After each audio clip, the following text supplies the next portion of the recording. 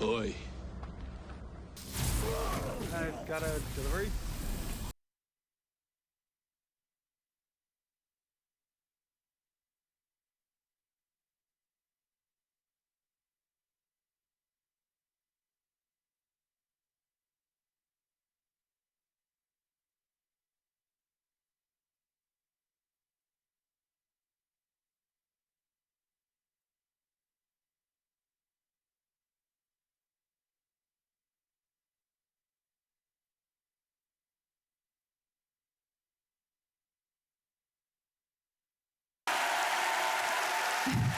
And she's watching right now. She is on watching. Twitch. Yeah.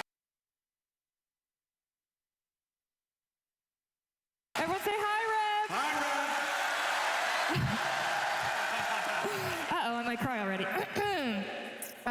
How's Twitch chat, by the way? You have Twitch it? chat is scrolling very quickly. Okay. Yep. I don't even actually see it scrolling. It's Yep, it's going here. Hey. People are saying hi to Rebecca in Very chat good. as well. That's very nice. Excellent, thank you. For our lovely viewers at home and here in the audience, we do have TennoCon today broadcasted in sign language as well. You will notice the beautiful Kaborski to my left. Hi, girl! From TLC, absolutely crushing it. They were also here yesterday, so thank you so much for your beautiful work. Our Tenno and Envoy love you and appreciate you, and thank you so much for giving them love as well. And new this year for the people here in the audience, if you do need described video, we have that this year. There's a QR code on a poster around the stadium. If you scan that, you can have a described video. So if that's something that you're interested in, please partake in that. We're happy to do that this year for you. Steve came out looking really cool. Megan, she was fine. Was that a Twitch chat? That's descriptive video. Oh. Okay, sorry. Very descriptive, thank you. Ba-doom-tis. My clicker. Oh, you got a clicker? I gotta migrate over here to my clicker. Thank you. Appreciate you. Okay. For those watching at home, again, twitch.tv/Warframe transcription. If you want the beautiful ASL and closed captioning, you can access it over there. All right. As I mentioned yesterday as well, TennoCon, every year we're able to support some amazing charities. This year, That's right. we were able to support 2. Wonderful. Last night we brought out Sistema. You guys gave them a very beautiful, warm welcome, so thank you so much for that. And this morning, we wanted to bring out our second charity beneficiary to talk a little bit about what they do. So please welcome, again, Corey, your narrative panel host, and Chris from London Cares. Hi, Tenno. Amazing. Chris, thank you so much for joining us. Can you tell the beautiful Tenno a little bit about London Cares? Yeah, London Cares is a local organization here in London, Ontario, and we support people who are living unsheltered. Amazing. Last time I checked, there was about 160,000 people watching on Twitch. Do you have anything you want to say to them? Yeah, what I love about this gaming community is that you know something important. The toughest challenges cannot be done alone. Homelessness is on the rise across the world, and it's not just every person has a story, and a story of trauma, loss, isolation, and sometimes just overwhelming moments. And, oh my goodness, sorry. The reality is that homelessness, oh, I'm nervous, guys, I'm sorry. Homelessness isn't something that happens to other people, it can happen to all of us. Yep. At London Cares, we're part of a community-wide organization. We help everyone together because we know we can't do this work alone. Our outreach programs, our housing programs, and our day spaces treat people with trust and respect so that we can walk together towards housing. Today, your generosity goes so far, and together we will come together and we will all lift together. Hey, nice. Well, if you've ever seen a TennoCon, or perhaps you were watching last night, you know that we are so fortunate and thrilled to be able to announce a donation each year, and we're so happy to be donating $100,000 to London Cares. Yeah, thank you. Thank you, Tenno. Thank you so much. And thank you for everything you do, Chris. If you'd like to join us in donating if you're watching online, you can type in chat !LC to donate to London Cares. Thank you. You did great. It was beautiful. Bye-bye. Say Thank you, bye, Chris. everyone. Bye. Enjoy TennoCon. Thank you. All right. I know we're looking pretty dapper up here. Okay. Speak for myself. That's right. But we have some even more incredible looks. Yes. Last night we had the cosplay contest. Amazing. Mind-blowing. Blew my mind, yep. Blew our minds. Blew Reb's mind as well. That's She was right. watching, She did one eye watch. open. Yep, one eye open. Groggy. But we do have a little update on the cosplay situation because someone's cosplay came at 2 a.m. this morning. It was stuck in customs, but it finally made it. Please, should we see it? should we see it? Yeah. Let's check it out. Please welcome Hoku Props as Leon, Blink as Roth, and Arboreal Key as Marie. There they are, the Devil's Triad.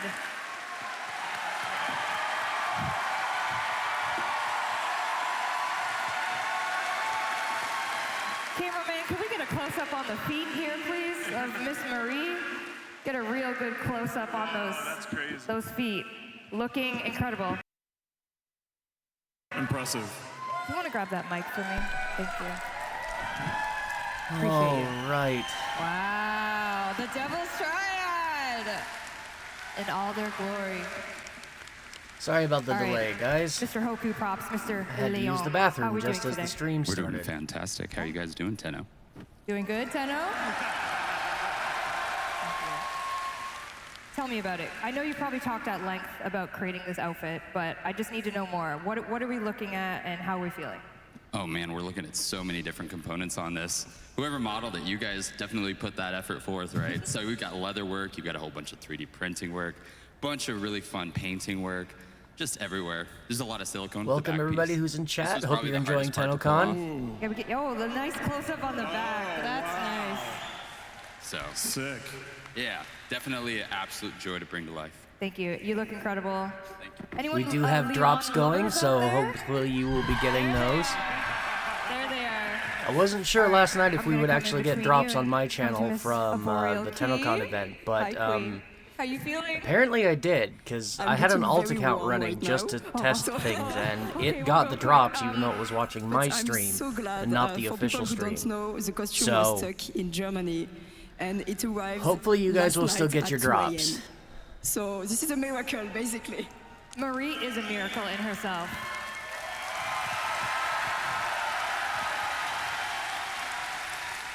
These I costumes do are have to ask gorgeous, about by the feet, way. though. Can you, I know you made a video, but for the people out there, talk to me about what we're looking at. How can you achieve this?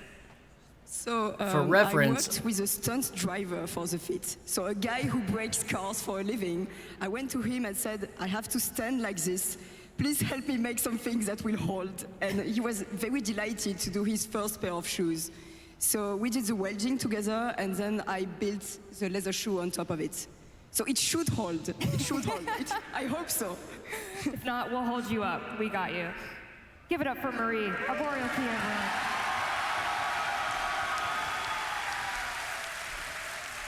My. Look who it is. The blue man himself. Roth. For was here to reference, grace- Roth Fred or was here. Marie, one of those Keep it- two, going last fair. year Keep it was fair. the Talk- one that did talk to me about the outfit. It's the stunning. It's amazing how we feel. major Rusalka Oh, I cosplay. feel hot, obviously. Oh my god. Oh, I think it was Roth. It's the voice. So, if I was to pick like my favorite part or something, it would be like the skirt. It's fully gold leafed by hand. That is because an no amazing other technique costume. worked well with that fabric. So I spent like a week only on.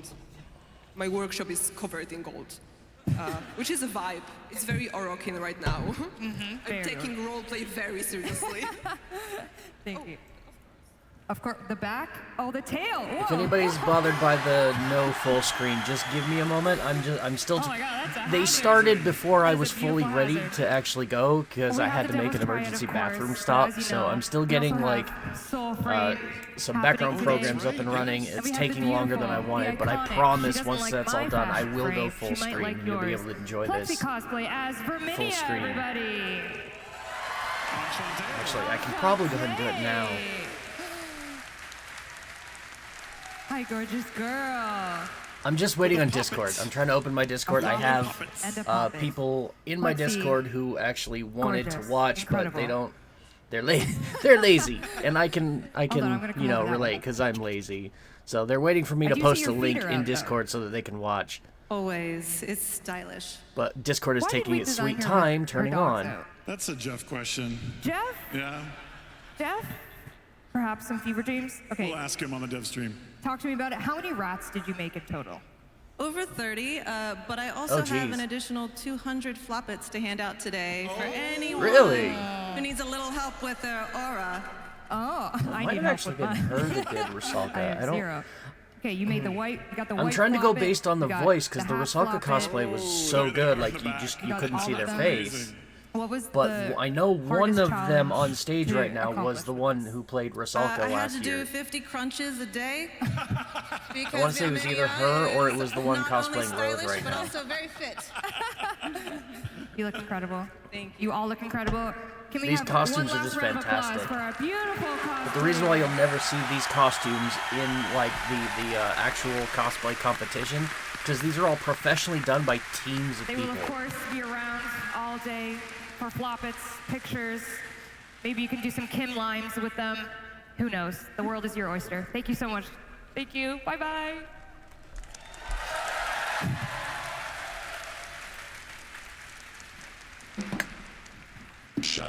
Okay, let's do a little bit of housekeeping, shall My we? favorite. Oh. I love housekeeping. You love I love housekeeping. housekeeping. I love graphs and I love housekeeping. I got no I graphs just got a for you. notification. But I I do believe have somebody information just about Twitch followed. drops. Let's So go. thank The you. fact is, hopefully they're working. Does Twitch chat say they're Appreciate the working? follow. Right now my alerts are Let's not see. showing up for some Sunglasses reason. My reader's on. Dropping things. Currently live right now Streamlabs is should being be the Twitch drop for obnoxious the this Halboo morning. Sentient Minigun. Why But sentient? whoever just followed me, thank you. Welcome to Yes, they welcome were to all the caps. the Just Legion. got banned for the all caps. That's what I call my followers. Yeah. Megan Mar- Oh, nope. The don't read that Shinigami one. Okay, don't read Legion. that one. Don't read that one. Marriage proposal for Nope. someone. Nope. Yep. Okay. No, we don't No, read that. we'll skip that one. This is for watching TennoCon during the day, so the panels that are up next will reward you with the Halvu. And then later on, during Tenno Live, the girl herself, Mesa Prime. Love it. We love it. You're gonna and another 30 minutes for watching. But I mean, Yep, someone's stick around. demo is 35, 32. Watch the stream for at least 30 No. minutes per panel I'm today. talking You'll be about getting a Soulframe's free live Mesa demo. Prime Wow, and we a got a lot new of stuff to show sentient today. rifle You do. Yeah, for it's gonna be a big Warframe. day for DE and a big day for the Tenno and some envoys as well. That's right. A lot of stuff coming at you. Yep. Also TennoCon today digital is pack the is still official launch available. of the Perhaps you're Mesa watching Prime and you heirloom have no skin. idea So if what you haven't had a Warframe chance to is get that or in anything game, like that, and don't you're- miss out. You're like, you know what? I'm It's intrigued. not gonna go What the away, heck are they but doing over there? You can still partake in the digital don't. pack. Of If course, you it can't comes with afford the it now, barrel don't to worry. your It's relay, not going everything anywhere. is But ever definitely, if sold. you have the chance So to if you pick it need up, to, do so you know, because get it's your gorgeous. mods, your Prime mods, and things like that. He is available until July 25th. So- Amazing. Thank you for supporting us for all these years. I can't believe that this is my life and I still get to do this with all of you. What an honor. Absolutely.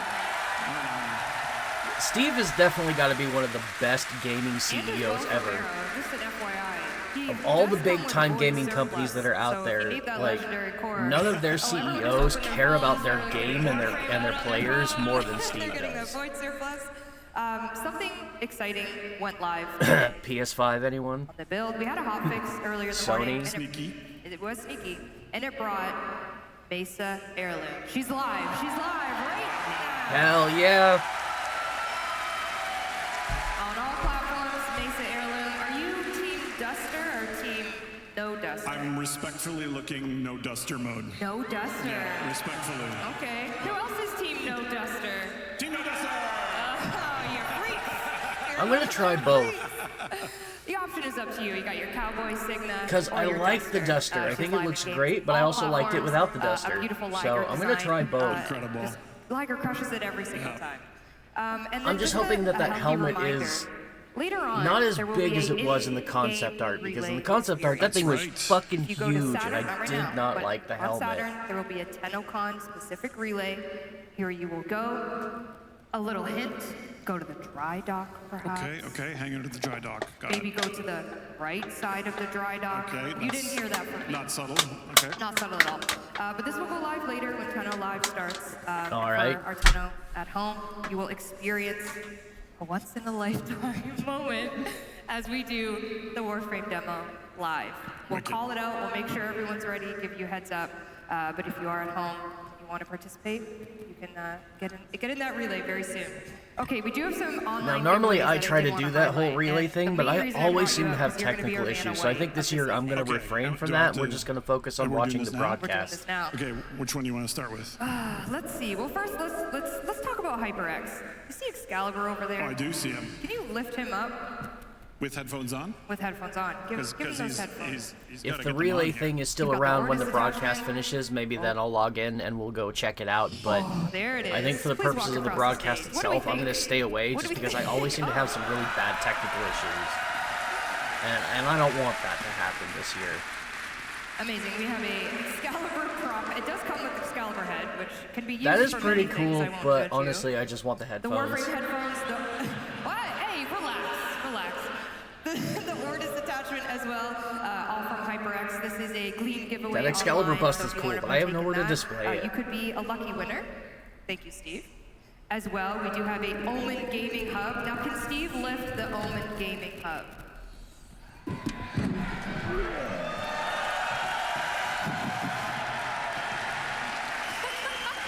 Oh my God, look at that. Interesting art we have on the front. Maybe a hint for what's to come later, perhaps. Well, that's some good showmanship right there. That is pretty sick. I job. would love to own And that. then as well, we do have a giveaway of a champion merch here, as you see the Stalker, lucky number 13. That too. And this is also I don't care about available in our entering any merch store, 'cause our competition TennoCon to merch win is live. the stupid thing. I I would wear that apologize for jersey. Lisette, I want to whose buy voting that did jersey. not make it to TennoCon, but it is online. Are you devastated about Held that? up by That customs Stalker again. jersey, I would With the absolutely cosplay. wear that, but I don't want to have to Stuff try with and the win it. cosplay. Just tell me where I can Merch give is you my money online and so that I available, can buy obviously. it. If you waited in the merch line here, I'm thank you sorry, so but much. thank you. Apologies for maybe how long it was. I see some Stalker shirts actually. Oh, yeah? There's Nice. one. Oh, yeah, looking There's good. one. You guys look Nice, great. There's nice, one. Yeah, nice. incredible. So you can partake in that if you would like. All right, it's about time for us to get out of here. Okay. But I wanted to remind you what is happening for the rest of the day. Here on this stage at Canada Life Place, obviously, we're in the Welcome to TennoCon phase. Okay, I understand. You're Megan Everett. I'm able. Okay, I am. Yep. Excellent. We have the Life Soul is Frame. good. Oh, thank you. Got a full head Oh of my hair. god, my Discord is still Young loading. as a daisy. Okay. We have the Soul Frame dev That's stream right. up We have the next. Soul Frame Dead Stream next. Yes. You want to give us a Oh, little? we're a absolutely little sticking hint, a around little for that. Yeah, we're going to show new systems. We're going to talk about the tempers. We're going to talk about our Fable coming up. We're trying not to spoil it because we are going to intrude on Tenno Live a bit and show you the Fable demo there. But we have a lot of cool stuff to talk about. Wolf riding and new games things. And yeah, tune in, please. Please Please watch. Yep. Yeah. And then soon after that at 1, we have Sounds of the System, hosted by Zach McCone. I can see him front row right there. Hi, Zach. Hi, Zach. Joined by some amazing DE members. I might have to do the as well as Discord some thing on voice my actors. phone. We have Elsa, the voice of Marie herself. Because it just does not That's want to amazing. turn on. They will be giving some sneak peeks a little bit. Are they giving away things, like spoiling things? Zach has some spoilers, Oh, yeah? what the- He's got some spoilers ready. Don't say boo. And You then don't after- want to miss that. I think Matt's going to be there, Matt Chalmers as Matt well. Chal- I mean, oh my the God. The composer conductor himself. / composer. No big deal. My goodness. Yep. He said he was Yep. just up there doing a dance and he was having a good Okay, time. I see, I see. He's a man of many talents. Yep. And Incredible. then after at 2 p.m., we have the art and animation of Warframe hosted by Danny. I don't know if you hear Danny, I can't see anything. But this is going to be quite the spoiler heavy one. I will say. No, really? In a good way. Okay. In a good way. Okay. Maybe the next Prime. Ooh, okay. You want to tune in for that then? For sure. And other things. Giggles, okay. Giggles. And a couple other things as well. So definitely tune into that one. We also have the narrative of Warframe. Go It's away. back for round I don't 2. want to give you Corey, any of my as you just money. met, is hosting it with our lovely narrative Stop writers asking and for it. Ben Starr, the voice of Arthur Nightingale. And Renee Zager, the voice of Roth himself. Holy. This is starting star-studded, isn't it? This is incredible. I think Reb said it, but this is the TennoCon she should have been at. And isn't this incredible that the whole day is just a celebration of art made by people, humans for humans? Isn't that incredible? Isn't that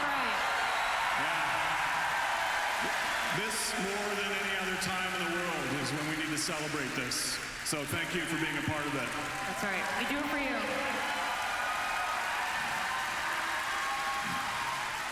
Speaking of doing it for you, Tenno Live 2026. As you said, we're gonna have 2 demos during Tenno Live 2026. We're gonna have the Soulframe demo. Yep. You guys it's a double feature. It's a double feature. Get so your popcorn. Get comfy. Yep, get comfy. It's a double feature.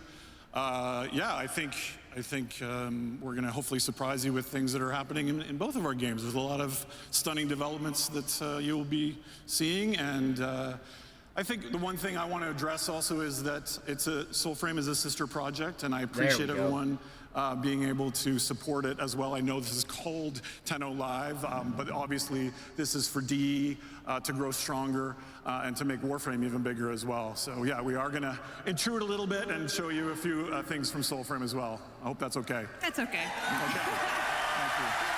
I appreciate that. All right. We are going to let you get some hydration, stretch those legs, because Soulframe is up next at 12 p.m. Eastern Time to show you the next little tidbit of Soulframe. A little bit, yep. Okay, we'll see you at 12. Thank you so much. Bye. See you soon. See you soon. See you soon.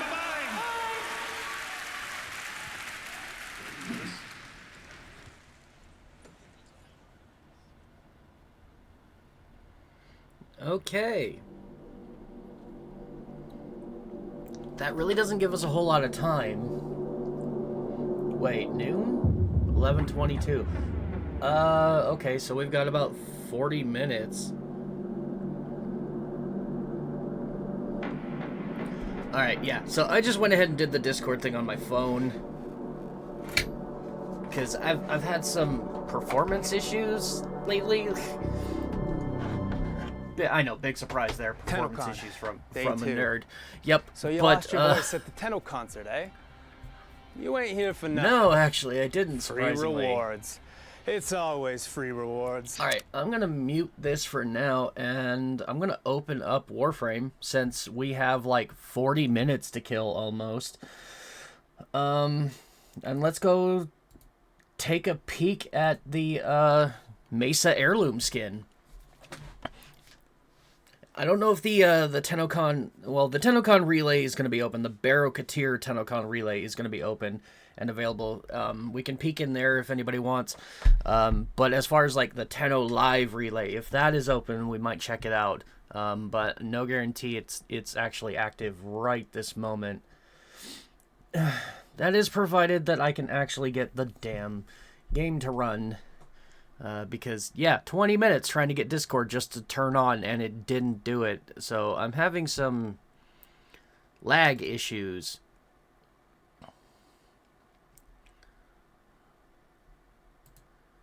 So I just opened Warframe, but I don't know if it's going to do it. So while we're waiting for stuff, anybody want to talk about like what they are excited most to learn about today in Tenno Live or the Soulframe Live?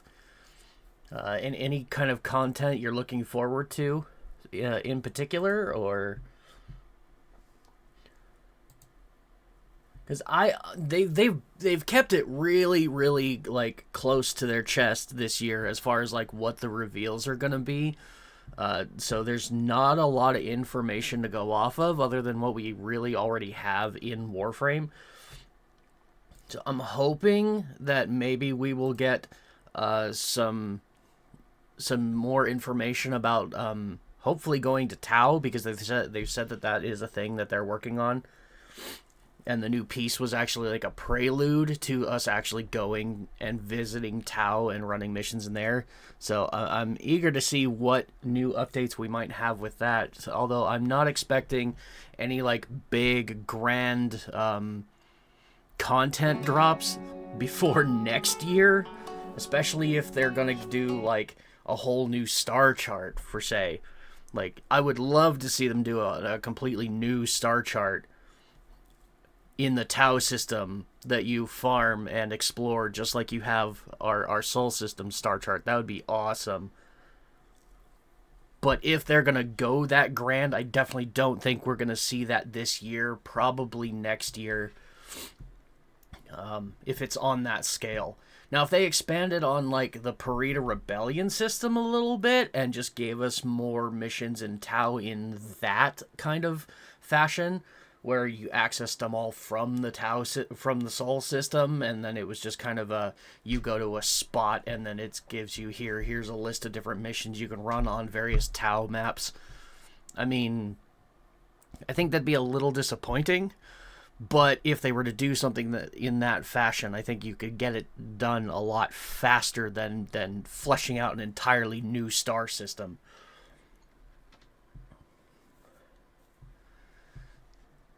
Come on. Okay, I got the browser to open. Steam is active. Yeah, Palworld 1.0. We were playing some of that yesterday, and probably either later tonight or tomorrow sometime, after TennoCon is all done, we'll probably go back to playing some more Palworld. So if that's something you're interested in, stick around. Give me a follow. Alright, I have to input my password, so I'm gonna switch the screen momentarily.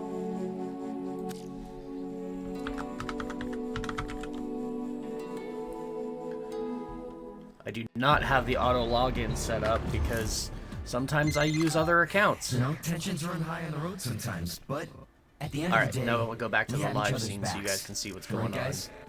Oop, I clicked on the wrong thing.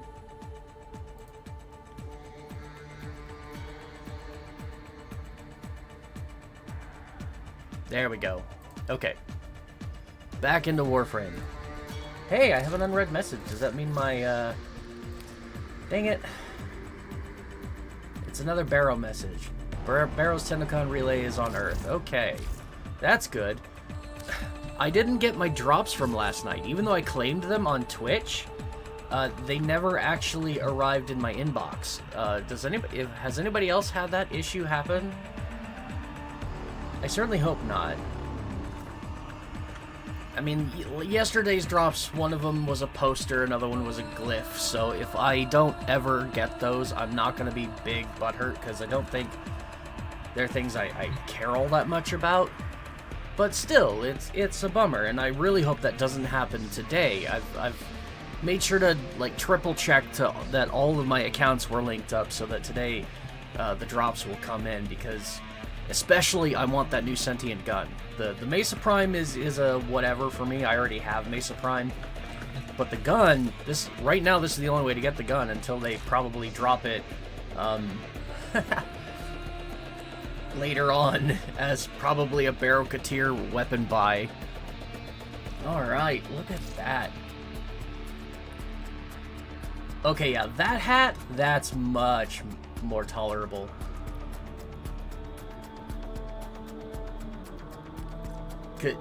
Even here in this picture, it just, look at the size of those horns. They're enormous. I'm not a super fan of that helmet.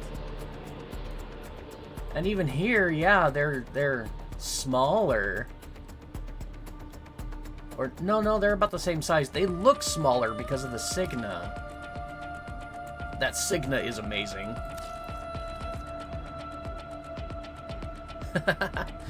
Okay, I'm gonna be buying this with real money, so I need to put in payment information, which means I need to go ahead and switch screens again, I'm afraid. But once I have purchased it, we can go ahead and put it on Mesa Prime and do some fashioning while we wait for TennoCon to come back in just under 30 minutes. Okay, agree. I need to make sure that is the correct payment method. Should be. Yes. Okay. Authorize.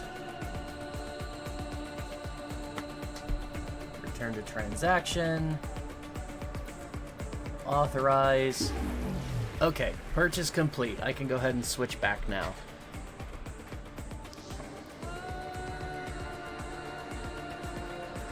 Apologies for making you have to wait on that. Buzz, buzz. I'm getting a text from my mom. What does my mom want? Hope your tension is going well. I think she meant to say TennoCon and the autocorrect.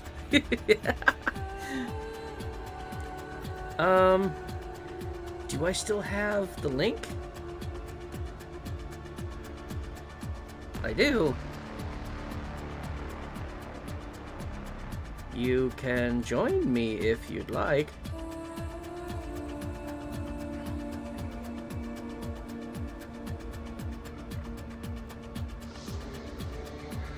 I've decided to just do our laundry here this weekend, that way you can get some rest when you're done. Okay, that's awesome. Yeah, after the broadcast, there was a chance I'd have to, like, kind of cut and run really fast, because typically on Saturdays I do laundry with my mom. But now she's deciding to go ahead and do her laundry somewhere else, so I don't need to do that. I appreciate that. You can watch me if you'd like. Here's the link.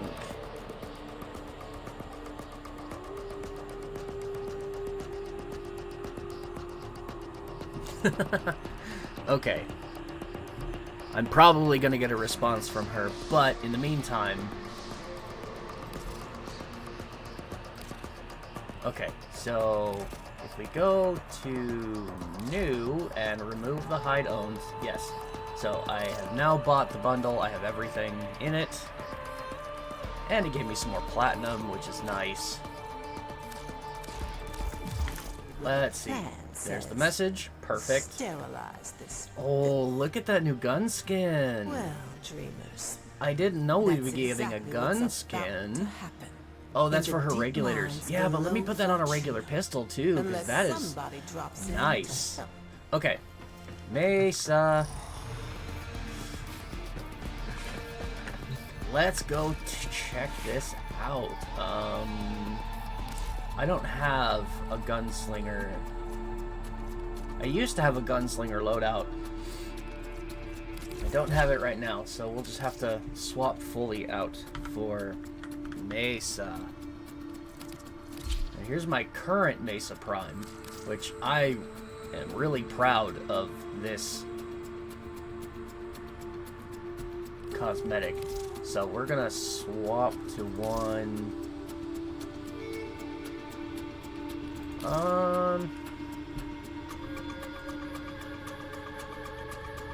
Yeah, I still really like those colors too. Let's get rid of this one. This one was kind of a throw together.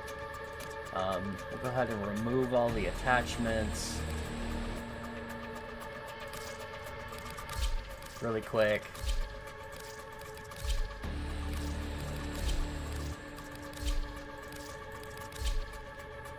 There we go.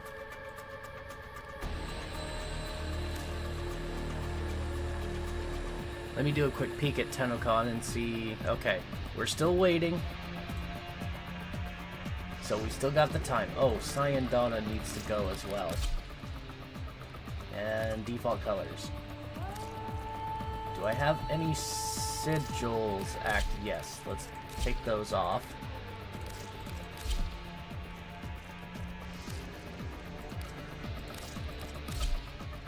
There we go. We are fully vanilla now. Complete default. So, Mesa Heirloom Helmet. Yeah, the horns are just really big. Mesa Heirloom Skin.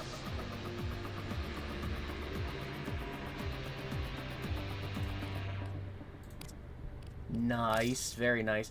Now, see, this one doesn't have a modular. I was hoping this would be kind of like the Vauban coat, where it was, because you can see it's in the duster's in two separate pieces. You've got the actual collar piece here, and then you've got the shoulder drapes with the cape in the back. And I was really kind of hoping this would be modular in that you could have just the shoulder piece because I want the shoulder piece. I just don't want the arm drapes or the cape in the back. And the reason for that is very okay. Yes, there is there is a modicum of you know, a gooner in there that yeah, I like a nice ass and I kind of want to see it. But in truth, the real reason for not wanting the draping in the back is because it makes it really hard to put a Syandana on a Warframe when they've got all this extra accoutrement on the back of the default setting.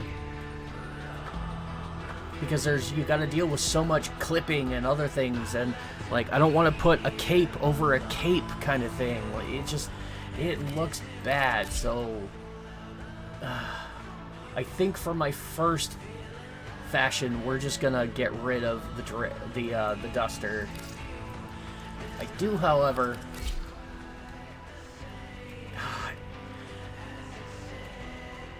Yeah, I really want to use that Signa, but probably not with this helmet.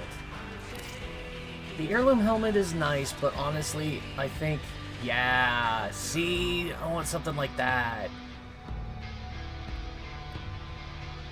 I think that looks a lot better. See, that looks like she's wearing two hats. That's not so good. But, like, giving a hat to, like, the default helmet, or even, yeah, the alternate Prime helmet looks really good. How about the Void Shell?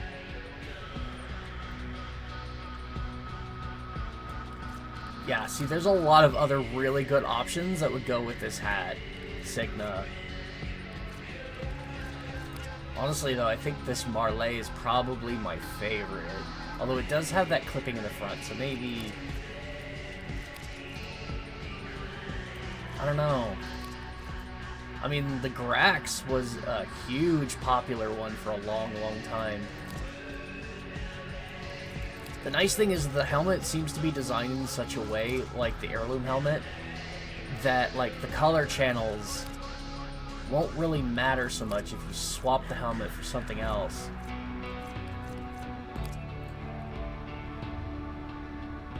Yeah, I think I'm gonna go for the alternate Prime helmet. I think that looks really good with the Signa. Alright, yeah, that color channel I think should just be straight up black. And probably this one too. Or we could go, ooh, no, we could go with the brown, like, yeah. Give it kind of that leather look to it. That looks really good.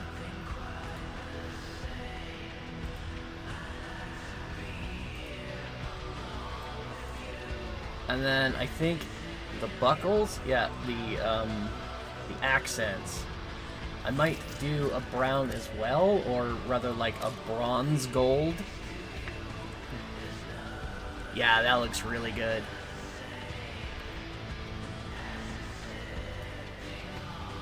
Now, the tertiary, what is the tertiary? Oh, okay, that is the ropes.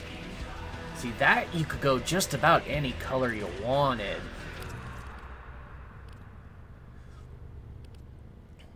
As long as it wasn't, like, super duper bright.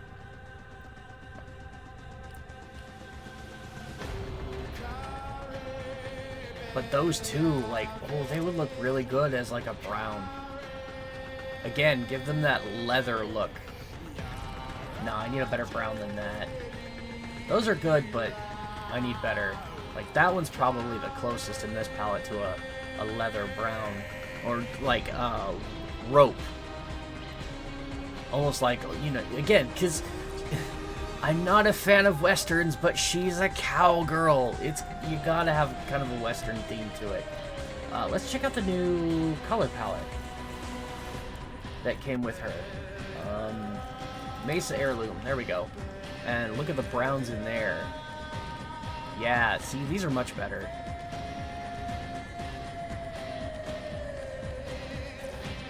So, yeah, I'm thinking, like, maybe one of those?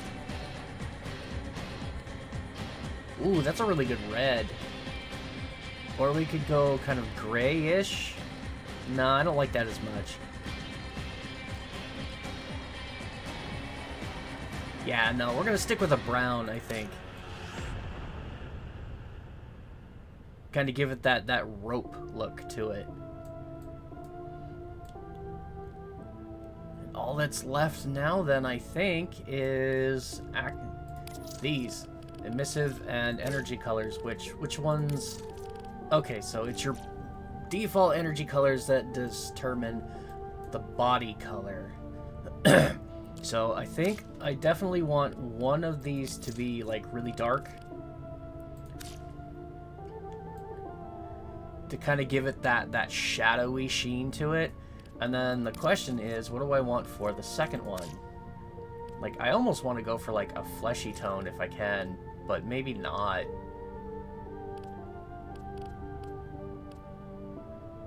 No, I definitely don't want to do all black.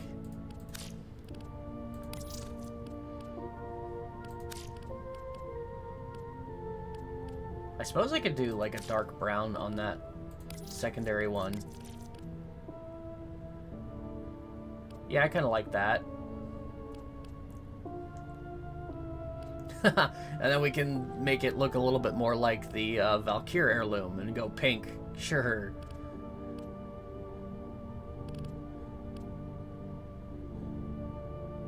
Now, this is Mesa Prime, so a yellow wouldn't be out of place. Let's take a look at what we got on her palette.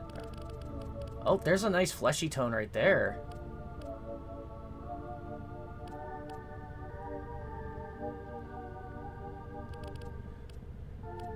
Got some nice pinks in here, some nice reds. I did not want to select that one.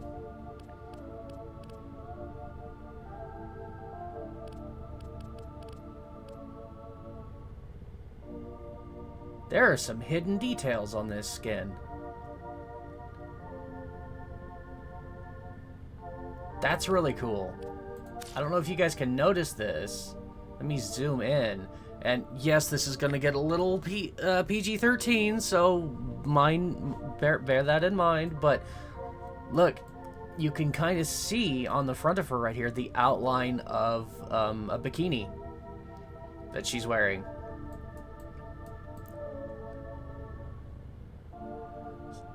Not much of a trace of that in the back, but it's there in the front. That's interesting. I like the subtle details.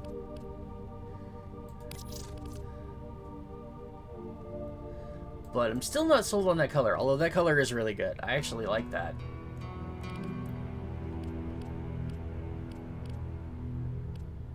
Honestly, yeah, I like that color. I don't know. It does kind of go well with the rest of the skin.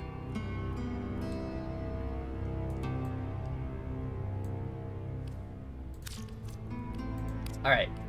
I really wish I had an option here to like for energy channel colors, like I could just copy them over. Because we can do this click and drag now, which is cool, but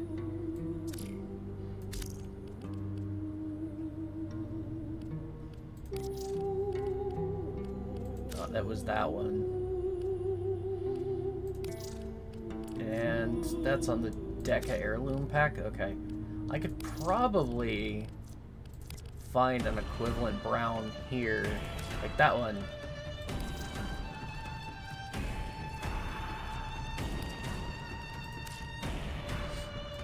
Okay, there we go. There's my colors. Copy main for the attachments. Hell yeah. That looks really good. Alright, and now let's do the same for Syandana. And I think I want to pick the Syandana first. Because, again, Syandanas are really hard. Like, especially if, like, again, if we go ahead and equip auxiliary, the Duster. That looks fantastic. But with that Duster equipped, it's nearly impossible to add a Syandana on top of it and actually have it look good. Like, that one works, but again, that's just a cape, and you're putting one cape over another cape, and I don't like that. Because then you're hiding some of the details. But you can't really go with things like this either, because there's major clipping issues. I mean, I suppose I could give her the Varuna Prime Syandana, and that would go well with her spiky helmet.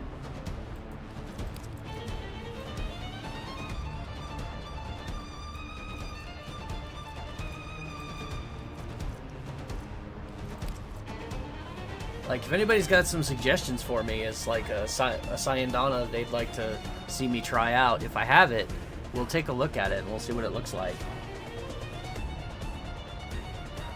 I mean, that one kind of works with the Duster. Honestly, I think I'd rather just take off the Duster, because then it'd be a little bit easier. That one works with the Duster. Yeah, there are a couple of them. The problem is do they fit the overall aesthetic as well?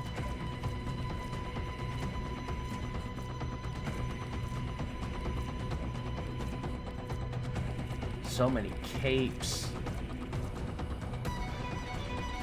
Like, see, that one I think would look really good without the Duster. Excuse me. Throat's getting dry. Let's fix that. Pardon me while I drink some lemonade.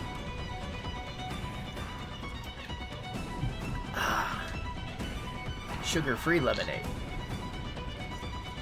Anyways. So yeah, without the Duster, there's like a lot of good options, I think, for Syandanas. But with the Duster, it's incredibly limited.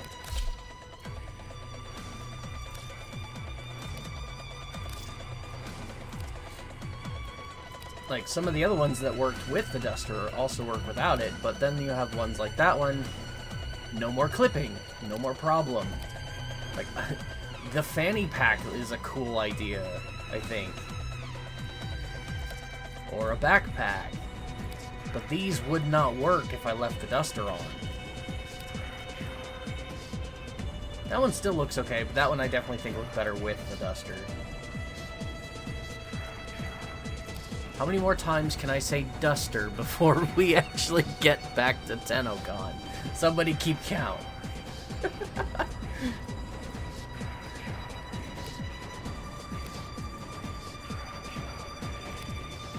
So yeah, things like this, that is gorgeous. But again, with the extra bit, I don't think it would work quite as well.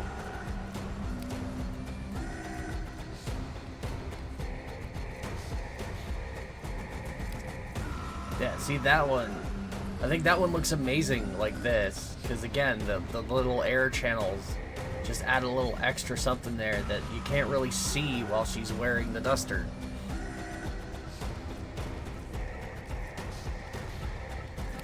Where did I end up last? That one. And Theor Prime, is that... I think that's Wisp. The Wisp Prime Syandana. And I really like that. I think that works pretty well. Let's see what else I can find. No, I've always... This is the Titania Prime Syandana. I've always hated it.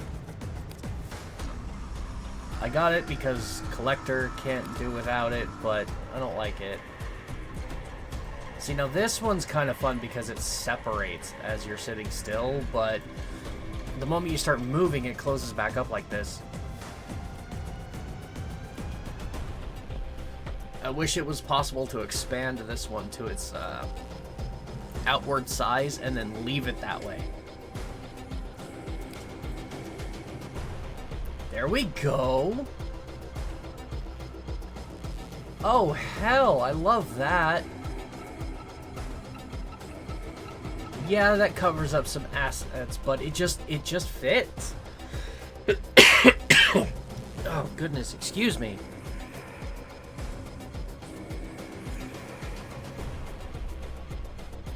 Drink some more water. Lemonade.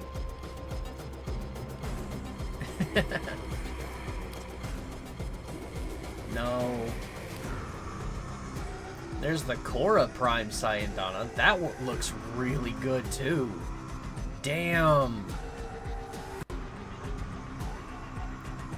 I might have a winner there. I really like that. That just looks stunning. But let's take a look at some other options. But I think I have a winner there in the Karada Prime Sayandana.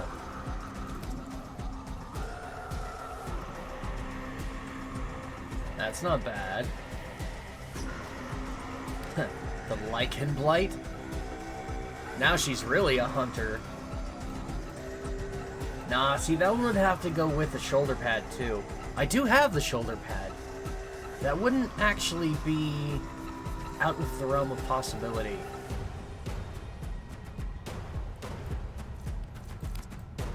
I don't know. Ureli Prime? My gunslinger is now also a fish. Honestly, no. That one, I think this Sayandana only really works with the Styanax Aztec skin.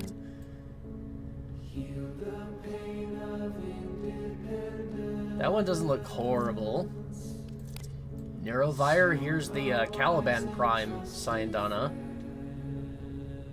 That one looks okay, but I think that Korra Prime one looked just so much better. I could give her a cape. There we go. That's Limbo Prime. But that would work. That fits the gunslinger build. And it would give me room for some decent shoulder pads.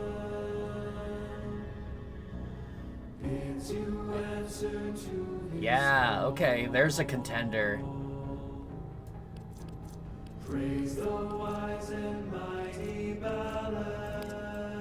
Pyra? Nah.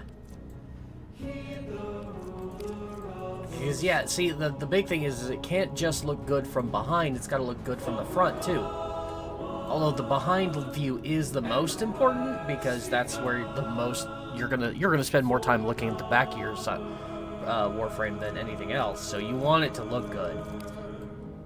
But the front is still important. That one works really well, too. Rencowl. Yeah, that one works really well, too. God, there's a few really good ideas in here. But again, only possible because we're not wearing the duster over her shoulders. So I'm gonna have to, I'll do a secondary fashion where we use, again, I'll do one of each. We'll do a fashion where she's not wearing the duster, and then we'll do another fashion where she is wearing it. I don't think we'll have time for both of those before the next event. We're down to like 5 minutes remaining. Okay, 7 minutes according to their clock. So we gotta hurry this up a little bit. No, I don't like that one as much. This would be okay. I actually really like these Sayandanas because, yeah, it like covers the shoulders and the back the way I want to, gives it the detail I want, but doesn't cover the entire back of the Warframe. So I think I might go with that just because. Yeah, no, I like the one with the other colors instead. Oh, there we go. That's a previous, yeah, TennoCon 2023. Not a very good Sayandana overall, but I think it works on this one. Again, it kind of fits, from the front, it very much kind of fits that gunslinger motif. And from the back, well, you can still see the assets. Come on, you gotta be able to enjoy your cake. If they're gonna give you cake, you gotta be able to enjoy it. And not be ashamed of it. Come on.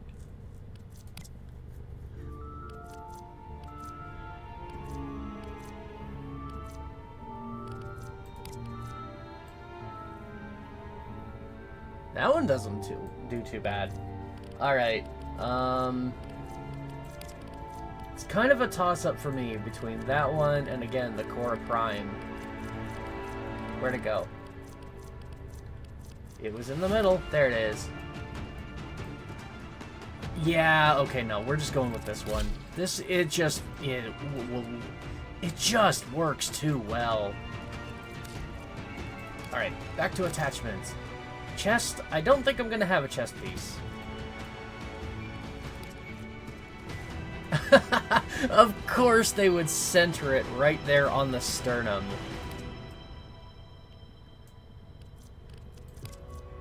Yeah, I don't think I'm gonna have a chest piece. Oh no, I could... There we go. I'm gonna go with the low guardian badge. It looks like a sheriff's badge. Unless I can find something else that looks more like a sheriff's badge. Like maybe the Unairu. Yeah, that looks a little bit more like a sheriff badge. I like that. Alright. As for the shoulders...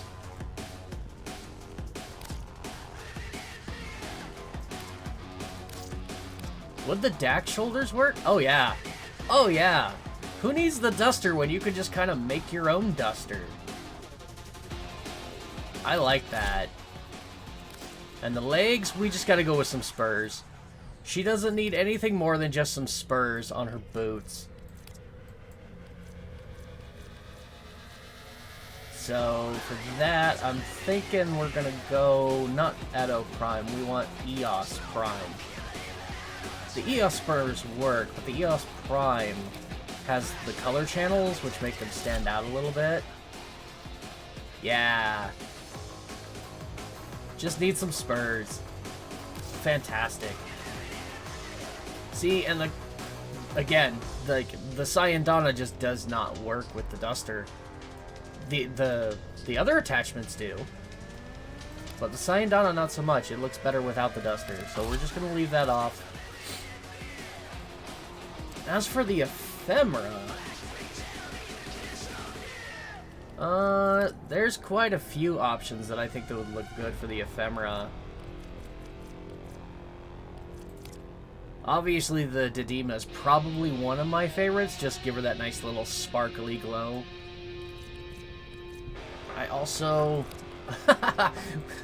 There you go, Hunulus. Oh my god, the amount of detail. That... Wow. No, we're not actually doing that. I need to find a good one for that. Heartthrob? No thanks. Honestly... Let's see, Loke's Embrace, I like the shimmering bits on the side there. That looks really cool. I just don't like the ropes that actually come up later. I mean, we could do... Oh, yeah, again. What's a cowboy without her trusty steed? Look at that. Hell yeah. Okay. I'm sold.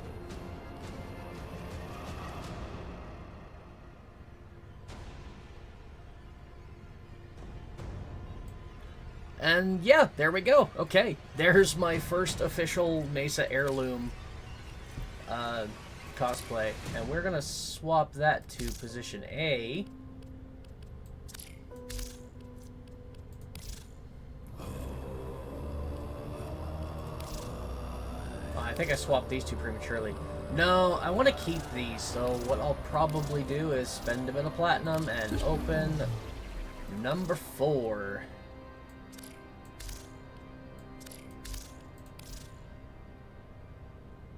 And then this one will also be Mesa Heirloom. And this one, not only will I use the duster, I think I'll use the helmet too. So we'll have slightly different colors, I think. Let me check the broadcast though, because I think it is time to put Warframe away. Come on. I'm just gonna go to sounds here, accessibility. Where is his interface? Mute. Where's the option to mute?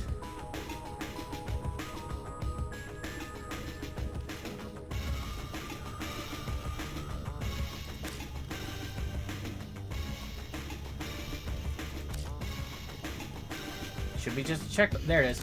Mute while running in background. We're just going to do that. And now I can click over to the broadcast and... 50 minutes. Don't say it. Okay. Don't say it. Here we go. Either way, this is Soulframe DevStream 16, and we're so happy to have the next 50 minutes to talk about what Soulframe has been up to lately and show some cool reveals. I am Sarah Aslan, Senior Community Manager on Soulframe, and I am joined by... Oh, I won't stress you out. I'm Jeff. I'm the Creative Director on Soulframe. I'm Steve. I'm the CEO. Hi, guys. I'm Scott McGregor, and I'm the lead designer. And I'm George Spanos. I'm the audio director. It seems like the heads of all the departments from Warframe just all up and moved over to Soulframe. We got the Wolfpack. Give it up. That's a spoiler. That's a spoiler. Okay. And we have a very exciting special guest who is coming on later today, so stay tuned for that. Amazing. To start, we have some exciting news to share. To celebrate TennoCon this year until midnight. Are we still getting our rating mounts? Sunday, July 12th. Or finally? Everyone is invited to Soulframe who has ever signed up on soulframe.com. So if you've ever signed up, you're in. It's awesome. That is really cool. So if you've ever wanted to play Soulframe... Did I tell you guys I was doing that? You got it. I'm just finding out about this now. Well, Sarah, yes. CEO. Yep. These invitations will be sent by next week. So, yeah, if you haven't signed up and you've been interested, wanting to try out the game, soulframe.com right now. You're now eligible for the Halvu Excellent. Sentient Minigun. For those of you joining us, perhaps for the first Let's go ahead time, and claim Soulframe that, and Preludes maybe we is can our check it pre-alpha out later. state. For the last few years, we have been building this game alongside of you. Back to full screen. And Sorry you about have that. broken our game with some pretty hilarious bugs. You have submitted probably thousands of pages of feedback to help us improve our combat and help shape Alka from the ground up with us. This also means you have seen things really early, and that has been part of building this game out in the open. Maybe that was unfinished content, or maybe you survived a Virtue rework, and then another one, and then kind of another one, all in the span of a couple of months. Yeah, that was a real pain in the but ass. It's also exciting. We're going to do one more, too, aren't we? Sorry. No! We got more. One more. What has it been like, guys? No, building no more Soulframe Virtue out in the reworks. open like this? It's been very special. I think we're... it's the only way we know how to do it. I don't know if my and account we're can really grateful that survive we had another people, Virtue willing rework. to kind of come along for the ride and help us build it. So, yeah, we're just very excited to show you what's kind of in store in the next little bit.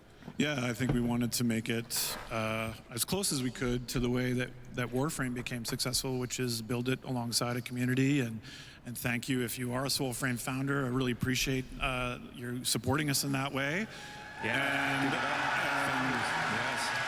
And I'm sorry for respecing things that you got when you were a founder. We'll make it right. It was my fault. But yeah, this is a very Honestly, important thing. right now, I think want them to bring all back of us in the account room resets. know keenly how the game industry is going these days. And we still feel it's very, very important that the game has to kind of be in contact with the players at all time throughout its development in order for it to be successful. Because I think we can all think of many, many cases where you develop in a vacuum for 6 years and release it, and it just doesn't work, and it's just a catastrophic loss to people's careers, and so we have to build it with you with the bumps and bruises. I get it, but you're doing more than bumps and bruises. Those Virtue reworks were straight up just breaking everything. Being interested and patient and supportive with all of the things we've been working on. That's right. One of these systems that will continue to be built upon Writing mounts? soon is Tempers. That's right. Oh yeah, the Tempers were Tempers. The launched Tempers very recently really. in Soulframe Preludes 15. They are unique modifiers for your weapon. Tempers It's a are good random, system and in of course, theory, our most but asked yeah, it question definitely since needs some Preludes 15 improvements. is indeed, how can I have more agency to deliberately better build towards the weapon I want?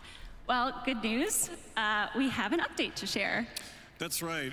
So loud and clear, we got some feedback about how weapon randomization can be unpleasant or make things more That's grindy. putting it mildly. And so there are some good aspects to that where people will have a discovery that interests them and it might change their playstyle or open up their mind for new possibilities. But our intention, if we didn't have to work on TennoCon, we would have shipped this a little earlier, but our intention has always been that you, as your crafting abilities increase, you take control away from RNG and it becomes in your control. I think we have some UI mock-ups for this as well. Good. Yeah, so this is, again, as Tuvalkane becomes more confident in herself, she will be able to extract tempers, and you'll be able to kind of build exactly the kind of legendary weapon that you deserve. Fantastic. So okay, soon. yes, that's exactly what it not needs. Super soon. Yeah, we're really excited to. So for anybody who's not familiar with Soulframe, the tempers are a thing that's brand new. It's basically passive abilities that you can apply to your various weapons to increase their capabilities. But right now, as the game is, the temper system, the ones you get on your weapons are entirely and we, of course, random. appreciate your patience with this system. And there is no way to customize them everything else at that all. has been growing and changing, but we It's like Riven mods in Warframe. You can re-roll the stats, but it's completely random what you get. Later, So being today, able to as Megan customize said, that we is will going to be taking the stage phenomenal. again at 4:30 for Tenno Live with a demo. And A big, long demo. Yeah, it's a very ambitious demo. I don't want to miss that. how long is it? 32 minutes? Yeah. Wow. Let's see, Landon's nodding. That's a good demo. 32-minute Ooh, demo. look at that. 32 Please tell me minutes, that's a player home. uninterrupted, Never seen before, although I think we're going to spoil some of it here. Really showing new systems, new characters. No, I suppose I Soulframe doesn't really hope need a player you come home. away with It's the got- impression that the grandeur and the scope got the and our Nightfall. plans for the game and the world above the world become obvious. So here's a couple hints here. Probably getting a hint from this concept But art. definitely, please tune into Tenno Live if you're interested in Soulframe. We'll be the opening band, so to speak, for Warframe this afternoon. Some of the characters you meet will expand upon the story. Wouldn't it be sick to have a Raven companion? Love it. I mean, That's sure. sick. I love it. If we can We called it a replace, crow so many times. if we replace the little summoning birdie Some thing people with think a crow like and a a raven are raven, the that'd be same kind bird. of They're not. awesome. Oh, New sword concept. The fable you will That see sword later looks will broken. also expand on who you are as an envoy. Go back. Oh. Yeah, go back. Whip sword. That's pretty crazy. Yeah, no, that looks broken. Some crazy weaponry. That- So no, that this is looks very broken. tuned into a certain nemesis we're going to be introducing later on. And yeah, some kind of advanced ode weaponry. Yep. I mean, the artistic style of it is really cool, but that looks broken. And Sword yeah, there's a whip, bit though. of Give me a lore sword behind the whip. progression Hell versus- yes, give me a sword whip. Yeah, any Soul Calibur fans? Any old Soul Calibur fans? Some chain blades? Let's go. Yeah, not the outfit that usually goes along Ooh, with the the character, outfit. but yeah, That's true. the weaponry inspired. Is that a And then, new? yeah, I think we need a pact to kind of Pact, yeah. match the weapon type. It looks so Maybe. amazing in game. This. Maybe we'll show Weird. them the We pack might give you a soon. Holy, we're blasting. Sorry. Hey, Okay. some actual like traditional knight armor. That's and then, cool. Yeah, this is more content that's going to fill the story kind of that we're showing later. But like everything that we put in, of course, this will be accessible to players as cosmetic options. So the as armors in well. Soulframe are So these basically kind of like Dendrit, collecting warframes. clan They are warriors. your character's style. Jeff, I only hope I can But survive your again, they're fashion things you critiques put in these. basically I feel like I'm on being your set up. operator because your operator You is your are, after envoy, all, is your famously warframe. Like judgmental of fashion. you play No, as a person. Not as much as a certain rat witch Oh, no. I may have seen earlier. Enchanté? Jeff of House Cooks, Oh no. your aura is the drabbest I have smelt in all my afterlife. Oh no. Your cuirass is as thin and gray as the veil. Your greaves grieve me. And khakis? Really? Oh no! Yeah. Sorry, Jeff, forgive you has spoken. So sorry about that. Well done. Well done. To be fair, swear she said the same thing to me earlier. That's okay. Somewhere I feel like Megan is super vindicated right now. If you are here in person, Herminia will be sniffing around all day, so definitely go say hi to her. Yeah, that's a really cool thanks, costume. Quixie Cosplay for your... With a ton of puppets. Yes. Puppets. Yes. Poppets. They're Anyway, mice. Rats. Like I was saying, Whatever. our demo Rats are at cool. Tenno Live today will unveil more of our Envoy that we have ever seen before. Perhaps you will see When some of my girlfriend and I their first got together, origins. she had a bunch of pet And rats, maybe and they were everything will start adorable. to make a little more sense. Oh, that'd be nice. And I have a little bit of a spoiler because I do want you to keep special eyes peeled for Tempest Bayer. Voiced by the man that will do anything for money, Oh, Ben hell. Starr. Yeah, he turned out so great, so happy with the voice. It just That's incredible. knocked it out of the park. Yeah, it's fantastic. And there's a little special something with him in it a little later on, Yeah, I too. really hope You'll be able to people hear. pay attention later on in the demo. It's really incredible what he did for us. So tune in for that later today, as I've said a million times, but we do want to show you something really exciting right now. And let us begin with our most asked question. Uh-oh. Mounts when? Mounts when? Yes. And the answer to that shall be revealed right now. So you're gonna tell us right? What the fuck is that?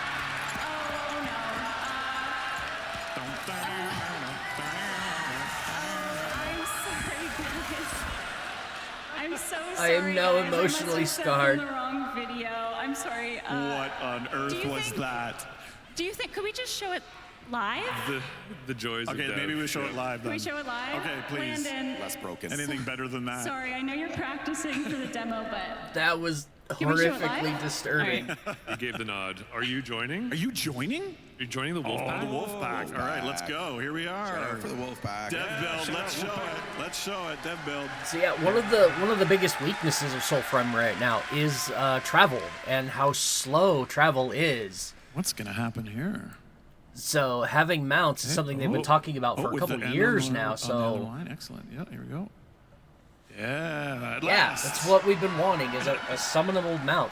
We have a pet dog right now in game. When you complete the Orengal quest, Now, is do what wolves it's usually called. go on their own, or they travel you rescue like a bunch in, of wolf in puppies, groups? and then you I get think to it's called keep a one. Oh, really? What's And going so on? now it's just kind of sitting in my base camp, not really doing anything. Pretty sweet, pretty sweet. Let's go. So yeah, this is something we've wanted for a long time, is to be able to have that wolf pup mature, and then we can Yeah, use it as a so, rival mount to Okay, more the PC's easily doing it travel anyway. around. Roof, roof, roof sounds. And sounds. Yeah, so They've only been talking about it for sometime more after than a year and a TennoCon, half. We'll be putting in the wolf riding. You're going to have to raise your pup that you picked after the Orengal fable. Raise your pup into a full-grown wolf, and you'll be Sure. able to get into groups and play co-op with your wolves. Yeah, I would finally. love that. It's exciting. Scary. Scary, but exciting. And hopefully you never see that cursed abomination that we saw before this. Oh God, no yeah. That was kidding. terrifying. My favorite thing was that was in underwear as well. I promise it is a lot cooler with sound. Okay. I know. What the heck? Poor George. I guess you'll have to watch the demo later. But we do have something else to reveal right Is there now. something Landon's wearing right now that maybe Yeah, I He's think there looking might be. very fancy. Oh, he's got it equipped. We do, He's got yeah, it. we He's do got armor it. set, or- another exciting reveal. Although this one is a little less wholesome. Yeah. What? Okay. Yeah. Here we go. What do you mean a little less So- wholesome? So, Whoa. if you're playing Soulframe right now, this will be pretty Death, shocking. Doom, Wrath. We are What? bringing the Edgelord to the Envoy. So, Oh, any the pack. folks that are KOTOR fans, like I still am, will appreciate the added choice to maybe play a little bit of a, shall we say, a darker urge sort of version of Soulframe. And this is the first pack. When you equip a Vadagar pact, you'll have to watch the demo to understand the context of all this stuff. But if you're paying attention, you'll notice that it unlocks a new virtue system, and these are the pantheon of the Ode. So shit. This is, I don't know, this is kind of our edgelord aspect here. Our anti-envoy. Our anti-envoy. It's a darker path for sure. Yep. Can we show them Okay, but some does it have Vadagar in any- action? Oh, are we going Does to do it that? have any Are we gonna impact show it? on Okay. the world around me, though? Because if all it is Yeah, a is it cool, mu- is it like, muted? aesthetic, Is it just the PC? I'm not sure. We might have some and it live doesn't text actually support. change might do some live anything. text You work. might get to see Rue though. We as get to a- see as a Rue bonus come out and like tech deal. this. So Vadagar, Scott, is our new pact, as Steve described. Virtues twisting and corrupting into something a bit stranger. Can you tell us a bit about the three new arcanics that come along Are with we going to demo Vadagar? them, or are we going to wait Well, for I audio? have the names Okay, from cool. our lovely Tell me there's more narrative. impact than just being an aesthetic. Vault's Arc, Yeah. guided by Visitor's Hand. Throw Ichor boomerangs that damage foes. So I don't think Activate once more to cause the boomerangs to explode. Some people might recognize this. Where's silhouette. that Dark Sector fan? Yeah, where's right where's there. that one? There, right there. Dark Sector. Look at that. Look at that. I like Dark That's for you. Sector. I believe. Yep. For an older game And it was can't let that it was go. kind of You just can't thrown see it together last anymore. minute, it wasn't bad. It was, okay. We paused for this I intermission. got a full Let's Play of Everyone it give a shout up to on my Rue. YouTube Okay, channel Rue's for got anybody the- that's interested. So, yeah, Scott, can you tell us a little bit about the other packs, arcanics they will see?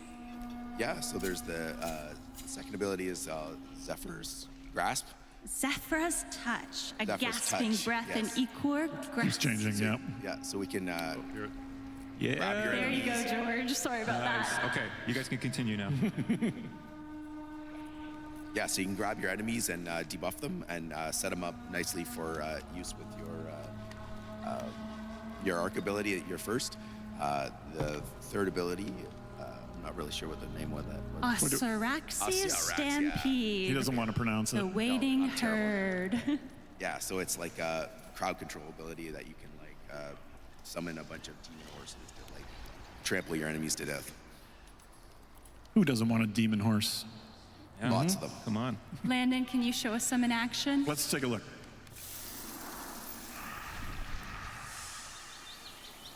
So again, this is really a cool idea, having like a dark path that you can go, but unless that dark path actually affects the world around you,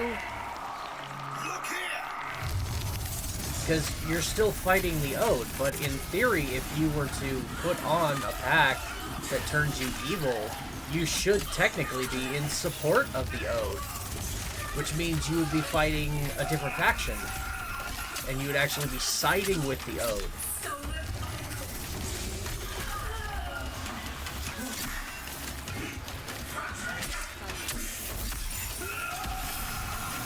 So we'll have to wait and see, because that's definitely still a work in progress thing. It's going to probably take several years to flesh that out, but it would need to be something like that. Like you would have to have a branching like story path that allows you to fully embrace being evil.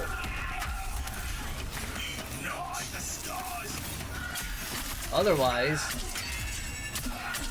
I mean, yeah, cool. The aesthetic is great, and I'm an edgelord myself. I love the dark side aesthetic to it. So, yeah, I'll probably use this pack a lot.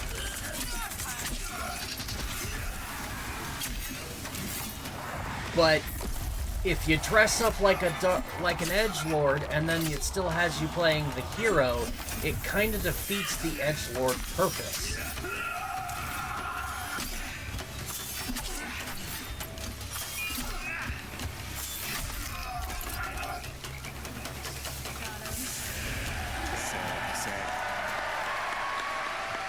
Yeah, go hop in your wolf again. Yeah, back on the wolf. Back on the wolf. With sound. Yeah, with sound Landon system. does such a great job of making us look good. So I know that's not our evil envoy, but Is there maybe something he should do to cleanse, like make up for his evil actions? Oh, really? Can you take a bath and wash away your sins? I think a little bit, actually. Yeah, really? A little Okay. bit. I'm After sorry, all that what? corruption, let's go find something a little more peaceful. Oh. Just want to chill out for a bit. I mean, yeah, okay. Swimming is in the game already. I am so happy that swimming is now in Soulframe. But there's something else I've been wishing I could do. We're getting fishing. Okay.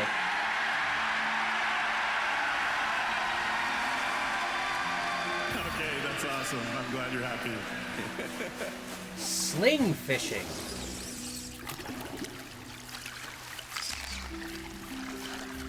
Okay. Come on, Landon. Oh, it's coming. Is that an ode fish? It looks like it's corrupted. Yeah, that's an ode fish. Emerald Trickleneck. Oh, and you just cleansed it.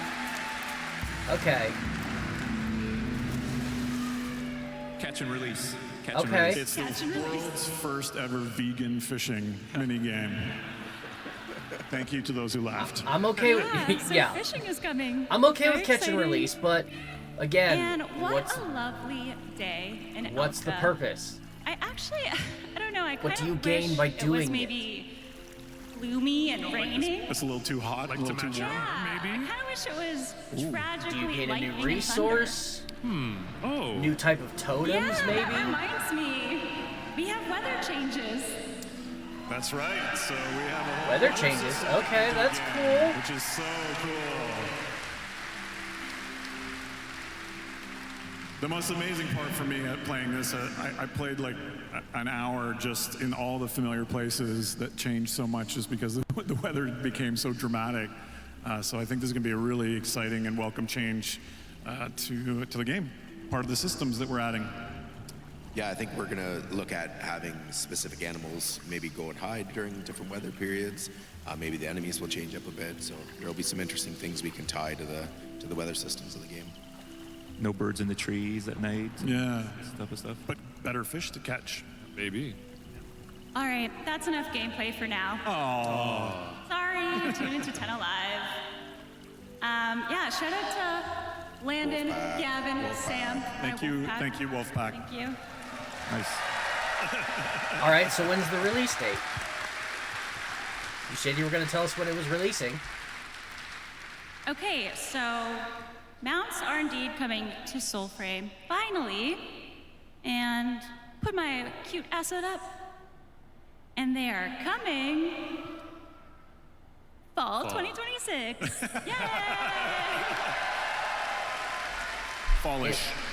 Fall-ish, meaning November. Hopefully. Looks amazing. But I do wonder if these wolf mounts are the only mounts? I don't know. Tune into Tenno Live. Easy. Oh my God. What is this? Spoiler city. And fishing. We saw fishing. Very exciting. More non-combat activities have been a long-standing request from the Soulframe community, and we're really happy that this system is in the works. And there probably will be a prelude update between these, like where we'll introduce, again, some like puppy bonding that you have to do to build towards your wolf when it releases in the fall. Yeah, that's right. Yeah, we'll release. I'm hoping we'll release the fishing prototype, the weather system prototype, and then some puppy time. Will we be able to customize them more, Jeff? Do you think we'll get like fur patterns in time? Fur patterns, cosmetic like attachments. Oh my God, that's amazing. Yeah, we'll definitely. Okay, that's exciting. Definitely let people kid out their pup. Awesome. That'd be nice. Mononoke mode. And I remembered this when we were watching the fishing, George. A lot of sound behind the scenes work went into fishing as well. Oh God, so much sound. One of our effects. sound designers, Slater, went out and recorded a bunch of it. We're always looking to record original sounds, and so he was very dedicated and intrepid and ventured out and into the wilderness and got us a bunch of great sounds. And I think we have a little Ooh, video. real wilderness. Excellent. Yeah. We don't just sit behind computers all day. Hey Envoys, I'm Slater from the Soulframe sound team, and you just saw the reveal of our new fishing minigame. I think that's why I couldn't be a sound designer, because it does require me to go outside, and I don't want to do that. So I got my field recorder, an underwater microphone, some ultrasonic microphones, a few other bits and bobs, and I went and met him at a river in Elora where we picked up as much source material as possible before I started working on the game. I hope you enjoy this behind-the-scenes look at me standing in a river recording some sounds.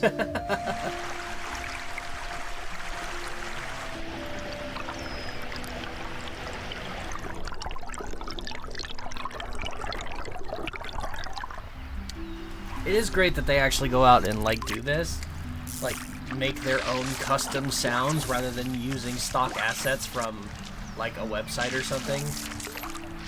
Again, it shows the passion that they have for their creation, which is something you don't get from a lot of the big name studios anymore. And we'll see you at Tenno Live for our new demo with all new sounds and music.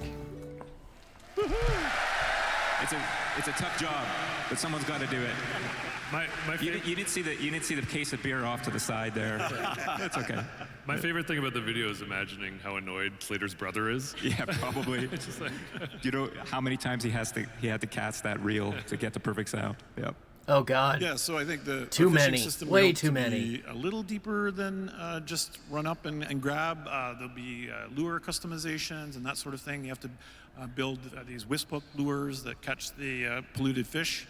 And there will be different species that have different things that they like, and different, bottom feeders, and all the other kind of nerdy sort of research we did into how that system works, but recontextualized into the kind of world of Soulframe. and there'll be like iconography in the world for locations that you can go to certain fishing spots and. Yeah, so hoping to make it kind of deep in something That will would be worth fun. doing for, Honestly, I think hours this at a time, fishing just kind of minigame will relaxing, definitely enjoying be that more side of the in game place. world rather It'll than just, feel more the sort of action or violent part.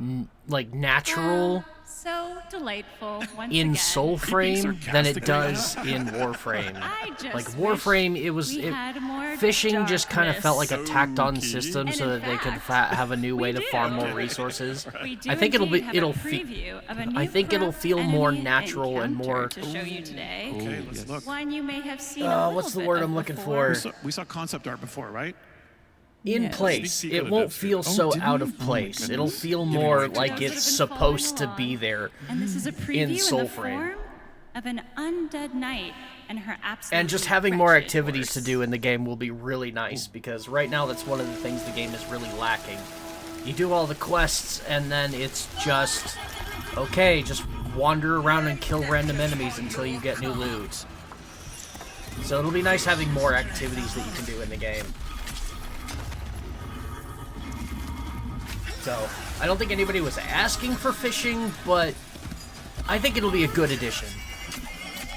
Especially if they can actually tie some decent rewards to it, like I said, new totems, perhaps. Because right now there's a system in the game where you can equip runes to your weapons, which are stat modifiers that give you your weapon like extra bonuses. And then with those runes, you can equip what's called totems, which again give you more bonuses on your weapons. So maybe if they add new totems with the fishing, it would give it like a reason to be done. To horses in Alka, no one is safe, especially those playing Soulframe right now. Because, yes, I'm not as playing I Soulframe speak, right now. Our Mendicant Rainbreaker has just went live. Okay, so we've got a new boss fight. Nice, nice.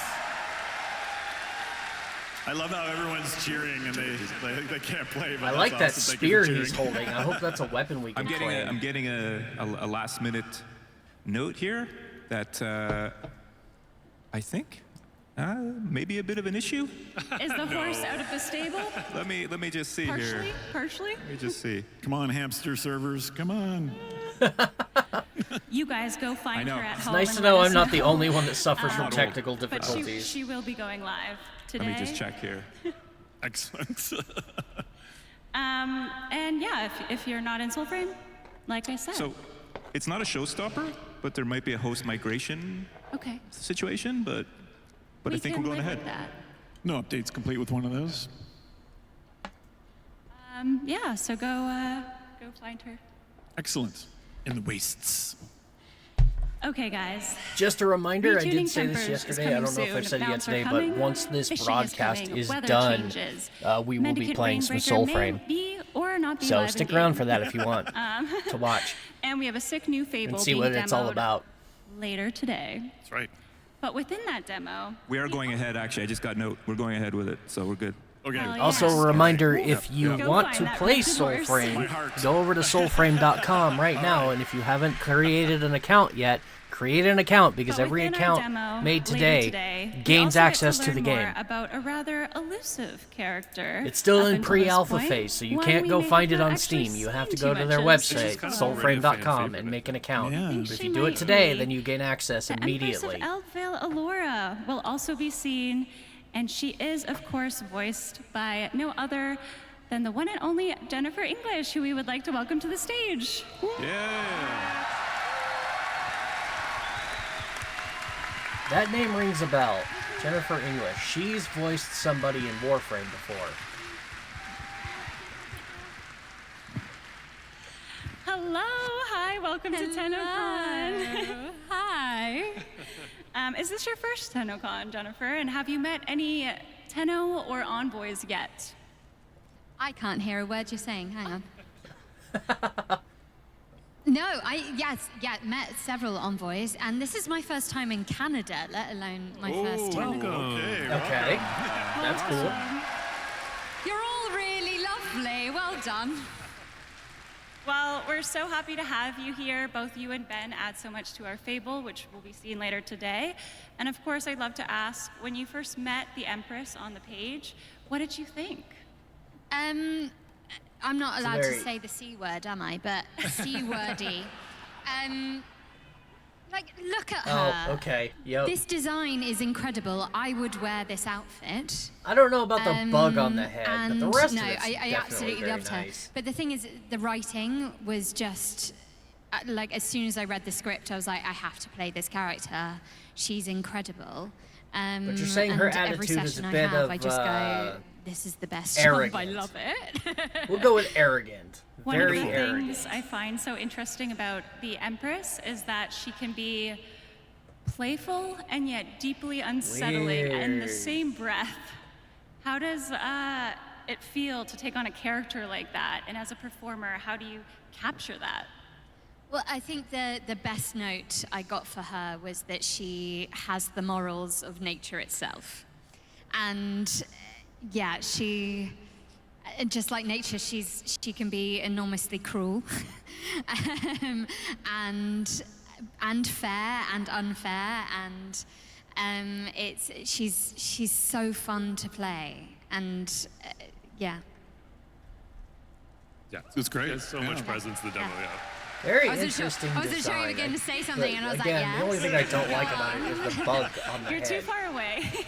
Why? Why is there a bug we on her also head? have a never before heard Allura line Uh-oh. Oh, wow. that I would love for you to read if you would like to. See if I remember it. Oh, no, on the spot? From courage comes wrath, from graces a doom, from spirit raised death in this Icarus womb. Dun, dun, dun. Is it just me, or was that Shadowheart? Wow, what a gift. What a gift. And yeah, I think you're right about the Empress. What's amazing about the folklore That's where I of know her Fae name. is just how She's the voice of dangerous Shadowheart from Baldur's and Gate 3. whimsical and arbitrary their choices are and how they interact with humankind. And we wanted to try to capture that with this La, character. la, la, la, la. That it Is isn't my all warm and microphone even fuzzy active from right the now? Fae. It can be quite dangerous, and you're going to see a lot more at Tenno Live. Terrifying, Yeah. so scary. Thank you, thank you. And for the record, you can say whatever you want, girl. It's supposed to be active right now, but I don't Cunty, have. Oh shit! Okay, yeah. I had to turn off performance mode on Streamlabs to make sure that And my there she is microphone's in-game, actually just working. looking incredible. I mean, Yes, yeah, the this is design present is you brought fantastic. us. I just don't like This the is bug on the head. First time they've ever seen the Empress in game. In game, yeah. This is how the demo is going to start this afternoon, this evening. Yeah. Yeah. Beautiful, just beautiful. It gives me chills seeing her in game, and of course, you just add so much to her. And thank you for being here today. Yes, thank you so much. We're blessed. So yeah, Most Jennifer English, the voice of importantly, though, Shadowheart Jeff, from these Baldur's eyelashes. Gate 3. She's I've now been in hearing Soulframe. so That's really much cool. about the eyelashes. When can we get them for our envoys? I don't know if she doesn't seem like the type that's willing to share. So I think you really have to. Yeah, you're really going to impress her to get access to Speaking the of that, though, Cammie, Sarah Loves Archery, and I would all like to know. We love the increase in customization so far this year, but when can we expect more, and can it be quite soon? More what? More customization and preferably some eyelash makeup situation. Yeah, character as we all know, customization customization specifically. and fashioning is a very, very important part to these games. Yes, yes, it is. So we have very much in the works. We have a lot. Actually, even just the amount of hairstyles that we have coming into the game alone, I think there's about like over a dozen more that we're going to be able to get in. A whole bunch more. Okay. Yep. When? Yeah, a whole bunch of stuff. I'll keep chasing you Promise. about that. Promise. Tell me when. Very soon? That's not a description. Tell me when. Okay, I just wanted to say before we start to kind of wrap up here that Soulframe has been growing in public for a while now. Some of you, again, have been with us since the very first Preludes invite. Some of you have joined more recently. And some of you are waiting for the moment Soulframe feels more finished. And we are still building and listening and changing things, but everything you've played, broken, questioned, loved, challenged, it has helped us build this game we're building. That's right. Yep. And yeah, it is with your courage, grace, and spirit to do so that has allowed us to build this game at all and hopefully continue to do so. Of course. So guys, is there anything you'd like to say to the players who have been a part of that process along the way? Well, I think because we're at TennoCon, I would first thank our Warframe players and our Warframe Tenno for, letting us talk about this other game. I know some of you, that's not why you're tuning in, but again, this makes DE stronger for us to have this as well. And so I appreciate your patience as we talk about our sister project.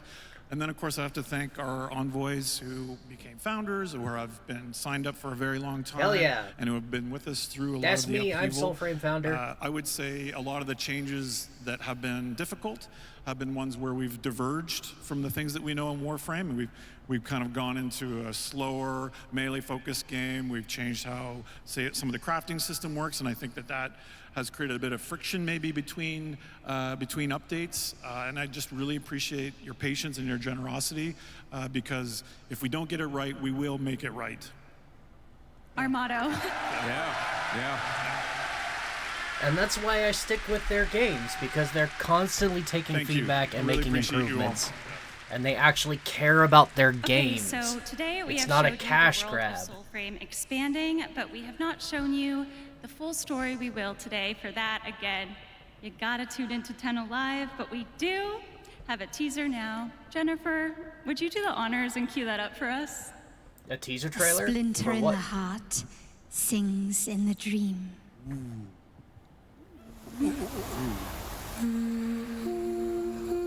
Okay, yeah, they've been teasing this for a while. So far, the only thing I'm excited to see about it is that armor set right there. I am dying to have that armor set in game. And it looks like we've got a bit more of an adult-themed envoy now, which I'm excited for as well. Because again, I'm an adult. I want to play as an adult.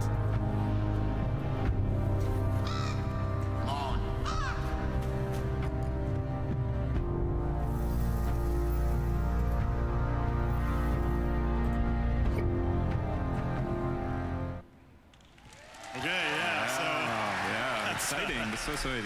Okay, so we've seen that exact same trailer on Twitter and Blue Sky and all of their socials. The very before we go, that's the very exciting thing to say because the demo, the trailer just reminded me.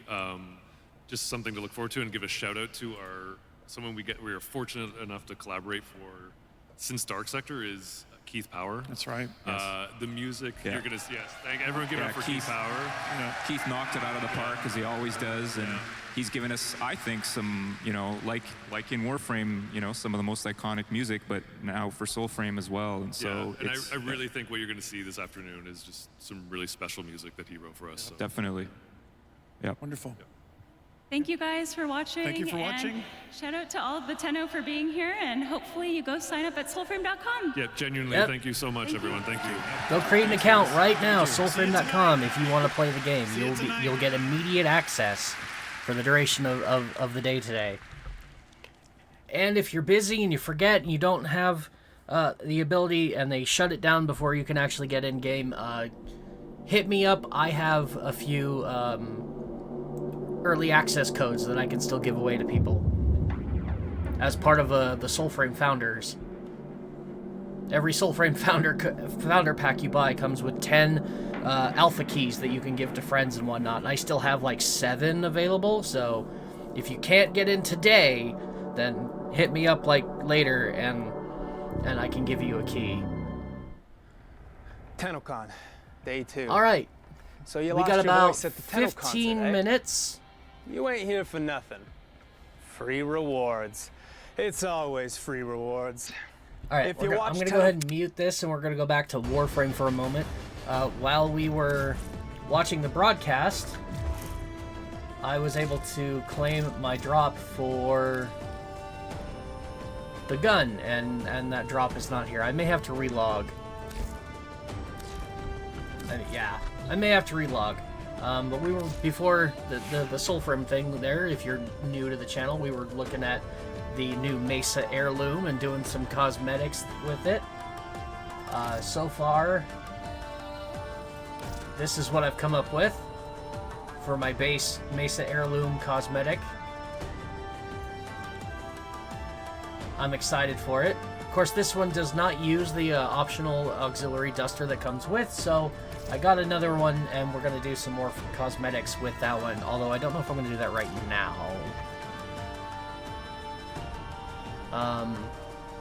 Because we don't have a lot of time, and the last break was like 30 minutes, and it took the full 30 minutes to come up with the one that I had with this one. However, Regulators Prime, we can go ahead and put that skin on, and we can see that with the custom colors. It looks pretty damn good.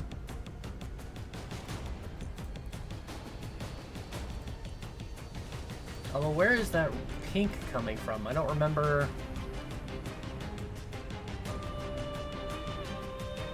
Copy Warframe colors. Yeah, where... I don't have any pink in there.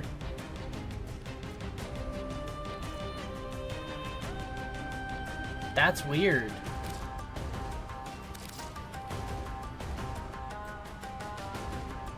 Yeah, that shouldn't be pink. That should be heirloom brown. This one. Or was it a gray? No, it was a brown. This one. Yeah. It was supposed to look like leather ropes. So there we go.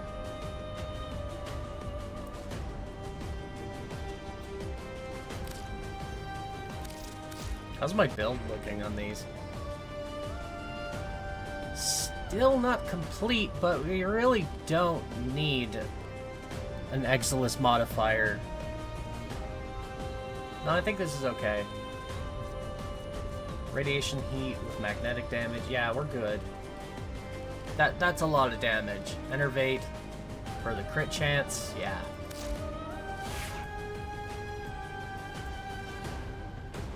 Just need some better looking weapons. Although that gun, hell, let's put that gun in her colors. That fits.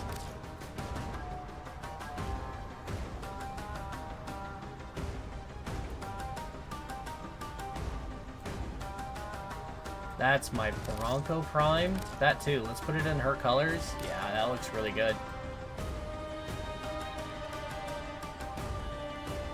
And the War Prime doesn't fit very well. You definitely want like a gun blade to go with her for that full aesthetic.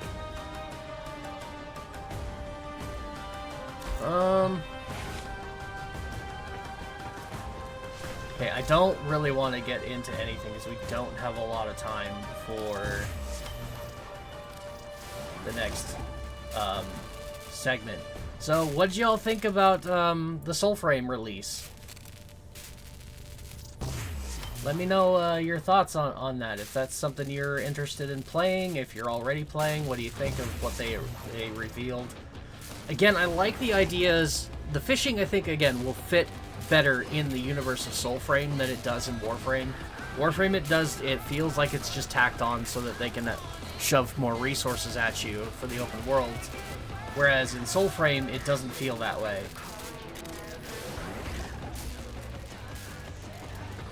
At least not immediately. I like the fact that it's actually line fishing rather than spear fishing.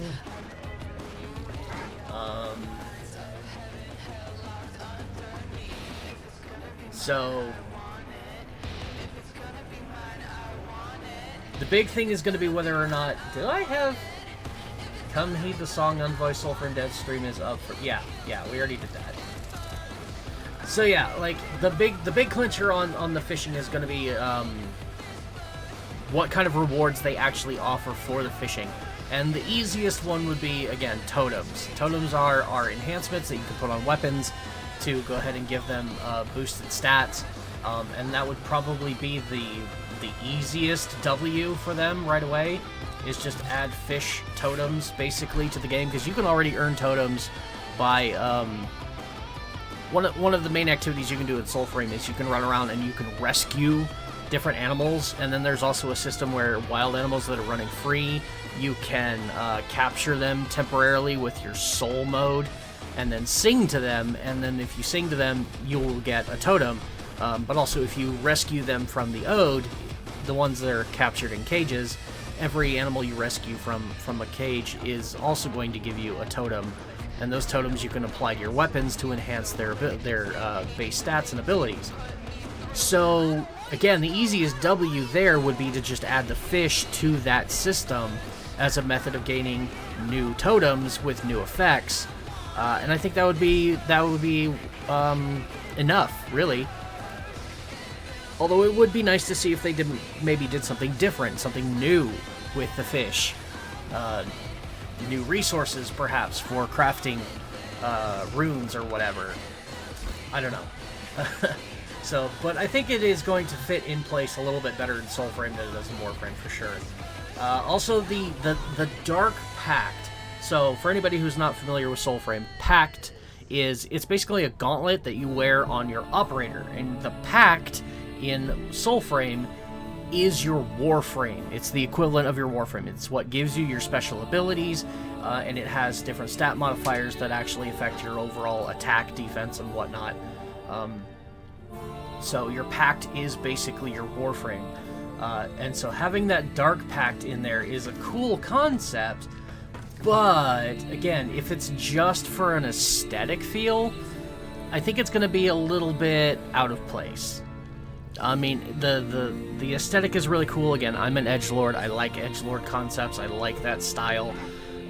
Hell, my secondary appearance here for Mesa is probably going to be an edgelord style. But in Warframe, it kind of fits, because in Warframe, there is kind of that whole I'm the bad guy feel of it, because Tenno were originally weapons designed by the Orokin, and Orokin are the big bad guy of Warframe. And then the Tenno kind of turned on the Orokin and fought against them and took them out. But they still have that kind of mental programming, so in a way, your Tenno is basically an anti-hero in Warframe. Like, they're the good guy, but they've still got that evil programming, so they kind of do what they want based on their own desires and feels. And that's not the same in Soulframe. In Soulframe, you are very much the good guy. You are the product of the Fae, which is fairies, the good people, and you are fighting against the Ode, which is an evil alien sect that is hell-bent on basically killing your planet off and terraforming it to suit their own needs, and you are fighting against that to preserve the balance of nature that is already there. So for the dark path that they are showing, where you've got this pact that basically gives you owed corruption, there kind of needs to be a story tie-in with that maybe leads you down a path where you are actually aiding with that corruption rather than fighting against it, in order for it to really fit into the world. So, but having it just as an aesthetic that you put on, okay, you're now corrupted by the ode, but you're still purifying the planet from the ode corruption, they clash. Like, so I hope that this is kind of like just the start. Like right now it's a purely aesthetic thing, and it's okay because it's in pre-alpha, but I really hope that as they flesh that out, I would love to see like a branching narrative that allows you to play as the bad guy. I think that would be really cool. But that's just my machinations. Please let me know your thoughts in the chat. What do you think of what they revealed? Are you excited for it at all? They also mentioned that not only are we getting mounts soon, but there's possibly going to be more than one mount. I don't know. Like, I would be satisfied if they would just give us the wolf that we can ride on, and it's clearly we're going to get that, but now it sounds like what? Are they going to add horses? Giant tigers, maybe? I don't know.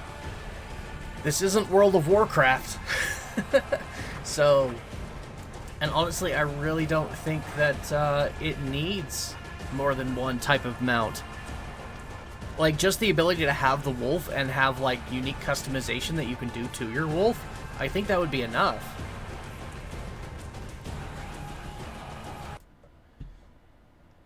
Okay, yeah, we are still 9 minutes away from the next panel, which is the sound design panel.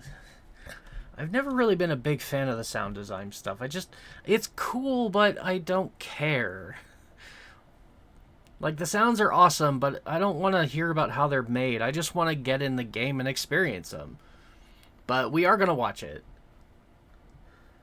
So, but I need to keep an eye on that. Okay, 8 minutes now.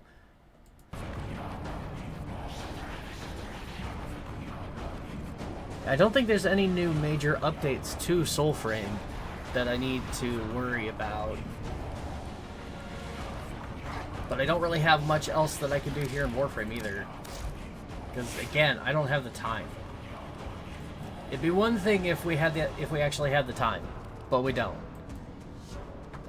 Because I can't go run a bunch of missions and have them like done in 8 minutes. It's just not gonna work.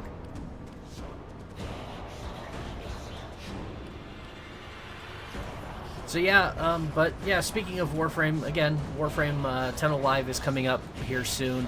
As you can see from my screen, the Mesa Heirloom skin has officially dropped, so if you have the opportunity, go and get that. Especially if you're going to watch Tenno Live today, because if you watch Tenno Live for 30 minutes, you will get a free Mesa Prime that you can put the Heirloom skin on. So if you don't have Mesa Prime yet, today is a great day to do it.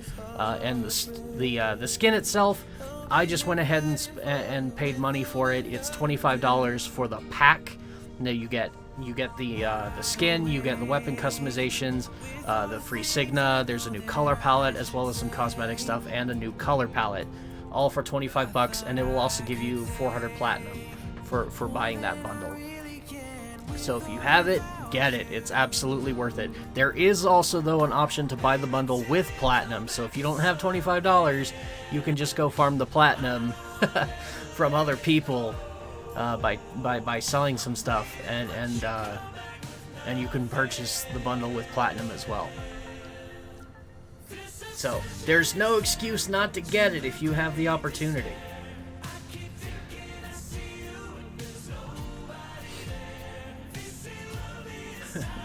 No, I am not in fact a Warframe partner, so no, everything I'm saying right now, it is not sponsored. For anybody who's like, shill, I mean, kind of, like, I want to be a partner, but I'm not, so there's that.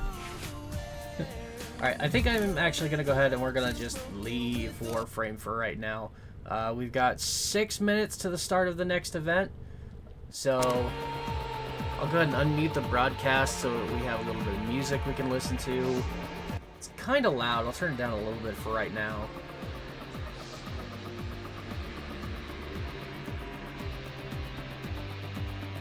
Let me check Soulframe and see if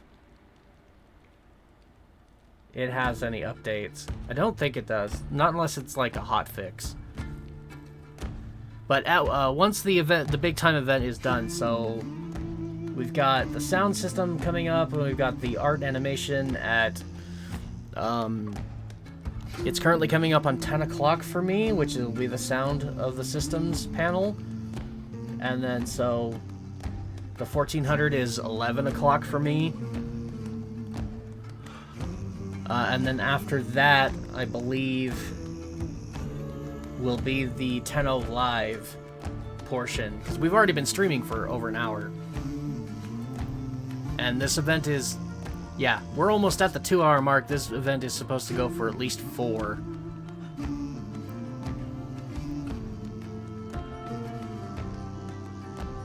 So yeah. And once the whole thing wraps up and is done, then we will be playing some Soulframe afterwards. So stick around for that if you want to hang out and chat and talk about TennoCon.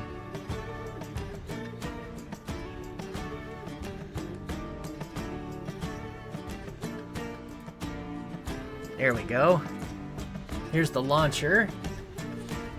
Again, if you want to get into Soulframe yourself, you can do so today by just going to soulframe.com and creating an account. It's real easy, takes less than 5 minutes to set up your account, and then you can download the launcher and start playing. Why can't I? I want to grab it and move it. Why can I not do this? That's rude. Only got the one corner I can grab.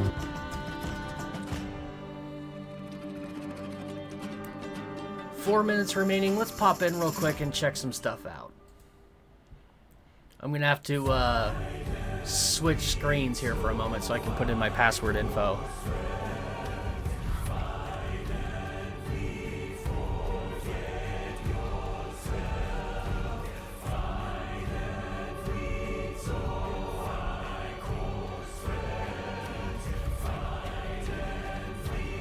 I'm gonna do the same thing with this I did with Warframe, and I'm gonna change the setting to mute it while it's in the background.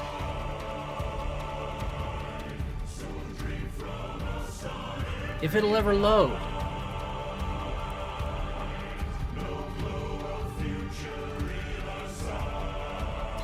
Three minutes. Wait.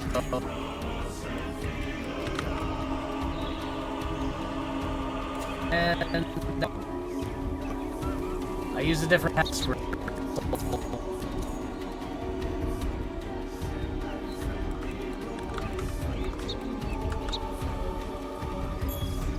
There we go.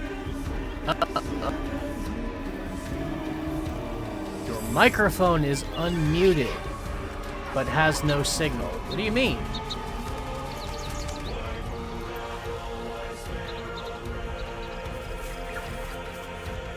That's really weird.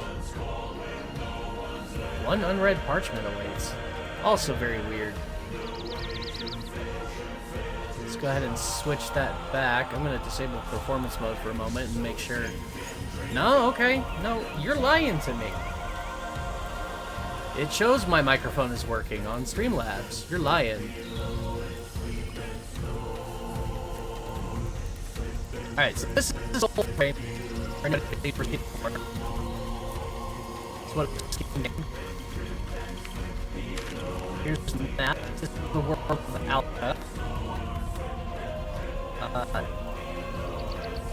This is actually not full. It's another spot somewhere over here. Lagged frames. You bastard.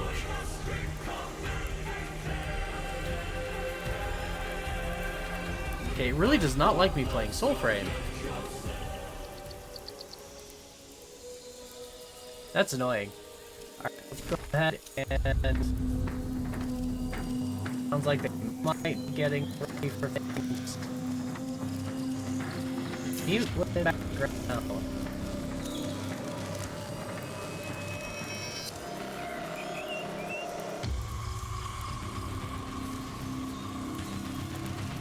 Yeah, I just lagged out the stream. Okay, no, I'll just go again.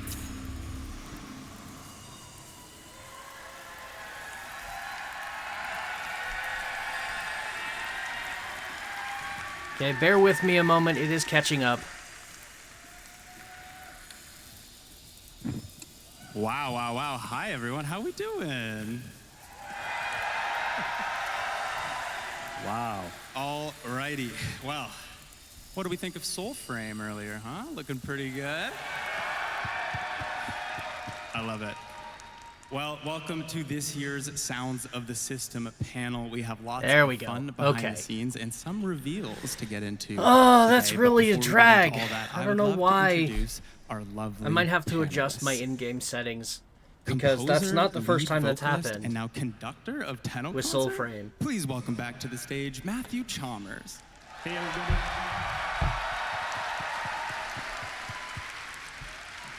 On his right, the auditory auteur himself. Please also welcome back Associate Audio Director for Warframe, Eric Preston. What's up, TennoCon?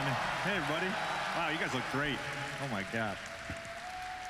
Now, you've seen his work before, but for the first time on stage, please welcome sound designer Giovanni Agapito. For crying out loud. Hey, everyone. Also a newcomer to the stage, but a master in the booth Cap your nonetheless. in-game Please welcome frame to the rate. stage, Yeah, Jeff I'm gonna Folks. have to do that. Hi, everybody. Enable VSync. My game A frame rate TennoCon should be capped. 2024 alumni to the stage and a true But yeah, I'll definitely have craftsman. Please to welcome back play sound with those designer Mark settings Perquin. later. Hi, everyone. And last, but certainly not least, you know her as the voice as Marie Leroux in the old piece. Please welcome to the stage Elsa Perusian. Oh, nice. Bonjour, ça va? My name is Zach McCone. I'm a senior community manager on Warframe, and I have the honor of talking to all of these lovely folks here today. So thank you all for being here. All right. Why waste any time? Let's chat the old piece. Matt, this update was very cinematic, and so the music had to match. Would you tell us a bit about that process? What was the first step in the journey of creating such a fantastic score? Yeah, I think the first step was a phone call from Eric where he was like, I think this is the one where we do orchestra. And I was like, yes, finally. And so yeah, then it was just about like finding the right influences and figuring out how big of an orchestra and when do we record this, how much music and all the details that go into that. But yeah, that became a big sound of the old piece. How many people were in the orchestra? I think it was 44 in the end, yeah. Yeah, it's a Wow, small it sounded orchestra, amazing. honestly. Yeah, it was recorded over 2 days. Yeah, we did a strings and winds session and then a brass session the next day. And yeah, and a lot of the musicians who played on the soundtrack played here last night at the concert.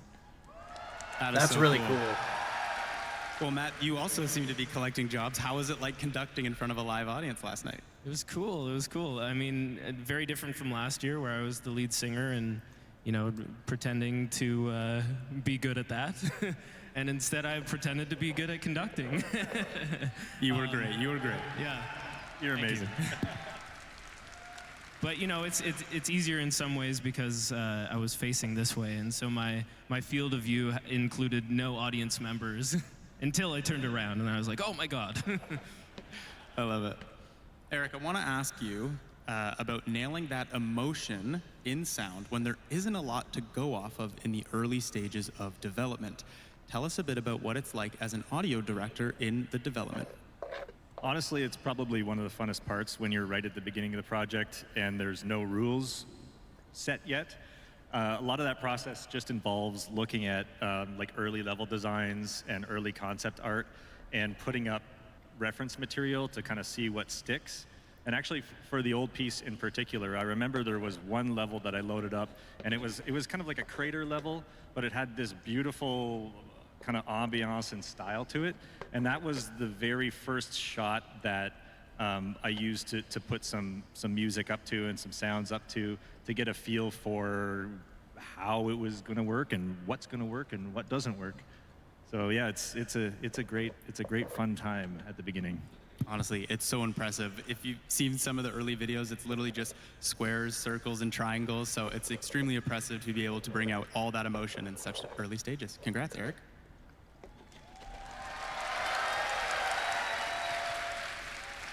Now, it's not just quests, but missions too that require a huge amount of work and creative thought. Mark, you had first-hand experience with this when you were designing sounds for our newest bosses. Tell us about it. Yeah, so working on the sentient giant from the last update was a really cool challenge.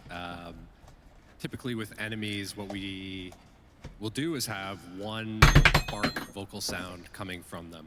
And it's a compromise between hearing that enemy up close versus hearing them far away. And so with this giant, we thought, let's not compromise, let's have both. I'm just finishing my breakfast. We made some sounds that work while you're right up next to the giant. I dropped my spoon. And then we layered in some echoey reverb. To give you that distance when you're far away, and then we mixed the two based on how close or far you are from the giant, because we really wanted you to feel like it was everywhere in the level, even if you weren't right up next to it. But when you are right up next to it, you're like, oh my gosh, it's right there. I love it. It's my favorite boss out of the three. And you actually made a video showcasing your behind-the-scenes work. So let's take a look. All right. Here's a quick look at some of the sound effects for the Hun Hullus itself were just insane. Here's how this would sound through a typical chain. Definitely made you feel like you were just this tiny little speck surviving in a world of giants. It sounds decent from up close, but we lose some volume from far away. So let's get rid of our spatialization node and play this without any spatial info. You'll hear from a short distance we lose our panning, and from further out it sounds the same. So let's try layering two sounds. This is our new reverb heavy layer that will work well from far away. That's going to be better, but now we've got a mismatch, so we're going to overcomplicate things with this setup, which will always play the same spatialized and non-spatialized pairing. Now we've got punchy screams from Hun Hullus up close, luscious reverb when we're far away, and it's just right in the thick of it. Wow. There's so much work that goes into making these sounds. It's really impressive. Now, Jeff, you also worked on another set of bosses this update, the Prime Vanguard. What's the challenge of designing such a chaotic fight into our harmonious mix? Yeah, that's right. The Prime Vanguard, there's so much going on, so it's trying to make the chaos readable. If there's multiple warframes fighting you at the same time and their abilities are overlapping, there's projectiles and effects all on the screen, so to try to make that somewhat cohesion was the goal. We kind of did make that it by blend without about making it carving out sound like space a in the mix for chaotic the important mess. things. So whether that was like a big impact ability or an ultimate or a projectile that you needed to know to move out of the way so that way you didn't get hurt kind of thing. Love it. Yeah, another thing we did too, because they were boss versions of the warframes we all know and love, we wanted to kind of punch up their abilities a little bit and give it some more oomph. So you might not hear it, but sometimes there's a kick drum sample there to give it that extra little punch, and you'll feel it when the ability happens. That is really cool. You nailed it. It's such a good fight. Thank you. Next question, I want to ask the entire panel of sound designers. We jump from a battlefield to an ambient space station to a giant space egg. What was your favorite sound when you got to design for the old piece? Matt, you want to start us off for sound or for music? For music? Favorite piece from the old piece would probably be Roses from the Abyss or Ironclad. Those two were fun. I see Nelda like, yeah. Those names mean nothing to me. Eric? Mine is more of a music thing too, and not so much a sound thing. But it's the transition into Uriel when the beginning of Roses from the Abyss happened. Oh, hell yeah. Kind of a funny story about that piece was we had written the combat piece for the second part of that action sequence, and then we needed a little bit of a transition there. And that transition is just a really nice, happy accident that came from putting the music up randomly and having the choir stem soloed. And then, oh, what happens if I kind of unmute the drums here? What happens if I unmute the guitars at this part? And yeah, it just came together to be a really cool scene with some additional sound design from Paul from the sound team. Wow. Giovanni? My favorite sounds probably are the ones that I made for the somatic barriers, for the somatic barrier memorial. It was a really good challenge because the approach would be different this time, like less sci-fi, more organic, because as you know, like before each major combat, you can receive a buff from other players. So because of that, the organic vibe, it has to be like, ideally speaking, it had to be really strong. That was a really cool because you're, mechanic. Like, receiving energy from the ground, basically. So I'd it love was to a see big them challenge to make expand it on less that and sci-fi, have it be more like organic, more like, prominent in like sentimental the in a main way. game. And yeah, I love it. My favorite sound so far, for sure. Very cool. And Jeff? Yeah, I think we had a day where Maybe we were something you designing unlock where with the we all got focus together in the trees. booth and we did some army yells and cries and chants, the Tanta Viha, and that was a really fun day, and the noises turned out cool. We all lost our voice together. We cried a lot. And Mark? I think besides the sentient giant, for me from the last update would be the search drones that you try and avoid when you first start the quest. I've been listening to a lot of the music, and there's a track that Matt had written called Deepest Dark that has a French horn trill, and I kind of tried to mimic that in the alarms from the drones when they spot you. And it's kind of like, in my interpretation, nods back to like a World War I kind of air horn. Yeah, I put yeah, it I in, kind of got and that it just- feel. It worked, and it sounded good to me, and that's the best. That opening scene for the new piece, it really did have that whole in the trenches vibe to it. And the music definitely helped with that aesthetic. It was great. My favorite line would be to Roth when one of you is dating him and Mary's is not able to understand the attraction. And so she goes, "Is it the tail? It has to be the tail." I knew it was the tail. I love it. I haven't experienced that. Well, let's talk about the amazing cast of characters that we had in this update. Elsa, you were incredible as Marie, and honestly, another round of applause for her amazing performance. Absolutely. The whole Devil's Now, Triad as was Marie, just really well done. You are a soul worshiper sent to monitor the Devil Wrath. You even help us to get to know Leon better. A lot to take in on the first read. Did Marie grow on you as you read for her? Tell us about that process of recording for Warframe. Yeah, yes, it will.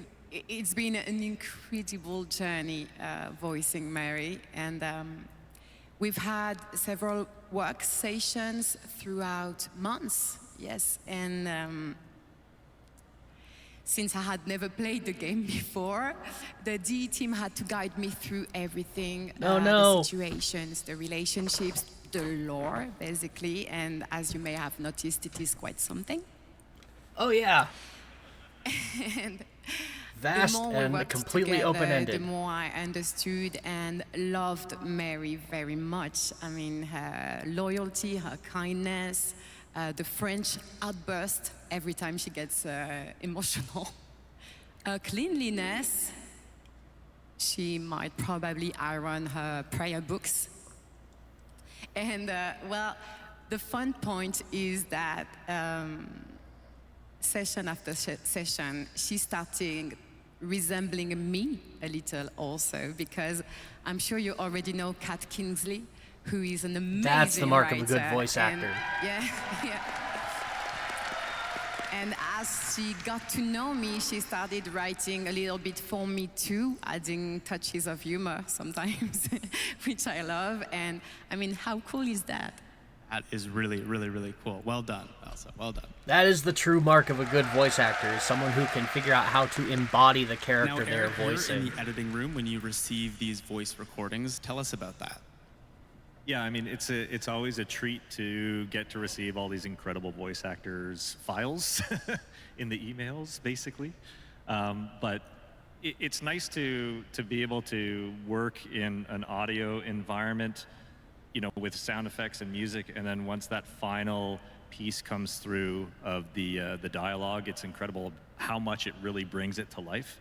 And yeah, this was no different. I mean, we kind of, when we put the audio in engine, there's a long time where we're balancing how often voices play, and that's a great process where we really get to kind of learn what the characters are all about. And yeah, I mean, it's a treat for us to work with amazing voices like yourself. That's super cool.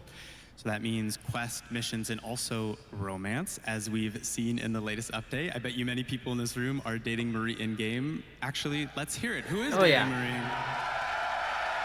Oh yeah, no hesitation So there. everyone. Is there anything you would like to say to these people? Yes, it made me a little bit sad. I'm a little bit sorry for all the Hex members that are not X's members.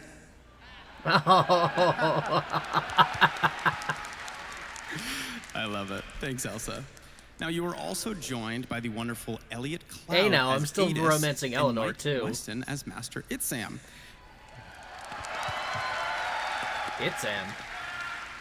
Eric, these are two characters that require a lot of processing effects. Oh, which after one they was that do again? the raw Was that- recording. Tell us about going That from was that the raw sentient performance guy, to what we hear right? in game. Yeah, so there's always a little bit of exploration that needs to happen to try and find like what the correct processing is. For these two characters, it was a combination of a comb filter, which actually removes a lot of frequencies comedian from Itzan, he was the the sentient audio itself. teacher. And then taking another track on top of that and pitching it down just slightly, so you get this kind of like interesting phasing that happens between the two.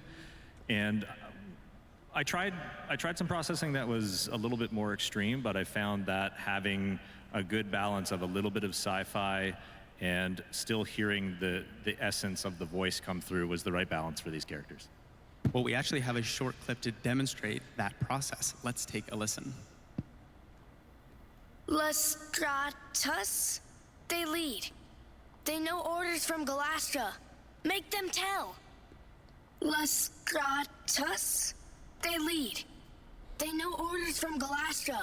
Make them tell. When the applications of Tauron are applied to Naramon's theories, what is the expected I really hope we'd get to see more of When Adis the in future applications quests. of Tauron I know he died are at the end of applied the to old piece, Naramon's but theories, what is the expected outcome? eternalism Well is done. eternalism, so hopefully we get to see more of Adis later. Now, regrettably, we are going to move on from the old piece, so please, one more round of applause for the amazing sound team here and all the sound team at DE. Yeah, bravo. All right, let's go on The a sound little effects are journey, shall fantastic we, in this to game. worlds previously And the music unknown, is starting just with the stunning. wonderful Valis Undermined. A wacky, weird world we had with this one. Who knew what was lurking underneath Fortuna was some cheeked up mushrooms? Now, No Jeff, I want to start with joke. you, as you had a huge hand in creating the sounds for Noko. Tell us about that experience. Yeah, Noko was my first frame to design, so it was really fun to be working on a guy with so much personality. Yeah, that was literally my very first like In the early days, Eric and I had expression chats about when how I to saw really make Noko come and his alive mushrooms how was to just I embrace pointed at the mushroom screen and went, fungal mushroom elements butts! and making him kind of mischievous and playful, but Because never they're too silly so that he couldn't caked fit in out, with the holy other frames. shit. So that was a fine line to try to follow. A lot of his signature sounds kind of came after we started recording source material. So we used a lot of vegetables, dry leaves, any wooden or organic instruments or percussion items, rainmaker, shakers, and stuff like that. And once we kind of had a feel for that, it became almost a signature sound in each of the abilities. That is so cool. It sounds like a ton of fun, and you actually have a video showcasing behind the scenes. Let's take a look. It's actually one My name's Jeff, and I'm going to take game you on mode a little I've behind not the scenes really take of Noko. done a lot of. One of the biggest design challenges was balancing his character. Noko is playful. He has this whimsical trickster energy that makes him feel alive and unpredictable. But at the same time, he's still a Warframe.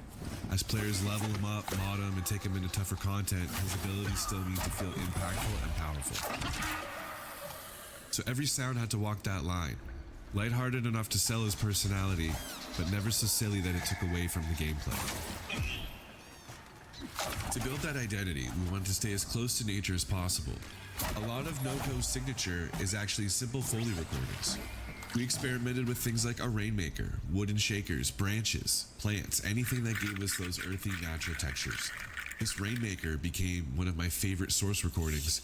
It has this soft, cascading texture that immediately reminded me of spores drifting through the air. Wooden shakers gave us a natural rhythmic movement that felt alive without sounding mechanical. And then there were all kinds of natural items like bark, branches, dried plants, leaves. Noko also has a little vocal personality. Believe it or not, that's actually my own voice. I recorded a bunch of playful quips, coughs, squeaks, little vocal performances, then manipulated them by pitching and layering them until they became something that felt less human, more like this curious little fungal creature. It's amazing how much personality can come from something as simple as a voice recording once you start transforming it. Once everything was recorded, the real fun started. Each of Noko's abilities is built from several layers, with every layer serving a different purpose. First is the organic layer. This is where all those natural recordings live, giving the sound its earthy, fungal identity. It really is wild to see just Then how we add our much magical effort layer, it goes into making which sound brings effects. in that mysterious fantasy element that helps sell the spores and fungal energy.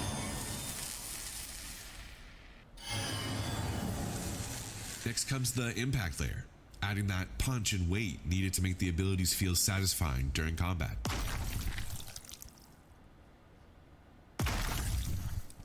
And finally, Noko's voice. This layer gives him that little bit of personality and reinforces that playful, mischievous spirit.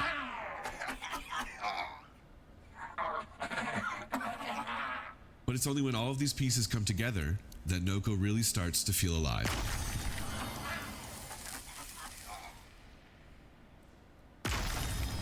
And that's a little look behind the scenes of how we brought Noko to life. Thanks so much for watching. Have a great TennoCon.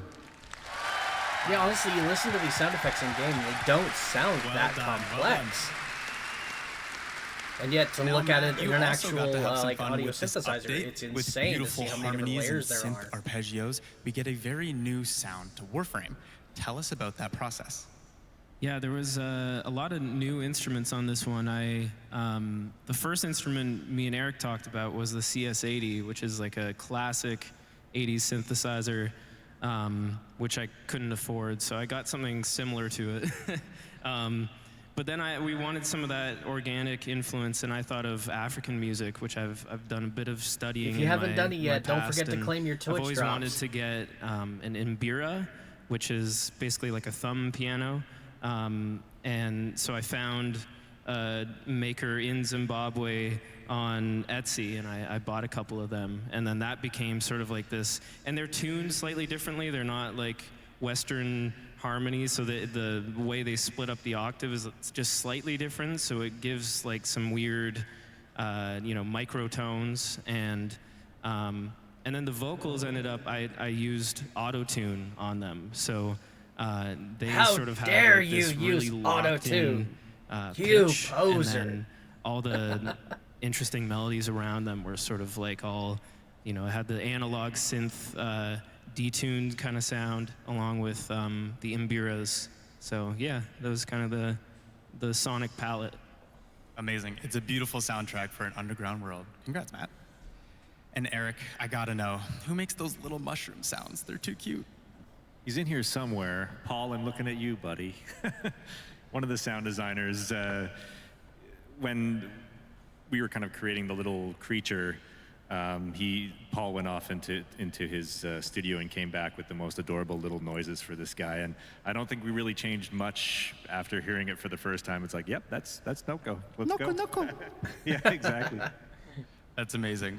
Well, not long after, we traveled to another unique, inky, scary world.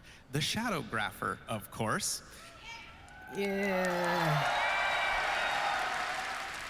Not Now, my Giovanni, favorite update. I have to give you your flowers. With 1999, you lent your talents to the tech rot enemies, so blobby, ink-covered enemies seems like a natural progression for you.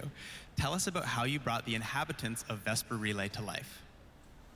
Oh man, this was amazing, yeah. Like, I think, as Jeff said, like, we were naturally recording a bunch of sounds, so it was very organic. So when we were discussing the sounds, the approach for the Shadowgrapher update, it just felt natural to continue this approach as the enemies were covered in ink, basically. So we recorded a bunch of voice, basically, like all kind of stuff. Me and Chris Teixeira, my partner in crime in this update. And we recorded a bunch of like voices. We were kind of simulating like crying, screaming. We used a bunch of different devices like a telephone that we turned it into a mic and tape recorders.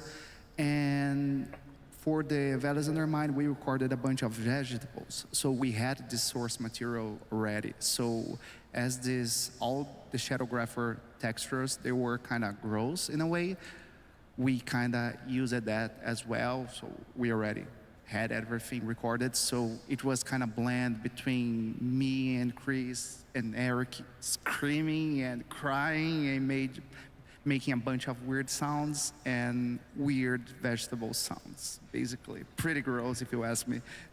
Well, let's see how you brought all of that together in a behind-the-scenes video. Yeah. Hey everyone, Giovanni here. I'm going to show you No how knocking we the sound recorded effects the enemy guys. sounds in the Shadowgrapher. They've always done a fantastic job. It's just the When we overall started developing Shadowgrapher ideas for the update just it felt didn't take long to out of realize that we place. needed new sounds for the enemies. After all, they are now covered in ink, and the whole update I just has really this didn't like weird and spooky vibe that we wanted Like to the match. mission type, it's okay. So Chris, my fellow sound designer, had this But it doesn't brilliant really have idea any of worthwhile converting an old rewards. telephone as a low-frequency microphone. After that, we got a vintage record player and connected the microphone to it, passing the signal through our modular synths. This is how it sounds right now. And Foley, like, yeah, she's fun, but I just feel like it could have been better. There could have been As more you can to see, it. there's two tracks. One is the telephone converted as a and microphone. it just doesn't and really the other tie one, that's through the into synths. the Warframe Pretty universe. weird if you ask me. In the same way that other After like, this recording like Noko's session, update. I had plenty of material to work Noko's with, update fit in but I really still felt well. the need for vocalizations.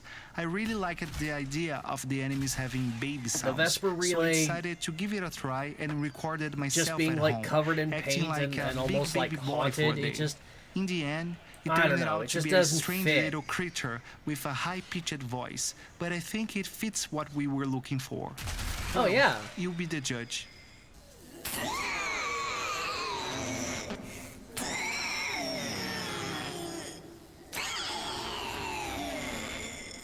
Damn. My neighbors probably thought something was wrong with me, but luckily no one called the cops. So this is processed sounds, but what about the raw files? Let's take a look.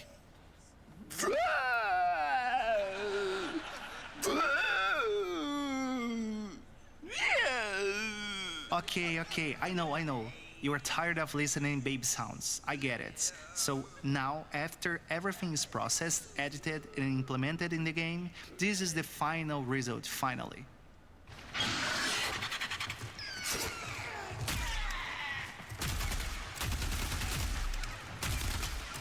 Can't really hear it over the gunfire.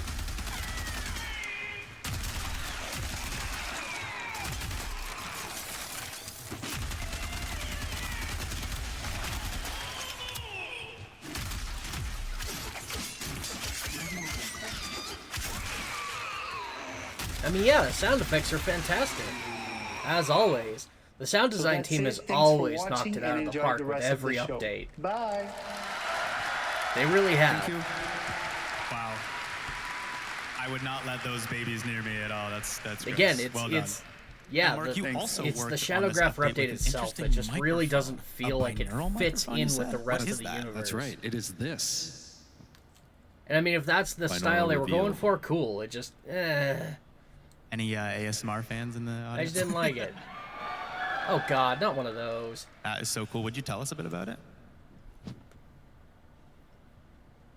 Yeah, totally. So it is a stereo microphone that each input comes through one of these ears here. So the way we can pick up sound in space is using the shape of our ears and the distance that our ears are apart from each other. So what this microphone does essentially is simulates what human ears do. And if you record sounds through it and you move the microphone around, you get the sensation when you're listening back in headphones that the sound is kind of moving around you. Yeah, that's how they make surround So we did a lot sound. of that for the Foley Enemy. We played some of the music box track. Eric and I in his office, we set up a 4-speaker setup and just kind of panned the music around those speakers with this microphone in the middle of them. And then when you're listening back, you really get the sensation that the music is kind of all around you in space. We did the same with some of the laughter, and some other people on the team did the same with some of the ambience that you hear throughout that level. Gross. It works. In the It best works way. really Super well. gross. Very cool. Very cool. Thank you. I mean, Elsa, you mentioned Warframe's all a bit new to you. Is any of that helping at all? Or? Actually, it gets me really excited. I love this. Now, you've lended your voice talents to other games, shows, commercials, you name it. It's not just lines, but sound effects too, as we've seen. What is it about video game voice acting that is so different from other media? Yeah, you're right. It's never just lines. But it's always a game, I think. You know, like kids playing at pretending to be someone extraordinary, then actors playing at being someone extraordinary. I think no matter the discipline, I always try to come back to this joy of playing. And doing voice work for video games is an incredible game of imagination. Because at the very, very, very start, all you get is a few words of description, maybe a sketch of the character, some references, and that's it. And from there, you have to build this entire new voice. My references were for Mary, of course, were Marion Cotillard in Inception meets Joan of Arc. Yeah, an Oscar winner and a literal saint, yes. And I was like, I hope I'm good at what I do. And give yourself a pat on the back. Oh, she did a fantastic job. Thank you very much. And so, yeah, so that's it at the very beginning. So from there, every single line you have to imagine the movement, the situation, the difference between what's being said and what's being thought, which is never the same, and that's why it's interesting. And also in video games, of course, you have the battle cries, the running, the hits. So you already all know that it's physically demanding video games, but also I think technically, because nowadays cinematics are gorgeous. They are basically films. So you have to act like if you were in a movie to do them justice. Because when it's done my girlfriend right, just it's gave me a treat. Beautiful, and I'm excited. You guys can tell. Wow, thank you, Elsa. I appreciate it. Thank you. She gave me some meat and cheese, and I just happen to have some crackers. Speaking of different, Matt, we gotta talk one of my about favorite Drip. snacks is What a meat and cheese and fantastic crackers. Song, and shout out to Francesca, our lovely vocalist, who you heard last night at the concert. But what Pardon me while I inspirations did you open some have when crackers. working on the theme for this song? Well, we basically wanted to just make like a pop horror track. So just trying to, I was looking at bunch of pop tracks and a bunch of like horror movie scores, and seeing like, okay, what would be a cool way to approach this? And yeah, I think we have a little clip, right? We are going to play a little clip to showcase this amazing song. Let's take a listen.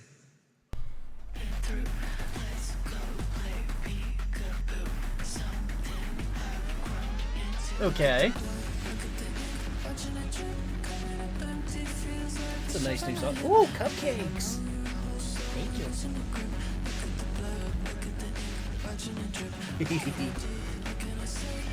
I got cupcakes! Oh, I'm happy. They're little cupcakes. Who cares? They're cupcakes. I love sugar.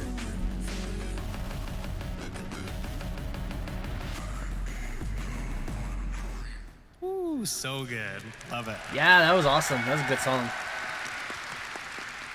And last, but certainly not least of the new worlds to explore, Jade Shadow's Constellations. Now we know it's new, we won't spoil too much, but Eric, Matt, I know you were both in the room with that choir for Jade Shadows 1. What was it like to bring it back bigger and better? I mean, it's always great working with live musicians, and again, similar thing to the orchestra. A lot of the choir members from last night were the vocalists in Jade Shadow's Constellations, and they're just amazing. Yeah, give it up for them.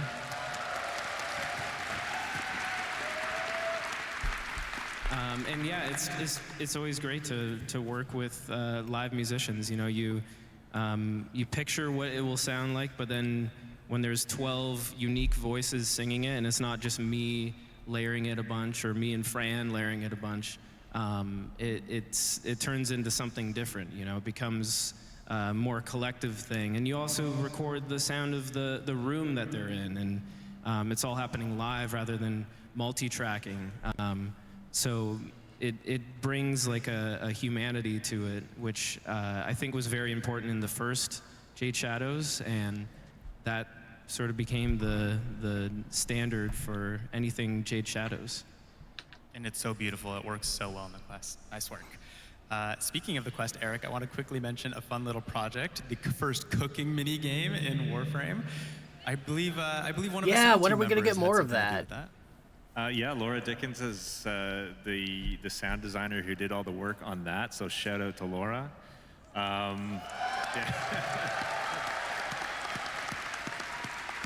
I can't exactly explain it, but I've always been a huge fan of mini games. I love when they introduce new mini games. Together. I mean, I remember one of Problem our is, early Warframe meetings loves was to like, give how you far quests do we with new go mini with games, the but amount then of the cooking quest ends, sounds and that- so does the that mini we game, and then create they here? never And it use was them like, again. Let's just go. Let's go all the way. So yeah, she cooked. I want more mini games. Amazing. Also, I want to quickly shout out, we've had some interesting deluxe skins over the years, including Gauss and Grendel Deluxe, if anyone's a fan here. We saw him at the cosplay. And with these skins, we did something different, including adding the track Redline to Gauss's ability, and also doing a lot of sound work for Grendel's abilities with the deluxe skin. Eric, I want to quickly Yeah, I chat gotta about say, your process. of all the deluxe Yeah, skins so that that have was a come fun out one. recently, Grendel minus is the very heirlooms, close to my heart. these two I were did probably the my sounds for favorite the, over the last like year or OG two. Grendel, way back when. By the way, the uwu is not intentional. You've heard it here first. Those sounds were all created using like throat singing as the main character layer. So when we went to update Grendel for the deluxe skin, it was kind of a fun challenge. The first version of it that I did was horrible. I was like, okay, let's just do some subtle glitching of the original sounds and see what we get. And yeah, it was not good. So ended up kind of rebuilding all of the sounds from scratch using bespoke mechanical layers, recording some synthesizers to replace the uwu with a more synthesizer-based uwu, and just collecting lots of really cool pieces. So yeah, all those sounds are basically like built from the ground up for that skin. It sounds amazing. Well done, Eric. Well done. Now we are nearing the end of the panel, and I'm so glad we had a chance to talk about just an ounce of the craftsmanship. For anybody who's everyone not sure here what the pours hell into they're the talking work. about, anytime you That's in the activate Grendel's past. nourish Let's ability, talk about the future, he says ooh shall woo we? in a really deep, throaty voice, kind of like a Gregorian chanter. First off, maybe you've heard of this band before. Is anyone here an online fan? I mean, they're alright, if you like boy band music. Well, you'll love this, because coming in a future Nightwave update, the newest, oldest online signal, Running Late. Okay. Now, as much as I wish we could show you a little teaser, you'll just have to wait to hear it. Tune into the, I'm sorry. Tune into the narrative panel, though, to learn a little bit more about this Nightwave update. Okay, this whole panel, there's been an elephant in the room. I'm sorry, guys, I have to say the word. Tau. You had to go there. Now, I know we can't say much, but is there anything we can say about Tau today? Nothing really that we can share. Nothing. Oh, hold on. What? There might be one thing we can share. Someone's joining the cast. A new sound effect? Someone is joining the Warframe cast. Should we hear for the man himself? Is it Ben Starr again? Let's take a listen. Hello, TennoCon. I don't believe we've met. Yo, it's Matt Mercer! You're going to know a lot more about me very soon. So, happy TennoCon, everybody. No way, that's cool. Matt Mercer's joining the Warframe family.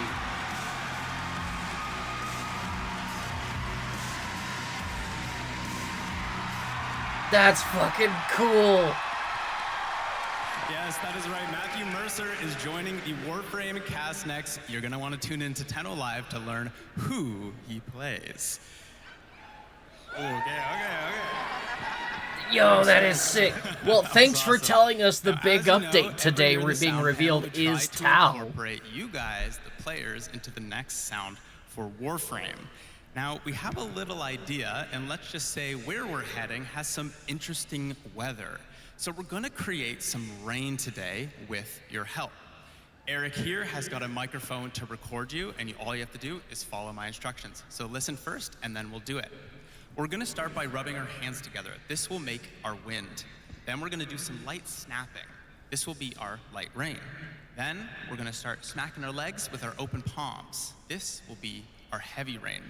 Follow my hand from left to right and start. We're going to do wind, snaps, slaps, and then in reverse. Slaps, rub hands, and then some wind. Make sense? All right. On the left side of the room, start rubbing your hands now.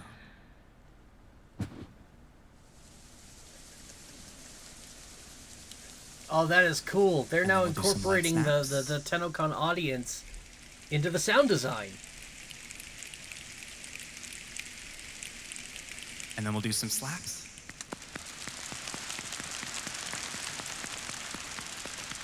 That's awesome. And then we'll do some snaps.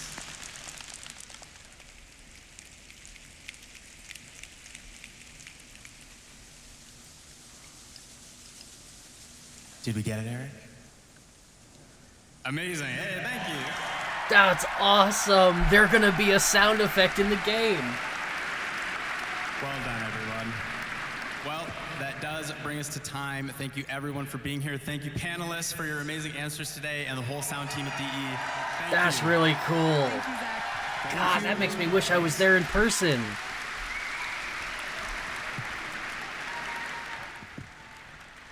I mean, yeah, I won't get any name recognition, but could you imagine coming back and I can sit here in the stream and say, hey, guys, I'm going to be a sound effect in the game, or I help make a sound effect in the game just by attending TennoCon? That is so sick. All right, I'm going to leave you guys for a moment and let you enjoy some of their little trailers or commercials or whatever they are here. I have to go use the facilities really quick.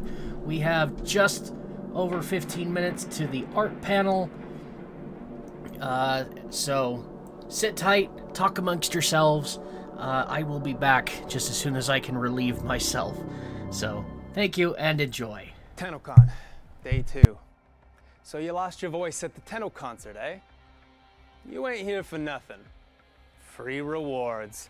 It's always free rewards.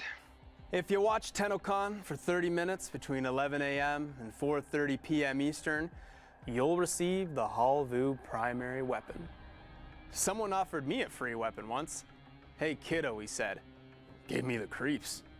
Now, Tenno Live is where things get interesting. If you watch for an additional 30 minutes, you'll get Mesa Prime, no strings attached. Those guns she carrying ain't no toys. Peacemaker. Ain't that ironic? So you need to know how to get these rewards. Logging into warframe.com/Twitch should do it. You can follow instructions better than any street cavat can. If you can do that, those Twitch drops will be sent to your inbox. Maybe you prefer Steam. If you log into your Steam account before watching, you'll get some Steam tokens. Claiming those tokens and logging into your Warframe account will redeem those rewards. Oh, it's almost time. Let's enjoy the show. See you around.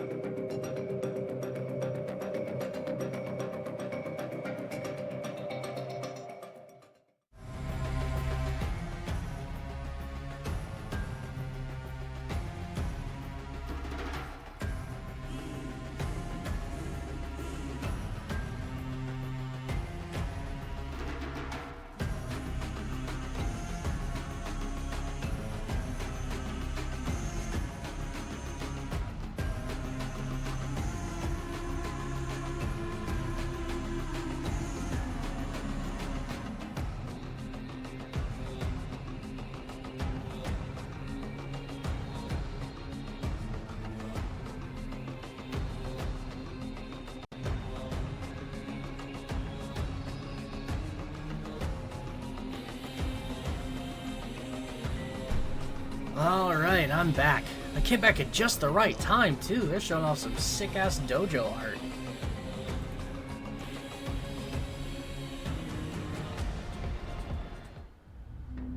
I really wish I was talented enough to pull off that kind of shit in my own dojo. I just am not. Ooh, look at that Calervo artwork. The Apostate. Is that something I can get in game right now? Is that something I can like display in my orbiter? Because that was sick. I haven't actually looked at all of the new posters and artwork that they've added recently to the game. They don't really announce that they're adding that kind of stuff unless you actually read deep into the patch notes.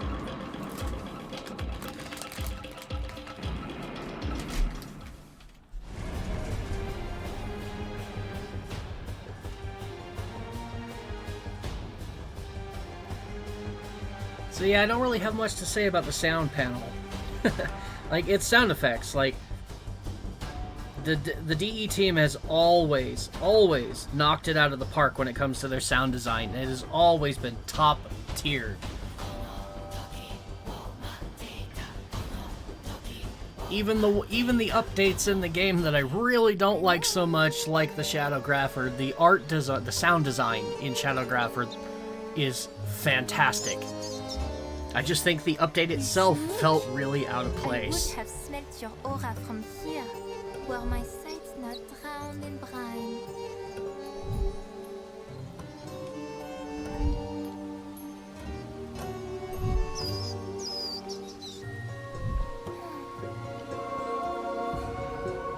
I am the witch Verminia. Enchantée. A flow pit. May you grant us some color and learn some taste besides. Flap, flap, flap it.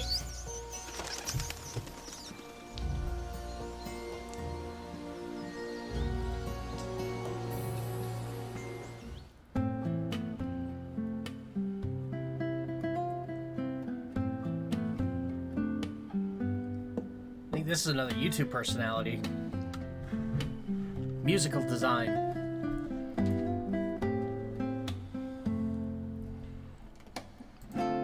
Never. Whoa, what did I do there? Oh no. No, no, no, no, no. Am I recording this? I am recording this, okay. To be uploaded to YouTube later.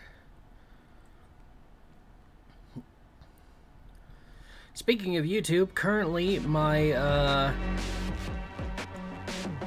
my Let's Play video that we shot yesterday, the stream of us playing some of the Pal World 1.0 update, is currently uploading, being exported to my YouTube channel. So if that's something you want to watch, be sure to go over and subscribe to my channel and keep an eye out for it. And while you're waiting, enjoy some of the other myriad of videos I have. My entire life span in the game of Soulframe has been done live and is over on my YouTube channel for you to enjoy. So if you want to see what it was like for me getting into the game in the very beginning, it's there for you to watch. I have a variety of different Let's Plays of various games over there as well. And Warframe is included, but I've also got things like Kingdom Come Deliverance, I've got Doom and Doom Eternal, the Dark Sector that they talked about earlier is over there. A full Let's Play of the original Dark Sector that DE put out. So, yeah, if you're interested, head on over there and give it a look. I'd really appreciate the subscription. And the best part is, it's absolutely free.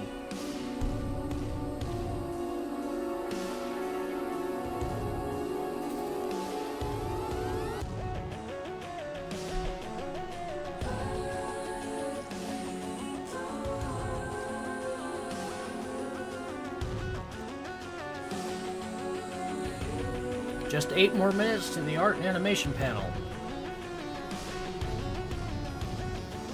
Regrettably, I have really nothing to do right now.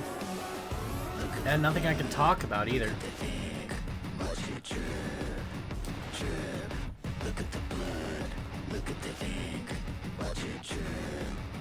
I think I'm gonna try and open Discord again.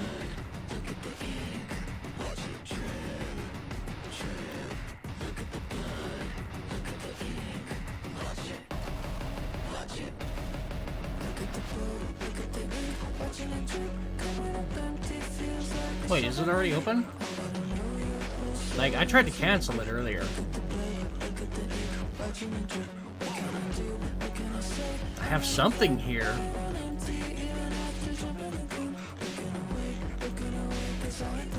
No, that's not it.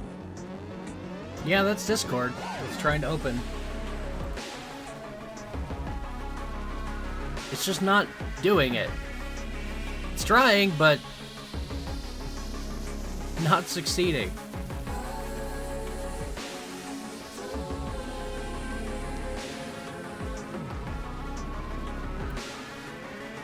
Also, it has definitely been long enough, so once again, if you have not claimed it yet, make sure to head over here on Twitch and claim your Twitch drops.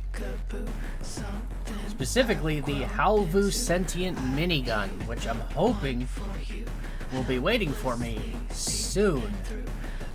So far, I've claimed all of these, and yet I don't have a single one of them in game.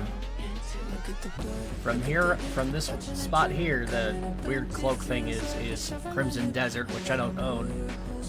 But from the Kalinos clone glyph, Dump It glyph, Arthurian Fridge, for many a cosplay, these are all things that I claimed from last night's Tenno, and then this morning we had the Singing Lotus was last night too. Today we had the Halvu Sentient Minigun, and later on we will have Mesa Prime that you can claim and have in-game. Sadly, none of them have shown up for me yet. It's a bit annoying. Watch 30 minutes. I've been watching the entire time.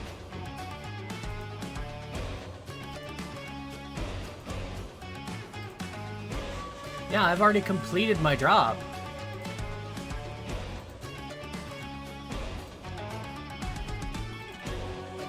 And claimed it. It's right there. And the way you claim it is you gotta make sure that your account, your Warframe account,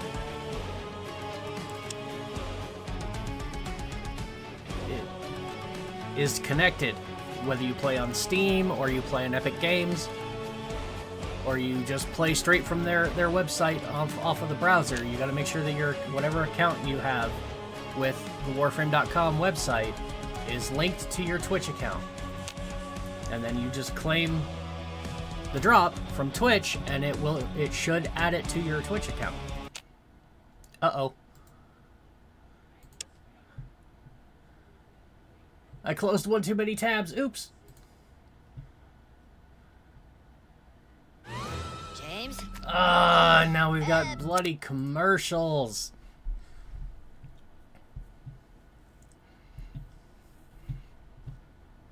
Alright.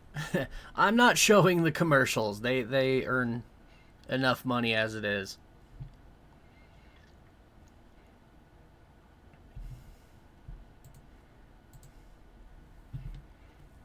I'll unmute that and go back to it just as soon as the ads are done playing.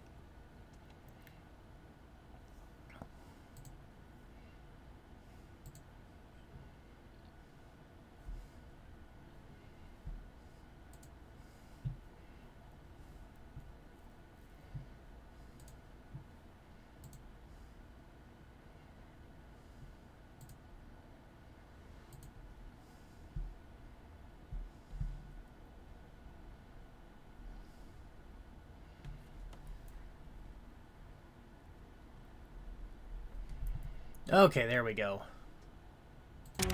Sorry about that. Thank goodness I fixed it before the time limit. Just wanted to remind people to claim their drops. And it does look like you're actually earning them by watching my stream. Again, I have an alt account open on a separate browser that is not watching TennoCon, it's just watching my stream, and it too is earning the same drops.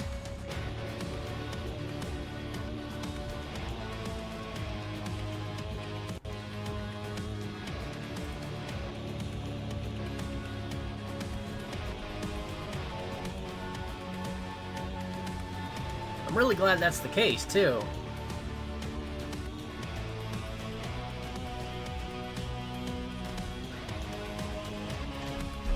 It means that people are not limited to watching just Warframe.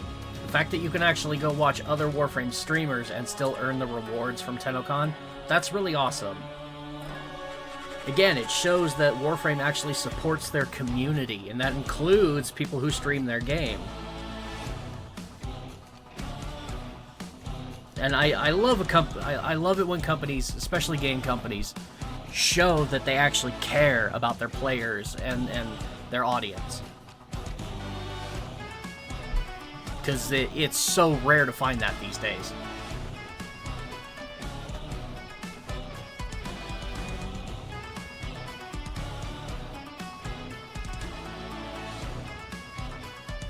Just 2 minutes left. Any guesses as to what we'll see at the art panel? new deluxe skin concepts, maybe a new Warframe. I'm willing to bet we'll get our first peek at the next Prime, which, I'll throw my guess out there right now, it's going to be Coolervo. Our current Warframe is Styanax, and if it follows the pattern, then our next one should be Coolervo.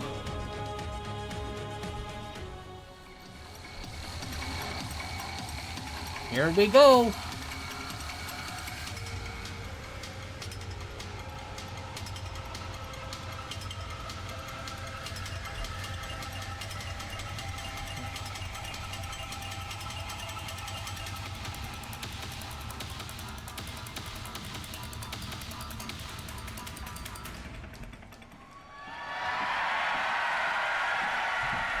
Danielle's hosting this panel. Cool.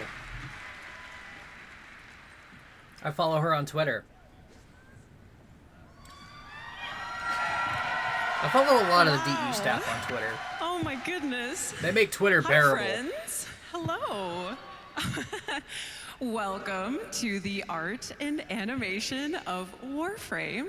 My name is Danielle Sokolowski. I'm the Principal Senior Community Manager on Warframe, and I'm joined by the incredible talent you see here on stage. They are here to represent their teams and talk about their work on Jade Shadow's Constellations. My lemonade is the old piece, gone. And of course, stuff that's in the works, right? Right, we gotta reveal some things. I'll have to go make some more. But in the meantime, I'll just have Dr. Pepper. So why don't we meet our panelists? We're gonna start over here with the lovely Elise. Hi, my name is Elise Geimer. I'm a principal animator. Yeah! I'm Tim Sorman. I'm a principal animator on Warframe and a mocap performer on both games. Okay, he's showing off now. Ooh, pop. Sorry about that. I should have I'm Mike muted that. Skyers. I'm a principal character artist on Warframe.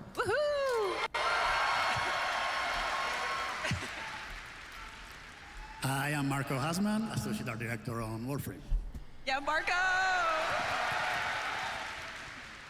I'm Gary Black. I'm the art director on Warframe. Hey, scary! And who is that we have on the end there? Detective? Detective Kaz? Hello. Hello. I'm Kaz Adams. I'm the weapons art lead on Warframe. Woohoo! Nice drip. Okay, everyone. And they cut to Let's somebody get just started shoveling talking Doritos into their about mouth. One of our Twitch drops for today, the Halvu.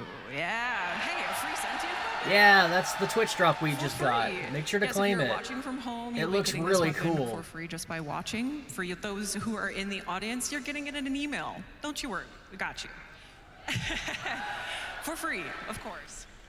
Now, this primary has an interesting origin, actually. It was, oh, let's see, my slide. Oh, there she is. Oh, so not so sentient in its origins. Now, Marco, what can you tell us about this concept? Well, as you can note, it was initially done as a TennoCon, and it was more of an open task where we didn't have a precise slot where to publish it yet. So I wanted something that was still working with our rifle animation, but I really like that kind of minigun vibe, so I really wanted that floating and rotating barrel. Hell yeah, who doesn't love a minigun? Compact design.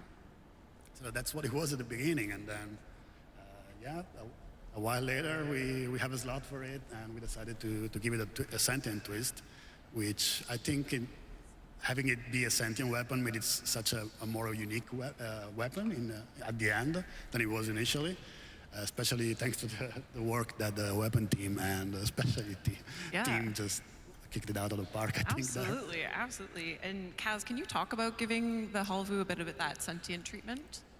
Well, it's already got a lot of the sentient sort of vibe to it to begin with. It's got these hook shapes, and the floating stuff really lends itself well to a bunch of weird ideas that we can put into it. If we change it into an alien thing, you can do whatever you want with it. Exactly. So, why not? Why not? Why not? We love weird stuff in Warframe, don't we? Yes. Good logic.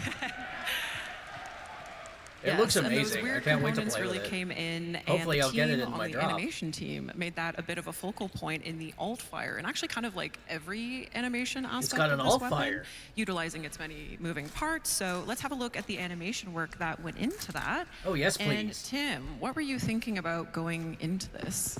Yeah, so what you can see here is me just kind of kicking the tires the first time I got my hands on the rig, just kind of grabbing everything and seeing what moves and what doesn't. And Kaz actually suggested maybe it would be nice Wiggle the stick. If the separate barrels could all move individually to expand and contract a bit, because originally they were all just moving as one piece, like a minigun, where it would rotate and only the top one would fire. But once they freed up all the controls, that allowed me to do whatever I wanted with it. You guys like that? Yeah, it's pretty sick. So we went Warframe weird for sure. Just wait, we're gonna show you some of the final versions of this as well. It gets better. It gets better, believe it or not. But I know this is a team effort, Tim. Like the VFX team came in, the design team, our Lua scripters, our technical animators to make this really sick sentient weapon. Now, just you wait, guys. Again, this is free. It's a free sentient weapon. Yes, that is the alt fire, correct, Tim? Yes, and just a little lesson for game development. That is just Whenever you super make a awesome. decision, it doesn't add to the work, it multiplies it, just so you know. So my apologies to the programmers and designers who all had to deal with the complications of having them all fly out like that, and figuring out how to do the math to have them auto aim and things like that. But it all came together in the end. Yep, they made it look incredible. Again, reminder, this is a Twitch drop for today. And again, for those of you who are in the audience, you get it in an email with a code. So you get this really cool weapon. Yes, please. Gimme, gimme, gimme. All right, since we're on the I've already topic claimed of mine. weapons, But we have it's a new not in Prime my Access coming later this year. It's not in my inventory. Which It's will not in include my a very mailbox. exciting primary weapon. And let's see who you can guess who for. Which Warframe? Hold on. What? Introducing the Stephalos Prime. Stephalos. Okay. Now, Kaz, with Prime That weapons, is a we always weapon kinda we wanna have take it in-game. to the next level, but with the Stephalos, which is such a big, grandiose weapon, Citrine. I imagine that kind of presents some challenges. Stephalos was the Citrine primary weapon. Yeah, sometimes we start with really enormous weapons on the Tenno faction. So if you're going to make something enormous look more elegant and beautiful, you kind of need to slim it down a little bit. You need to get rid of some of the surface area and just stretch it out and make it more elegant that way. So we stripped it back down. So they're no We made longer it following the longer and more pattern. elegant that way, and then came back in and added some touches of the gold rails and everything on it. And made it a beautiful Prime weapon. Now, we can't have Prime access without also having Prime accessories, right? So Now, we're for getting our Mystery Citrine Prime, Prime which you've next. surely not guessed what it is yet. We have Operator and Drifter cosmetics. Yes, ma'am. And Marco, I believe this is the first time those are we gorgeous. will be launching a Prime accessories kind of like face pack. It's got the eyes, it's got the ears, it's got the face. So how did Yeah, you you guys need to do approach that that more to kind of often. make it fit so beautifully on the Operator and the Drifter? Well, we generally wait until we are done with the actual Warframe design to jump on the accessories, so we can steal some ideas and keep the identity of the original Warframe still present in these accessories. And maybe you can guess what the crystals are here for. Oh, did I hear the word crystal? Yeah. Oh, Marco, do you want to tell Oh, them what it please is? stop hiding it. We already I'll know. find out in a few seconds. Okay. Citrine Prime. There it is. Holy jamussy, she is hot. Did you guys guess? Did you get it? Yeah? Yes. Our Crystal Queen is getting the Prime treatment. Isn't she beautiful? Yeah. Gorgeous. So yeah, they're no Marco, longer following the Citrine pattern, already has the a release pattern. very kind of one-of-a-kind design. So how did you work with Corey to integrate those Prime elements? Well, yeah, a lot of work goes early on to try and keep the identity of the original Warframe still present and still very recognizable. So I think that's when you approach a Prime Warframe, is the main challenge of that task. and then you tend to add on it and take maybe a couple of big elements to take the bigger wings at. Like in this case, we have the shoulders and we added a skirt on the back, but still always resonating with the main theme of the Warframe. Absolutely. And now, okay, so we have a very exciting future ahead of us with Citrine Prime Access. And now this isn't everything that's going to be in that Prime Access, of course, so you'll want to tune into some future dev streams. We'll share a little bit more, but how excited are you guys for Citrine Prime? She's not a Warframe I've played a lot of. Mainly because of how hard it is to get your hands on Citrine. Jade Shadow's Constellations. So, now, heads up. Oh, we have fans. We have fans of Jade Shadow's Constellations. Of course we do. Yeah, it's cool. Heads up for the audience. If you I haven't always played love through the the new quest yet, there primes, will be but some quest I'm not, spoilers, like, so maybe over over your the moon eyes. excited Or about it. Maybe not. Maybe you'll find this interesting. Now, this sequel to the Jade Shadow story, we introduced our most complicated Warframe to date.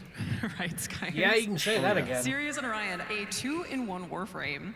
And before we talk about them all grown up, why don't we go back quickly to when they were sweet little babies? Oh.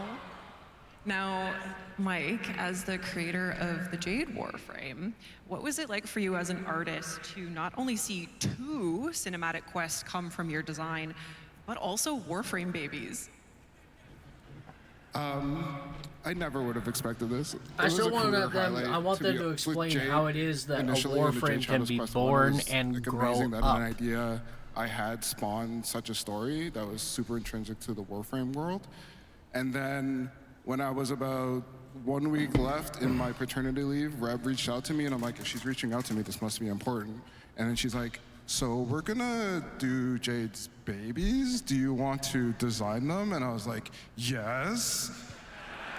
And I was still on paternity leave, and I had a few moments during a nap to do some sketches, and During a nap? Yes. And, shared these ideas, and Reb was very interested in doing a very, angelic, white angel, black angel kind of theme. And I, kept working on it and developed it into what you guys saw today, or in the past quest. Yeah. And were there any kind of standout moments while you were designing Sirius and Orion? Yes. You guys all saw that really awesome animated trailer by The Line, right? We were still heavy into working on the 3D models for these, and these being 2 characters with a lot of complexities with their helmet wings that open, and then they both have to be 2 parts of one whole. It was crazy to see the trailer release, and then all the amazing fan art that came out really helped us get over the hump and get these guys done. Yeah, and we love Sirius and Orion here, don't we? We do. Thank you, Mike. Thank you, Antonio. If you say so. Look at our boys there, our sons, all grown up. They had a growth spurt. Now, Kaz, working off of Mike and Antonio's work with Sirius and Orion, you designed their signature heavy size, the Wrath and Pride. How did you want to approach the concept and the models for these? Because you did Since both. these are Warframes that were born in the present, and then they came to us from the adult ones came to us from the future. In one, and how are they going to be other primed? Types of weapons, like maybe the split dark sword kind of thing. Because they did not exist during the time of the Orokin. Just the theme of the scythes and stuff. And when all of the primes were made. On both sides, why don't we just do one on each side that represents each character? And it looks like I had to do was flip it over to do each version, but the rig's a little more complicated than that. There's 2 bones on one side and 1 on another, and they telescope, and it's all sorts of weird stuff. So actually, this was a lot more difficult than it looked, but it was really, really fun to work on, really fun to sculpt. It was really fun trying to bring in some of the elements from each of the characters into these pieces. Yeah, and you made them so beautifully complementary to our sons, so thank you for that. Now, we can't forget about Sirius and Orion's mentors, Ryoku and Vina. Yes, shout out to our character artist, Frederick and Adele. Yes, our newest proto frames. And now, with new proto frames, we need new Gemini emotes, don't we, Elise? And both you and Shaylee worked on Vina and Ryoku's, which we'll have a look at now. And I know you shared a fun story with me about Vina's Gemini emote. Yeah, here's some footage of me being really creepy. I should have probably just mocapped it, but no, this is hand-keyed. Yeah, so the direction for Vina, I think Reb said, well, first off, she's hot as fudge, and she would like live in blood, drink blood. She's all about that blood. So I was like, well, I'm gonna have to have her like licking some of it at some point. So I'll do like something where she kills someone so she can lick the blood. And then Liger, who did the concept for it, he was saying, oh, it'd be really cool if she was like super unsettling, contortionist vibe, creepy movement, kind of like how like a tiger stalks its prey, or how like a chicken head is like gyroed. So my direction for this was basically sexy murder chicken. Okay. Hopefully I nailed it. Nailed it, absolutely. At least nailed it, right? Sexy murder chicken? Yeah. You did it. Those are not 3 words I ever thought I'd Now, hear in all a these sentence together. characters come together, you know, Sirius and Orion, Vina and Ryoku, in the Jade Shadows Constellations quest. Let's have a look at some of the mocap and early animation work that went into the cinematics for that. And Tim, what kind of inspirations did you pull from for these cinematics that you can tell us? And maybe a little bit of general how you... Maybe you want to talk about that. It looks hilarious, but I mean, like, if anyone's like me when you were a kid and you had like action figures or Legos, or for me it was like Power Rangers toys, you kind of, you know, you're flying them around your room and they're just kind of standing like this. But in your head, what you're seeing is the line trailer, right? Epic action. So we actually, when you're animating, you can start like that with just stiff characters flying around, figure out your choreography, your camera movement, all the kind of gross overall movements, and then you get into the fine details, polish it all up, and try to get that like extra zazz that makes it look really cool. Very cool. And I know, at least you were telling me this, that animators are involved in like pretty much every single process, every single part of the creative process. So you're working with like direction and the narration team to kind of build these up, right? Yeah, so the amazing thing about digital extremes is that all teams are kind of involved with everyone. Good ideas come from anywhere. But the cool thing about us is that we have a mocap studio on site. So me and Tim are animating these scenes, but we're also doing the motion capture. We're in the bodies, we're acting as the characters and talking with, you know, Jeff and Reb about what the narrative team are thinking for this, and working with sound and everything. So it's one big collaboration, and it's really nice that we're you know, it's not like an outsourced company goes away and does the mocap and we get it and we just animate it. We're through the whole process, so it's really hands-on. We love that, and we love that. Okay, who is, yes. We love our animation team. We love Absolutely. The DA team. I love that they do everything in studio. Who is ready for some more reveals? Again, it shows just how much they care about the game. Well, let's have a look at a very cool. They want everything to be perfect, and the only way they can guarantee that is to do the work themselves. I love it. So this suit is planned for an upcoming Nightwave mix. Now we Okay. won't spoil too much here on this panel, but you're going to learn a lot more about it on the narration panel, the narrative panel with Corey and the narrative crew. So you want to tune in for that. Are there any motorcycle enthusiasts in here? I mean, yeah, kind of. So this is speaking your language then. Yeah, I see you. All right. In addition to the suit, we also have another Nightwave Mix reward that will be coming. Elise, any words for this before we show it? Facial attachment. Yeah, so, you know, when you're doing emotes, and a lot of them are super cool, it's like you get at the end of the mission and you're like, oh, I'm like a badass, I finished, I'm cool. And I was like, you know what, it'd be really fun if we had like a cheeky one where you're like, come on guys, we gotta get to the end, come on. So I wanted to do something like more fun. Okay, So you want to do let's see something dorky. what Elise got up to in the mocap room. All right. Let's see what kind of energy you brought. Yeah.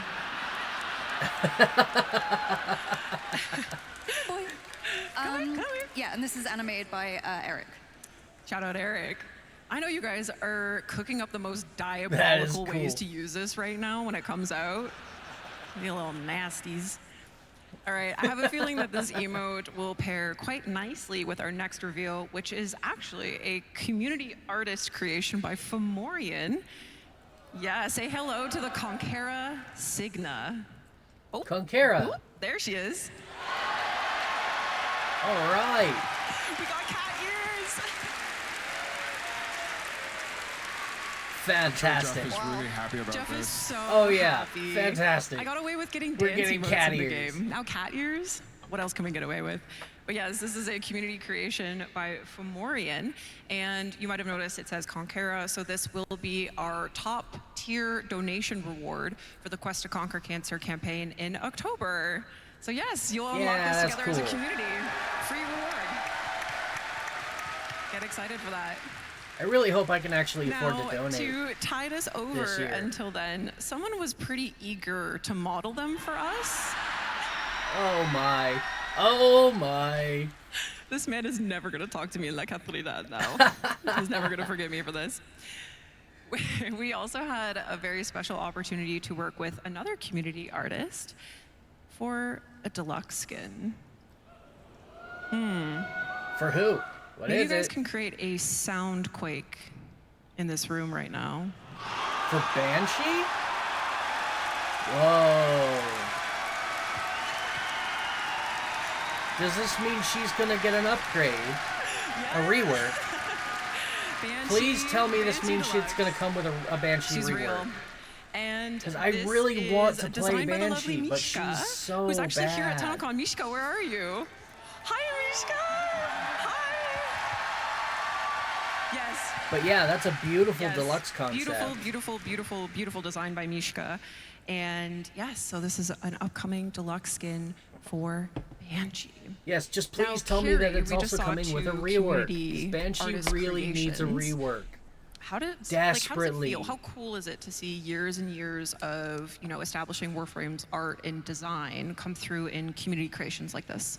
It is very cool. Like the community artists are incredibly high skill these days, which is really fun to work with. And seeing some of the older frames get a new interpretation, like Banshee is been around for a while now, and the deluxe skin has as well. So seeing a new interpretation, seeing something that gets kind of into some of the mythological theme, like there's a bit of scary monster that you wouldn't want to have screaming at you. Quality at the base of it is very interesting. And then some of our constraints and stuff, like you don't want a giant shoulder on your firing arm and everything else. There's a lot that goes on. So Mike, you seem to be like musing here. Giant shoulders are often a problem. life experience.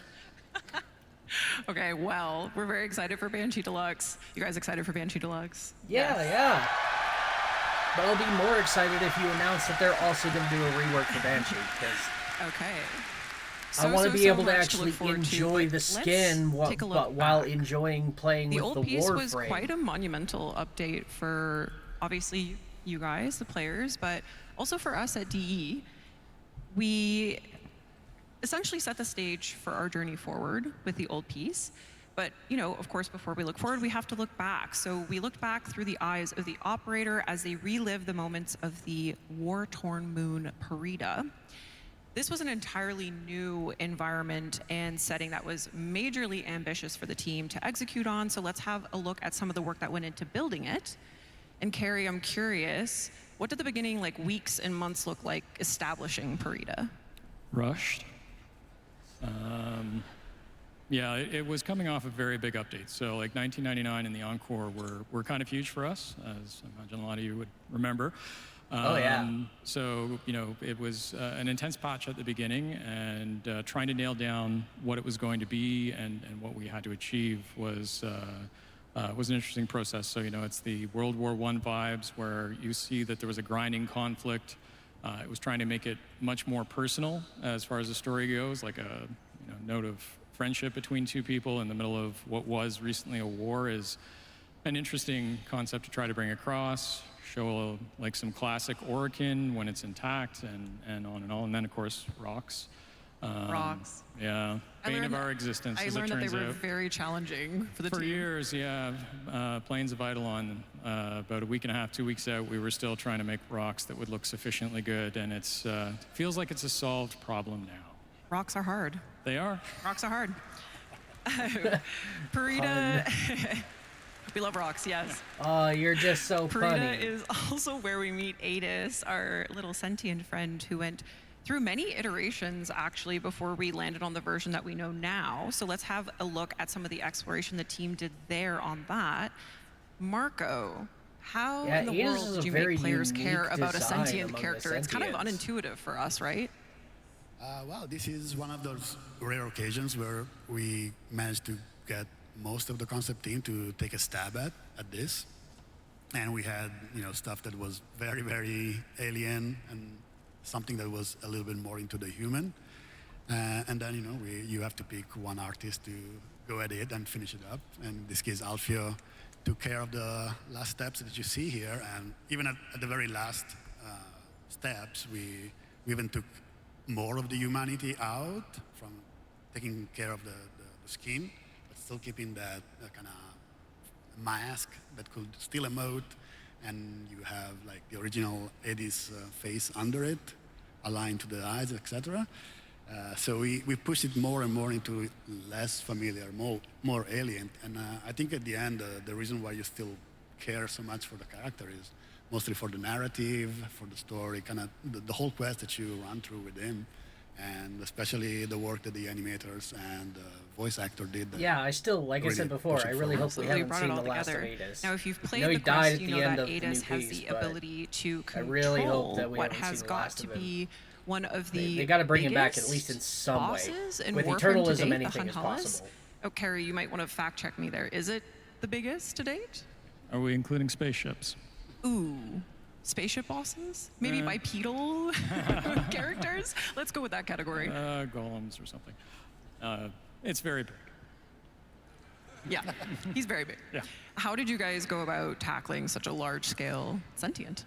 I mean, it is different. You don't often kind of design from the point of view of an ant about to be stomped. So a different kind of design challenge on that side.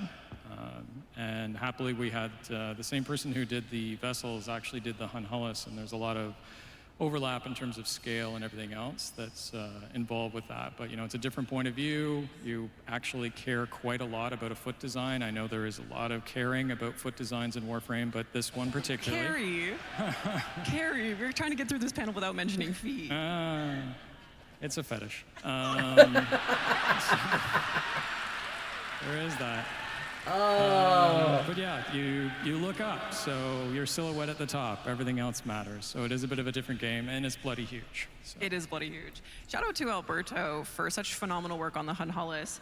Now, if you want to see some really cool kind of like in-progress states of the Hunhalas model, we actually have like a bonus panel content article that will be posted over at warframe.com after this panel concludes, and it includes, Alberto's kind of step-by-step on how the Hunhalas was created. So you'll definitely want to check that out.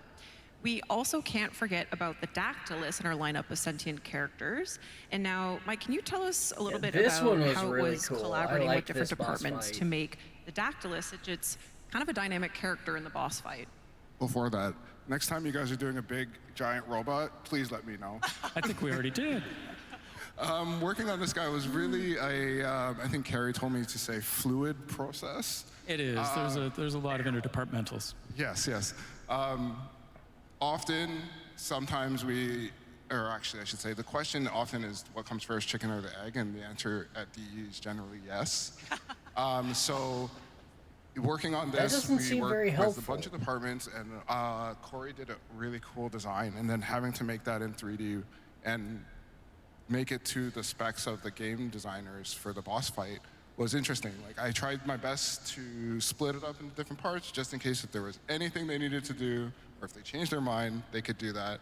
And I think at one point he was really bulky and really like hulked out, and they were like, we have to feel sorry for him. So we had to make him a little bit frail. And I think when we saw the demo last year, it really hit when he got stabbed. Yeah. Well, I know that you wanted to make the players care about a sentient character, which coming back to Adis was a bit of a tricky thing. Was there anything that you took based from on the Adis lore, that you the applied to the sentients Dactylus? really aren't We much literally took his different eyes. from the Tenno. Put it in this character. I figured, They if it are a worked for creation, Adis, it product worked of the for this guy. Orkin So- that was used to do their bidding. All right, and credit to Only to Fnatic later as be well for discarded giving it after its they were texture no longer polish as well of to use. really drive it home. Okay, so another unique element to this So update it's kind of was important the that new we feel kind of an faction, emotional the connection Anarchs, between the our new Tenno enemy and faction. the Sentients. And of course, they came fully equipped with Tau Dax weapons. Hell yeah. And Kaz, I know you had a blast working on these with the weapons team. What were some of the highlights? Yeah, so I got to design all of them, which is always fun. The only one that we had to use for reference at this point was the Orvius from Teshin. So, well, I can't make everything out of just arc shapes and stuff. He's got to start pulling in some other elements. So I started looking at Teshin's model as well and bringing in more of those like slightly bulbous like bell shapes and things like that. And then some parabolic kinds of shapes as well, especially for the bow. And yeah, just kind of tried to expand the style a little bit. But it always is hard to start with these sorts of things. With the blank page, you don't know what you're going to do. But by the end, the last one I did was the Grattler skin, and that one I'm really proud of. I think that one came out the best. Yeah, as you should be. Yeah, It's they all look incredible, really right? good. They definitely have that Dax feel to them. So, speaking I of love those weapons, we skins. had some big ones released in this update, the Tectilus artifacts. Focus school weapons that perform Tauron strikes, as we know. And Tim, these had to be big. So, what kind of techniques did the animation team employ to kind of give it that oomph? Yeah, so usually when we cast powers, we're focused mostly on mobility. Warframe's a very fast game. These and are we really want you to cool, be able but to I cast powers pretty on the much move. never use But with them. the advent of the Gemini emotes, we kind of tapped more into a cinematic camera where we would take control for a few seconds, not too long, and it really adds more cinematic flair and zazz to it. So when we had these big weapons, we knew it wasn't going to feel huge and impactful unless we did the same thing. So we made a bit more of a cinematic moment, take over control of the camera, and really show like the perspective of how big these things are. And I know you guys didn't mocap any of these because I don't think you could, right? So they were mostly hand keyed. Am I correct? Yes, we'll think we often tried. shoot video reference, but I think maybe that first one that was shown in the demo was like a little bit longer, where you grab the sword and pull it out. That was originally mocap, but then we had to like crunch it down for speed, and there's heavy modification after the fact. But the rest, I believe, are all hand keyed. Yeah. Incredible. And I know a lot of VFX and SFX to kind of like really bring it home and give it that punchiness. Now, the Tauron Yeah, they look strikes, amazing. The problem like everything is the way else they're we've discussed thus implemented, you far almost about the never have an art keys opportunity all to came use together them. in one seriously epic I've only got cinematic quest. one of them so far, At and least. since obtaining it, I've This used screenshot it maybe is giving you a little maybe 4 or little 5 stress from looking back on putting it together. But I know that you said it was particularly cool to work on this opening sequence. Yeah. The sequence was super fun. You can't mocap guy gets smacked by a giant vessel. Well, we could, but I think someone might die. So yeah, so you can't mocap like hardly any of this stuff, and you also can't film any reference, which is what I usually do. So you just have to kind of eyeball it, and it was a really fun challenge. And then I think I was done with the sin and moving on to other stuff, and then Jeff said, hey, I know we have him on the ground and then he gets smacked and then rolls and then does all this other stuff, but the designers have added this really cool Maritic feature, so what if instead of that he jumps up, hits him in the face, then gets blasted, then falls through the air, then gets knocked, and then da-da-da-da-da, and you have 2 weeks to go. So that was a fun challenge. So you made it happen. Yeah. And Tim, as I understand it, you found some motivation during your mocapping. You found it in a really great place while you were working on the old piece. Do you want to share that? Yeah, so like I woke up at one point last year with frozen shoulder, which just meant that like if I move it to certain positions, it would hurt a lot. And I thought, well, I just won't do that. It'll be fine. I know how that And then I was feels. mocapping, I think, some agile animations for Uriel, where he's got to like, raw. And I was like, oh, that kind of hurt. I think I really need physio. And physio apparently is find all the things that hurt the most and then do that for 40 minutes in the morning and 40 minutes in the evening. And I was like, I know I need to do it, but it's like, it's so annoying and it takes so long. And but at the same time that this was going on, NDD20 was doing his new player playthrough through Warframe, and watching him get absolutely giddy about the lore and feel all the feels in the quest Getting to experience that again for the first time vicariously. To all the people who stream their new player experience, thank you for giving us the opportunity to feel that stuff again. But yeah, so what I did is I said, I'm just going to save these as a treat. I will only watch them while I'm exercising, doing my physio, otherwise I won't do them. And so he motivated me. So to some extent, you can thank Andy for the old piece having all the proper mocap where it's not just one arm stiff by my side the whole time. So wow. thank you very much. All right then. Wow. That's kind of cool. Thank you, Andy. I was hoping to shake his hand today, but he's not here. So sometime maybe we'll make that happen. Virtual handshake. Yeah, thank you everyone who plays Warframe and streams it and shares those experiences with us. That makes it very special, very motivating for the team. So thank you, Elise and Tim, for sharing that. We now have a video showcasing all of the incredible animation and mocap work that went into the old piece. So sit back, relax, and enjoy. All right. I still want like a real life replica of the flower.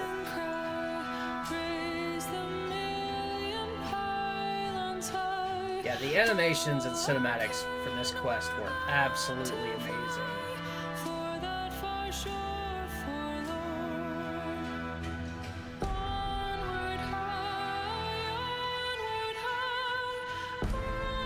The quest just overall was just absolutely fantastic. Again, my only problem with this was the Parade Rebellion afterwards. The mission type. I don't like the way that it's I designed. didn't want to. It was him or me. Him or me. But the quest itself was just outlandishly amazing. I enjoyed every second of playing that quest.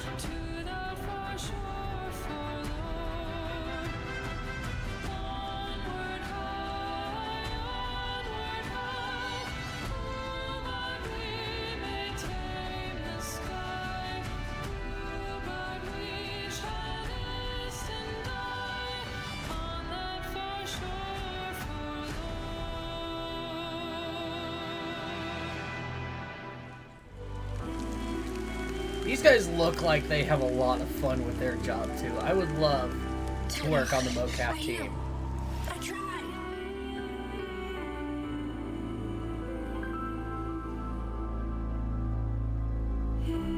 My light goes with you now.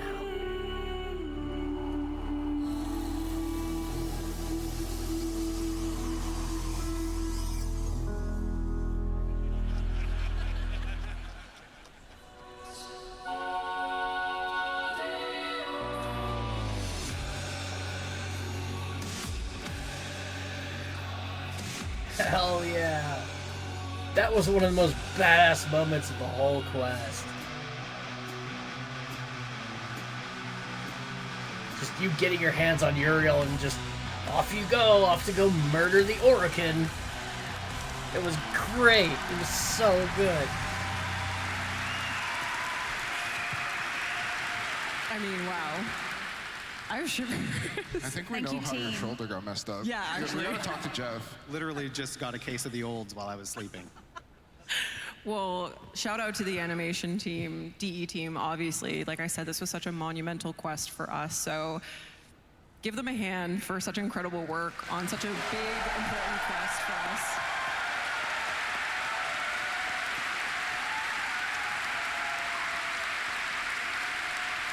Now, of course,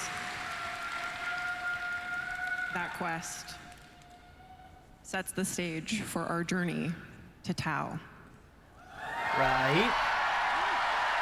We've already heard about Tau once this broadcast. Are you guys ready for some Tau reveals? Yes, please. Is Tim Too not bad ready? we're gonna have to What's wait. happening over Am I there? right? Okay, so let's start with the kind of weaponry you'll have in your arsenals. All right. How does a shotgun sound? I like shotguns. Ooh, it's a sentient shotgun. And not just a shotgun, a sentient shotgun. Hell yeah. Yes. Now, Kaz, we can't say too much about this, but we are looking at a sentient shotgun. What can you tell us about it? Well, it's got 6 barrels. Oh, shit. It's gotta be really weird. It's sentient. There might be a really weird animation that goes with this one, with some really weird little arms and stuff. Tim?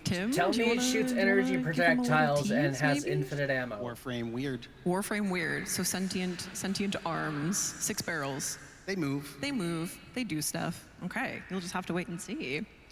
All right, and it's been a while since we've had a new fist melee weapon.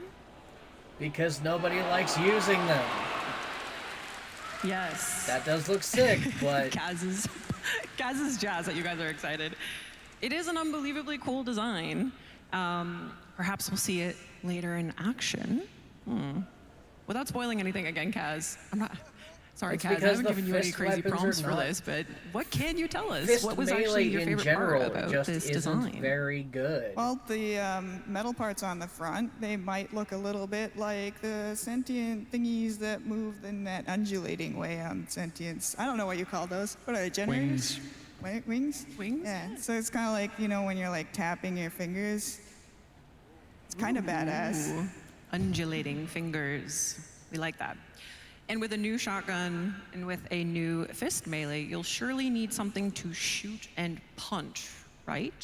It's a new enemy design. We're heading to a place where you'll meet some very interesting sentient enemies. Oh, shit.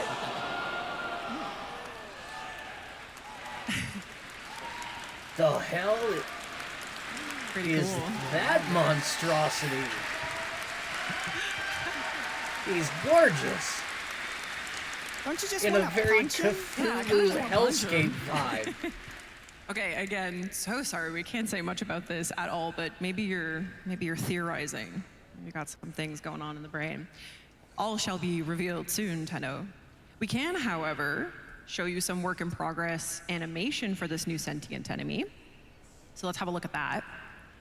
And this video is interesting. It actually kind of highlights a very interesting part of the developmental process when sometimes the model isn't ready yet. So you're actually seeing a coolant arachnoid cosplay as this new sentient enemy. Look at him go. Yeah, I was actually talking to Eric who animated this, and he said it's really useful to have existing models with similar shapes and movements to work off of. So this is really super cool to see, and we're excited to see when the model gets done. Actually, do you guys want to talk about that a little? Oh. Sorry, I was just gonna say, yeah, That'll be interesting. Warframe Question production is, is pretty how quick, big so is it sometimes gonna we be? just Is have it to get gonna be in going like without a knowing what the normal-sized final model's gonna look like. and enemy, we just or have is it gonna to be use whatever's large? close, and then adjust when the final stuff comes in. And it works out in the end. Okay, you got a little teaser there for how that sentient enemy is going to be moving around. Okay, we have a new shotgun. We have a new melee. What else could we possibly need to deal with these new sentients? A new Warframe? Maybe we'll need the core cracker. The core cracker. Yes? No, that's not it! That's not it! Oh, rude! Somebody guessed it. So No, come on!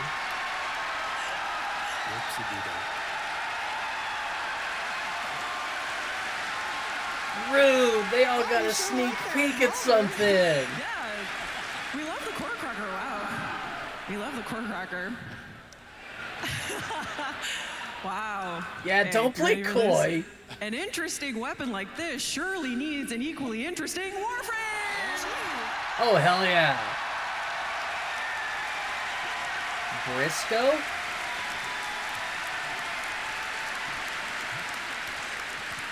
Say hello to Briscoe. Marco. What are we looking at? What are we looking at here? Well, yeah, there you go. Briscoe is a new detective Warframe that's gonna play an important part. Detective? In the, our main update for this year.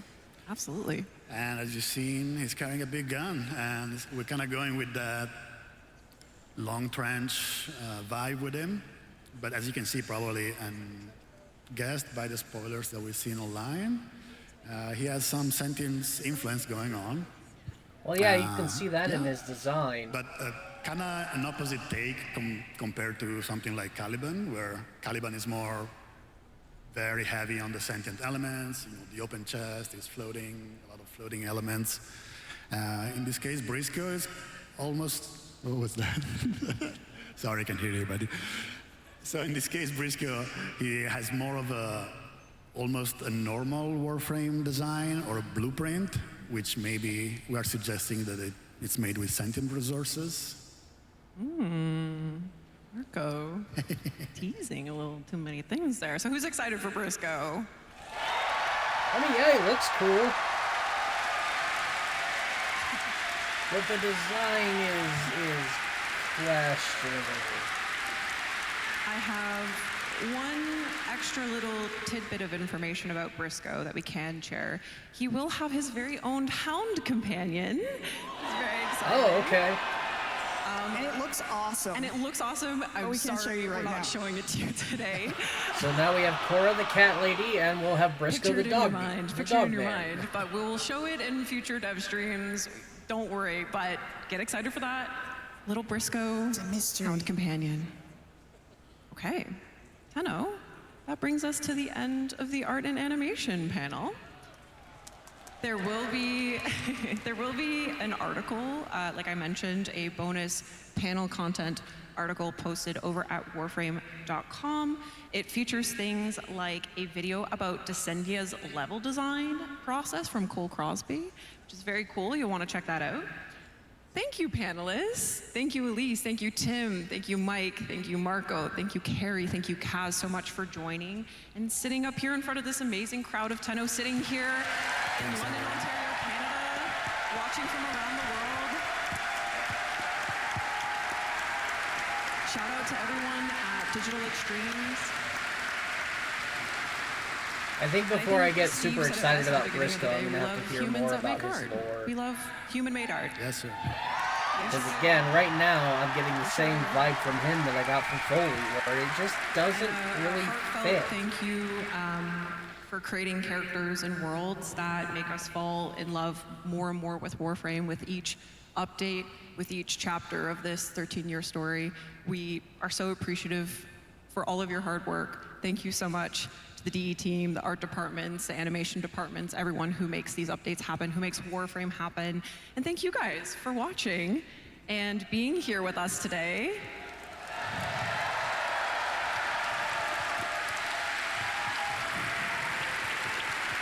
Now, okay, I lied. I actually have one more thing to show you. Tim and Elise have been quite occupied cooking stuff up in the mocap room. So why don't we take a peek at what they've been up to? And with that, thank you so much, everyone. Happy TennoCon. Thank you for being here. Enjoy the rest of the day. Thank you. Bye-bye. Time for a bit of a reveal.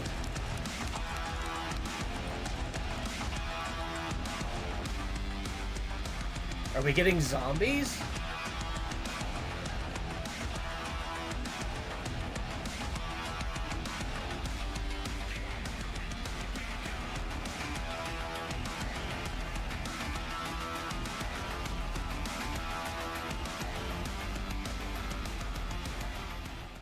Alright, it'll be interesting to see how that all correlates with what they're going to reveal soon at the Tenno Live event. So we've still got one more event to go through before the main one, and we've got about 10 minutes before it starts.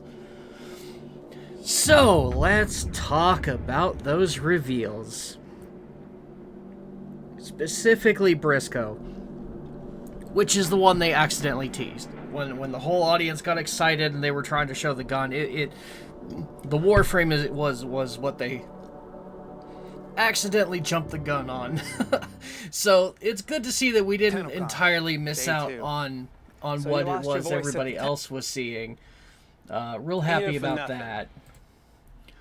But let's talk about that Warframe. I definitely will take this with a grain of salt because it is just a reveal. All we have right now is basically a concept art. But oh my god, it really, it feels like they just kind of went, hey, I like this idea, let's make it a Warframe, and then there's no real foundation for how it fits in the universe. Again, I had this problem with Foley and the Shadowgrapher update. It's a cool idea, but it doesn't feel like it fits in the Warframe universe, and I'm already getting those same kind of vibes from Briscoe. It's like they were just like, hey, we like detectives, we really like, say, we play Fallout 4 and really like Nick Valentine, and we want that kind of private eye with the shady trench coat and Dick Tracy type vibe to it, and so we're just going to design something like that, but this is in Tau, so it has to have a sentient feel to it, so we've got those little sentient elements in the design. But now explain to me how the hell a Warframe designed in Tau looks anything like what it would in the Origin system.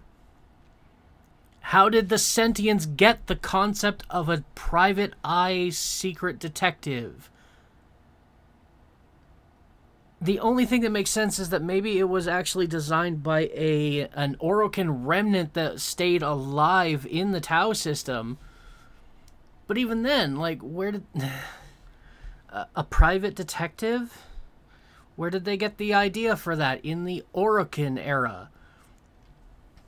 Those things don't exist. Those are old Earth, like ancient history Earth concepts that are effectively dead by the time of the Orokin era, even beginning. They're already dead. So how would they know to do the private detective shit as a concept? Unless, of course, they have really no control when they go to design Warframes or when they create Warframes. The only thing that makes sense is that they have no actual control over how the helmet stream shapes itself when it converts someone into a Warframe. But that is not established lore in any way. But it's the only way it would make sense. And then again, having it be in Tau, it only makes sense if there is Orokin still alive in Tau to make a Warframe. Which, by the way, was the entire Warframe project was completely the brainchild product of Ballas, who is dead, who was not in Tau. Like, he left Tau and was killed effectively in the Sol system, and he is the brainchild behind the Warframe program. So if we have Orokin in the Tau system making Warframes, how do they have that knowledge? Unless they were directly tied to Ballas. So again, lots and lots of holes. I know this is just a concept art right now, and I am overthinking this to the max. But I kind of have to, because, like, this is my favorite game, for crying out loud. The lore of this game is the whole reason I play it. It's fantastic. I mean, I myself made the statement earlier with in regards to Adis, that, you know, all things are possible in Eternalism. So, okay, I can apply the same logic here with this new Warframe concept. But they need to find, they're going to have to find a way to describe it, and they need to do it far better than they did with Foley, because Foley's lore makes no fucking sense at all. It has absolutely zero place in the Warframe universe, other than just some random mutation that happened. Like, Foley herself doesn't even seem like she should be a Warframe based on the missions that you do in order to obtain her. She's more of, like, I don't know, a Tau, not a Tau, a void demon, a void ghost, almost. A product of the man in the wall that just kind of somehow manifested independently of him in the Origin system, and it just happened to like art or something, so it themed itself around paint and painting. It's weird. It doesn't fit. It just doesn't fit. The whole Shadowgrapher update just does not fit with the rest of the game.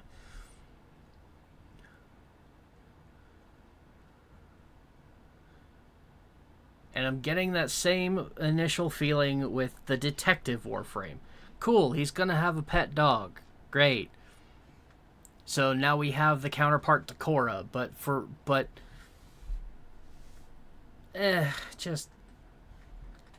it just doesn't feel like it fits properly. I don't know.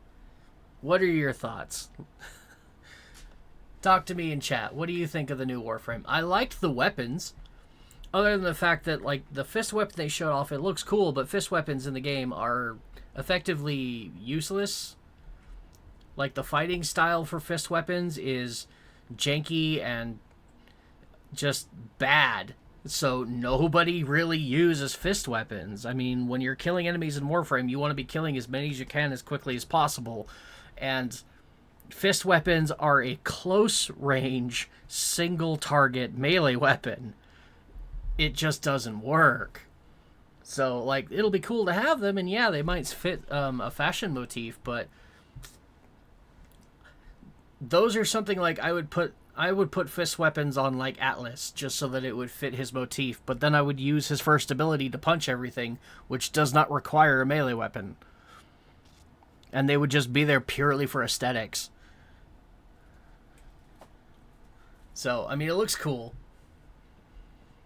And I'll be happy to get it, but yeah, like, fist weapons just kind of suck. Now that shotgun, the sentient shotgun, again, tell me that it's going to have energy-based rounds and infinite ammo, and I am super stoked to have a 6-barreled shotgun that fires bullets that do tau damage, just like sentients do.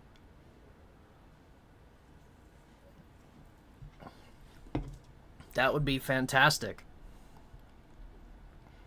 And the pistol, well, the pistol kind of got overshadowed because of the accidental reveal of the Warframe. They didn't really say anything about the pistol, but the concept art was pretty cool. That one, the way that it's designed, I think it would be really cool if it had an alt fire similar to there's an infested pistol where if you alt fire, it lobs a giant explosive projectile. So that one looks, they call it the core cracker. So it's got like this heated core that's used for the magazine of bullets. So it'd be cool to have an alt fire where you kind of like pull that core out and overload it in somehow and lob it like a grenade. That would be really awesome.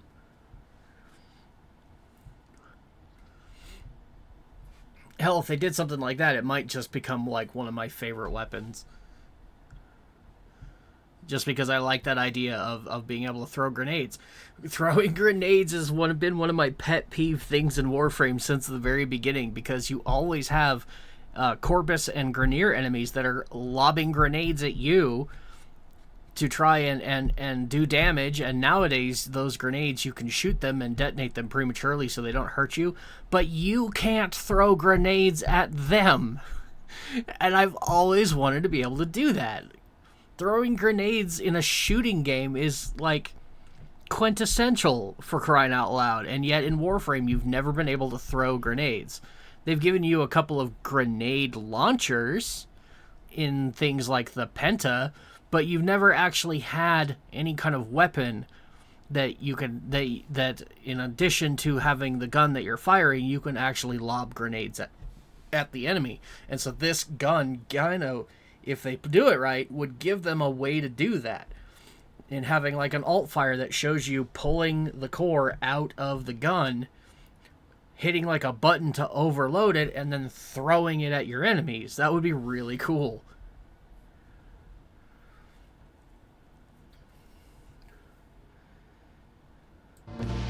Alright, that's about all I've got to say on the matter. We've got 3 minutes now to the narrative panel, hosted by Corey. Okay. Oh, and Ben Starr's going to be on the panel too, so that should add for some interesting banter. Alright, I am going to just kind of chill for a couple of minutes and give my voice a rest, because I'm growing a bit hoarse. Even taking longer breaks between me talking over the stream, which I have to do unfortunately. I'm sorry. It's a copyright thing. If I'm gonna be streaming this, which is already streaming somewhere else, I gotta add my own input, or else what's the point in watching my stream? So, but I'm gonna give my voice a rest for a little bit while we wait for the narrative panel to start. So, kick back, relax, get yourself a snack, a drink, use the bathroom. Now's the perfect time to do it.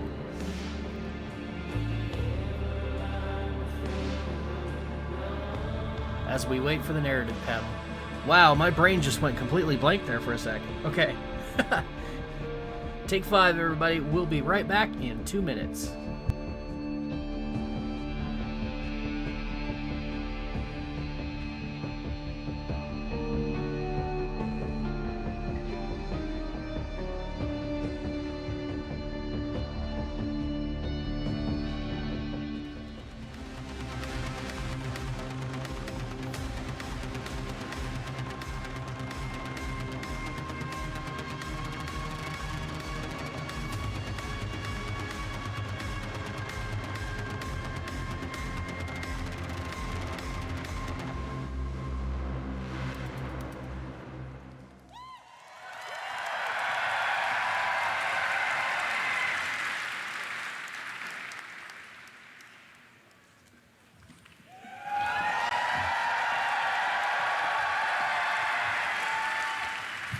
TennoCon, hello, hello.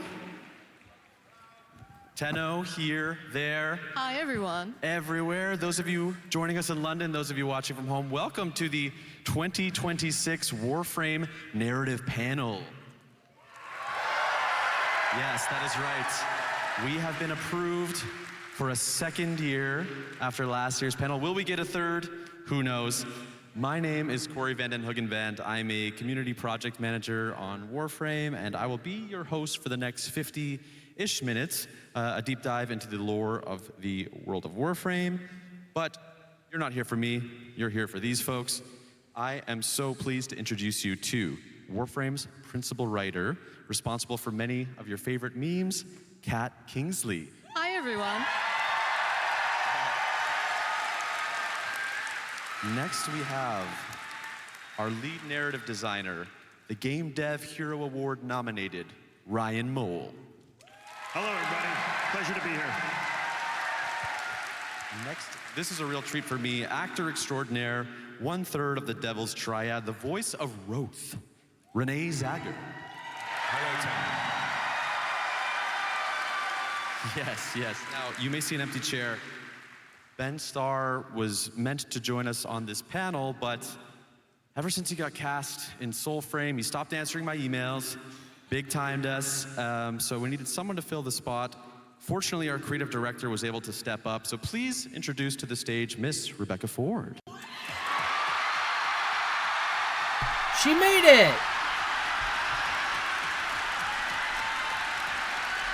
Oh, God, kind of. Oh, my God. I don't know how she made it. It's a testament to her leadership. Oh, my God. Are you serious right now? Hello, TennoCon. It's me, definitely Rebecca Ford.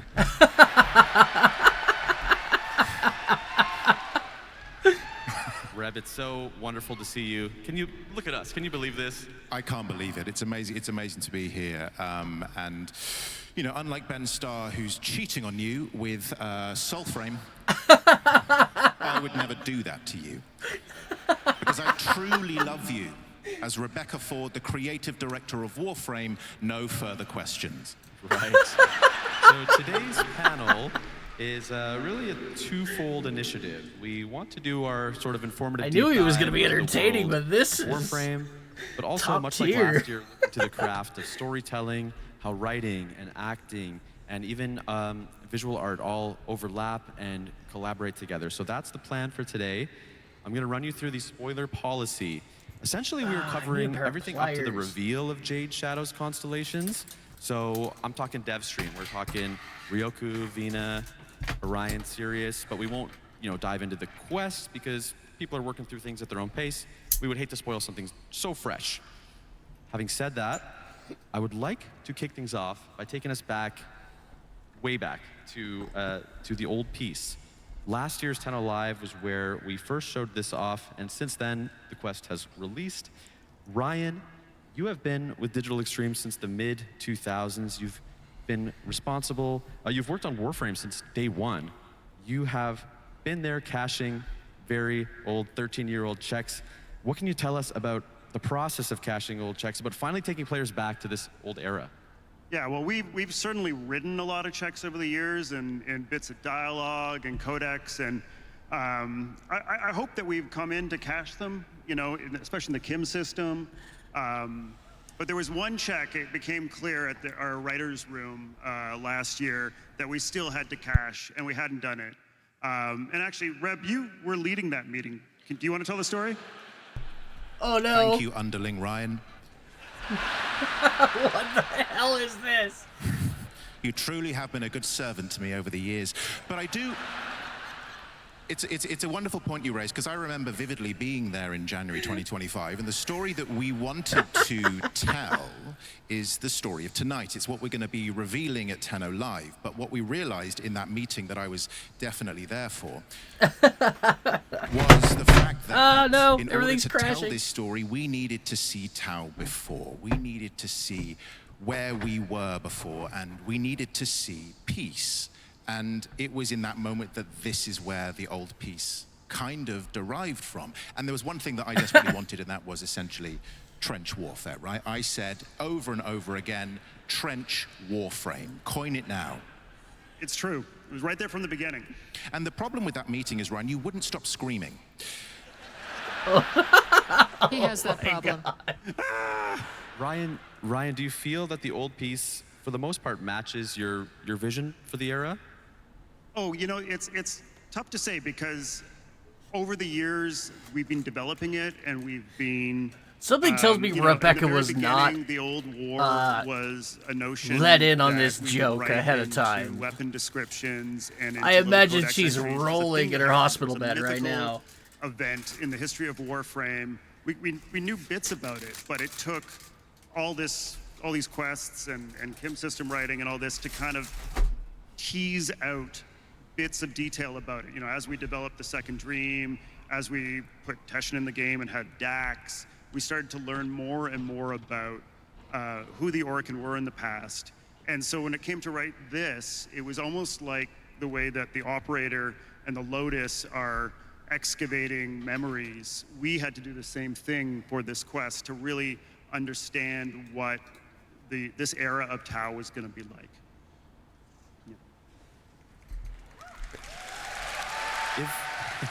Right on. Also, if I remember one thing, again, very vividly, Kat, there was a conversation, the fact that, like, what was the story that we wanted to tell? It was almost like, I mean, you mentioned it in the room, it was the Christmas armistice of World War I. And I think that's the great thing about this game, is you're taking inspirations from various parts of the world and we're placing it into the game, we're transposing it into the key of Warframe, but it's always kind of identifiably that. Exactly. No, it was how do we're always trying to connect something that's so otherworldly to a very human experience, and that was something that you really wanted to draw from, Reb, is like always how do we connect this to the human experience? And that's something that, you know, your leadership is always so inspiring. And thank you. And as definitely human Rebecca Ford, I really agree with you there. And speaking of Reb's vision, you know, if I had to guess, the Dax, the Vermeer sentience, that was always a part of the plan as it relates to the old war. But I imagine things like the Hanhalas, the Tauron strikes, this great big anime sword, maybe that wasn't in the 2013 lore Bible. Reb, can you talk about balancing classic concepts with new things appearing in the past? Yeah. I'm a benevolent overlord, and what I want, I get.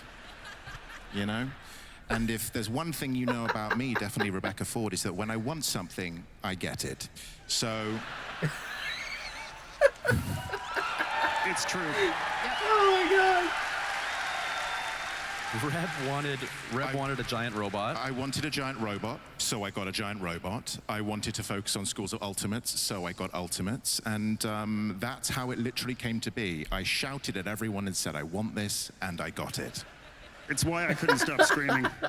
Speaking of getting what you wanted, of course, the proto frames weren't on anyone's mind back in 2013, and yet here is Roth, who arrived with the old piece and whose voice actor is here with us today. Rene, this was your first step into the world of Warframe. You joined at quite the moment. What can you tell me about the early days of this project? I think every actor loves a great character brief, like a breakdown of what you want. And the brief, if I remember rightly, was the late, great Peter O'Toole meets Paul Bettany with a sprinkle of Russell Crowe from Master and Commander. So... that's a tall order. Once an actor hears that, it's like, okay, I know where I'm going. A little bit of research, and then you get the sides. I submitted my sides as any actor would for a self-tape. I waited, I called my agent, she hadn't heard, and I think 3 weeks later I got offered the part, so here I am, and I'm very happy to be here. And you two had met. You two, yes. You two had a meeting in London, am I correct? I mean, I bet it was a no-brainer. Apparently Renee he's and a I met, big-time in voice London. actor Do you want to for speak Final more to that, Fantasy Renee? 14. I do. My agent emailed me and said, Rebecca Ford, you, are coming to London, UK. Would I like to meet you for coffee? And I think I originally was signed to do 6 4-hour recording sessions. And I think we had 2 left and we met in London. Yeah. We discussed the character, We what did. was happening. Yeah. And the rest is history. The rest is history, and we'll never know what happened to that meeting. Lots of coffee. No one should ever know I was caffeinated out of my mind. Kat, can I ask you about retrofitting a new character into an ancient past? It was such an interesting challenge to write Roth, and it wasn't even so much writing the villain romance, because some of you know that is literally my whole genre. So when Reb... Of course. So when Rebecca came to me and said, Orokin villain romance, I would say no more. But the tricky part was writing an Orokin. Yeah. Because here's a character who knows more about Orokin's society than we do, because he lived it. And so I had to go off and create the Orokin org I could definitely chart, see that so being to speak, really hard. and sit there and figure out a whole lot, because he was there, he lived it, he breathed it. And when you're writing a character like that, who also is so smarmy and so clever and so witty and wants to hold that knowledge over you, he's a very dangerous character to write, because almost as a writer, I'm like, I think he's manipulating me as the writer. But he was so very much fun. He was like the ice cream sundae of the Devil's Triad. I literally had to save him last, because I'm like, I'm gonna write too much of him if I do it first. Add another branch, Kat. No, no more branches. No, no. The localization team will kill me. If you checked out our panel last year, you'll know we showed you what was called a casting sheet for Eleanor. This year, it's a little different. We didn't actually have a casting sheet for Roth. Reb, why was that the case? Well, as we know, I'm collecting actors like Infinity Stones. Oh my God.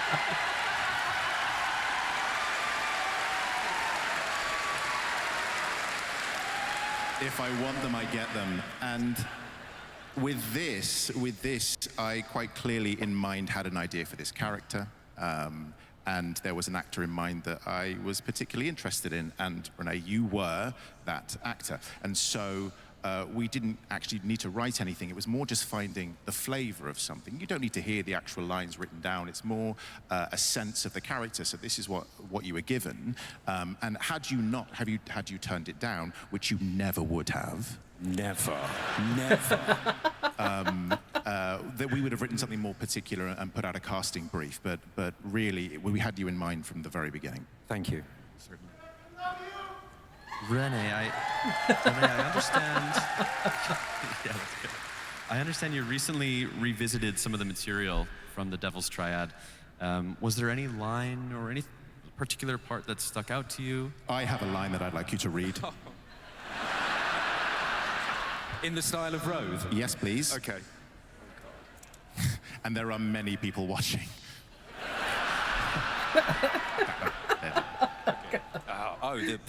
Okay. Okay. So this is the bloodbath proposal. Okay. She summoned me to her bath one evening. Oh boy.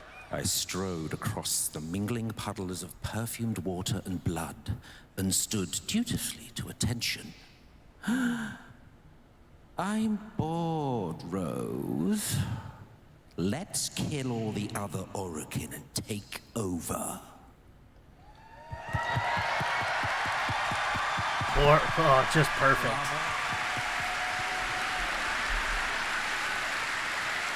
I really do hope that we actually get to meet more of the by our lead writer Adrian Bott, who wrote all of the seven. Descendia voice logs.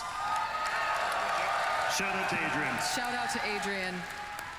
We have all of their is names home, now. We have a in vague London depiction Prime of what they or look nearby, like, thanks to the old piece and all those statues. with a family so conflict. I really and he wrote hope all that of those, we get to, as time goes on, because there is meet a the rest of the effortless way Orokin that 7. he commands the way of Orokin monologuing that I Because from just what could everything not we've even heard, Balas hope was to actually the approach. tamest It's of just the beautiful seven. the way that he can and do we that. all know how fucking evil Balas was. Adrian, we miss you. We miss you, Adrian. In the interest of time, we'll keep going beyond the old piece, but before we leave, I do want to talk about Adis. Yes. Reb. Yes. Why Adis, this sweet sentient child? Where did the idea of Adis come from? We wanted them to experience what was at stake. And how better to do this than through a young fledgling friendship, and to give Tenno's first friend, and to show it in such a kind of a young state. It's so raw and real, and showing what people were fighting for, and ultimately what was there to lose. And, you know, best to tell I can it through believe character that. and through storytelling. And I it worked. think we really hit it out of the park. Oh yeah, for real. It worked. And I will say that was... I actually teared up at was the end of something that quest. We knew from that very first meeting. And that I know we I'm were not the gonna only tell that one. story with the operator and a young sentient. We didn't know he was going to be Adis yet, but it was part of the DNA of the old piece at the very beginning was that story. Right on. We're going to keep trucking along. But between conventions, we also shipped The Teacher, Valis Undermine, Shadowgrapher. Ryan, you led writing on The Teacher, and I'd love to hear you tell us more about dipping back into the early game. Oh yeah, well, you know, we knew we needed. I really hope they to expand on The teach Teacher, mods like, to players soon. better. We found that people who were experiencing the mod system and playing with it stuck with the game, and those that didn't really get the menu and didn't understand how to play it bounced off. So we wanted to give people that early appetizer, get them into that menu, get them to understand how powerful mods were. But I had a secret second agenda that I really wanted to do. We have characters in the game that don't get the best introduction or weren't getting the best introduction at that point. And one of the main ones was Teshin. And I really, really wanted to give Teshin a proper introduction in the game. So I was able to meld those two tasks together in that quest. And I hope it worked. Right? Did it work? I really love The Teacher. We were talking about this backstage. To me, it feels very much like episode 3 of a TV series, right? It's like a two-parter of Awakening and Vor's Prize, and then we go into episode 3. That's The Teacher. For sure. I mean, Yeah. Warframe is When's very episode 4 coming? Episodic in how we treat our quests. It's almost an anthology in certain respects, where we're getting different characters from all over the place, and really just to go back to, 'Cause right to those now, early days. One of the other after things The about Teacher, that quest was that I wanted to Teshin write a only quest becomes integral into that the was story in specifically Nata. for the new Nata players. is not episode I knew 4. all of you who are here Nata or is vets, more like episode would maybe 6 want to go or back and 7 play or it too, 8. but I didn't want to have to worry about putting a challenge in there for So we need existing more in players who've between. got thousands of hours in the game. It really had With to be more for those players who had tutorial. 3 hours in the game. And I think all of you appreciate that you're going to get fresh blood sticking around a little bit more because of that quest. Yeah, but now you need to expand on it. By now, our players understand the premise of the update for Jade Shadow's Constellations. Kat, what can you tell us about developing a direct sequel to a quest? It's somewhat rare for us.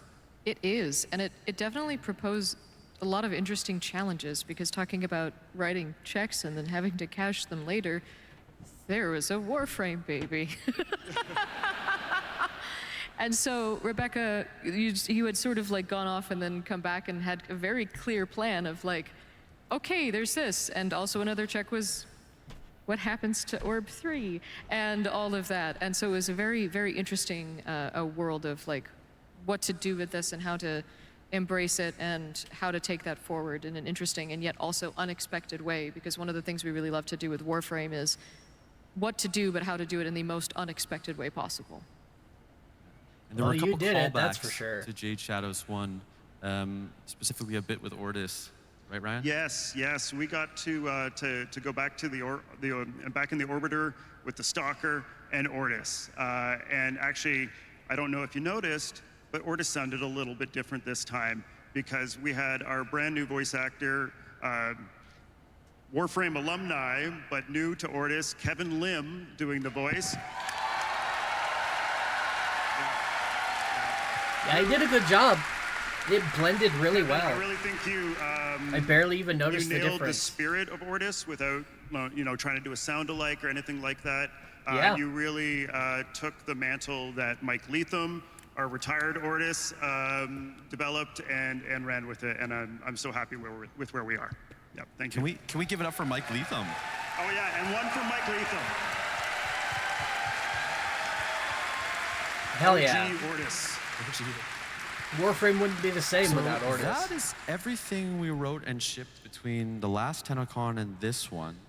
Before we move out of the past and start contemplating the future, there's one member of the writing staff who could not be here today, and Adrian Bott, the lead writer on Warframe, insisted on sharing a short message with all of the Tenno here today and watching all over the globe. That's This cool. one is for the lorehead, so grab your notebooks. Class is in session. Hi, Tenno. So I really just wanted to follow up Oh, on last yeah, I year's remember active him. panel, where Corey asked if there was anything the players should have brushed up on prior to the big Tenno Live reveal, which of course back then was the old piece. Back then I could only make vague and half-assed references to old lore and Hunhouse comment I still about am how we convinced severed that they worlds. used his That was face as because the model one important for background detail for Lloyd. the old piece is that the Sentients did in Human fact Lloyd. complete their solar rail between the Origin system and Tau. That's actually something we've known about for as long as we've known about Tau at all. It was first mentioned in Mag's Prime Codex entry way back in 2013. And on the topic of the old piece, I also really ought to address the question of how come the operator is up and about instead of in a cradle on Lua. The second dream is a transient state, one which they were put into for therapeutic reasons as well as to pilot Warframes remotely. It's not the same thing quite as the long sleep or the long dream, which is when the Lotus put all the Tenno into their pods shortly after the Night of the Naga drums, and they stayed there. One question that comes up a lot is, did the events of the old piece actually happen? Yes, they did, although bear in mind we are seeing them as the operator remembers them. They are not Eternalism shenanigans. We've actually only used Eternalism twice for serious story beats, once for the Operator and Drifter's existence in the New War, and once for Sirius and Orion. Hello? Yeah. Hello? And a 1, and a 2, and a half. Amir, what are you doing? Which leads me neatly on to the question of what is the indifference really, and what does it want? Well, I can now reveal for the first time. I don't know. It's some old Britannic guy. Just overlay the signal. I couldn't believe it either. But the big question everyone's going to have is, are they romanceable? Well, I have special Oh, permission come to tell on! you. Well, hello, TennoCon. Guess who just broke the fourth wall? Amir!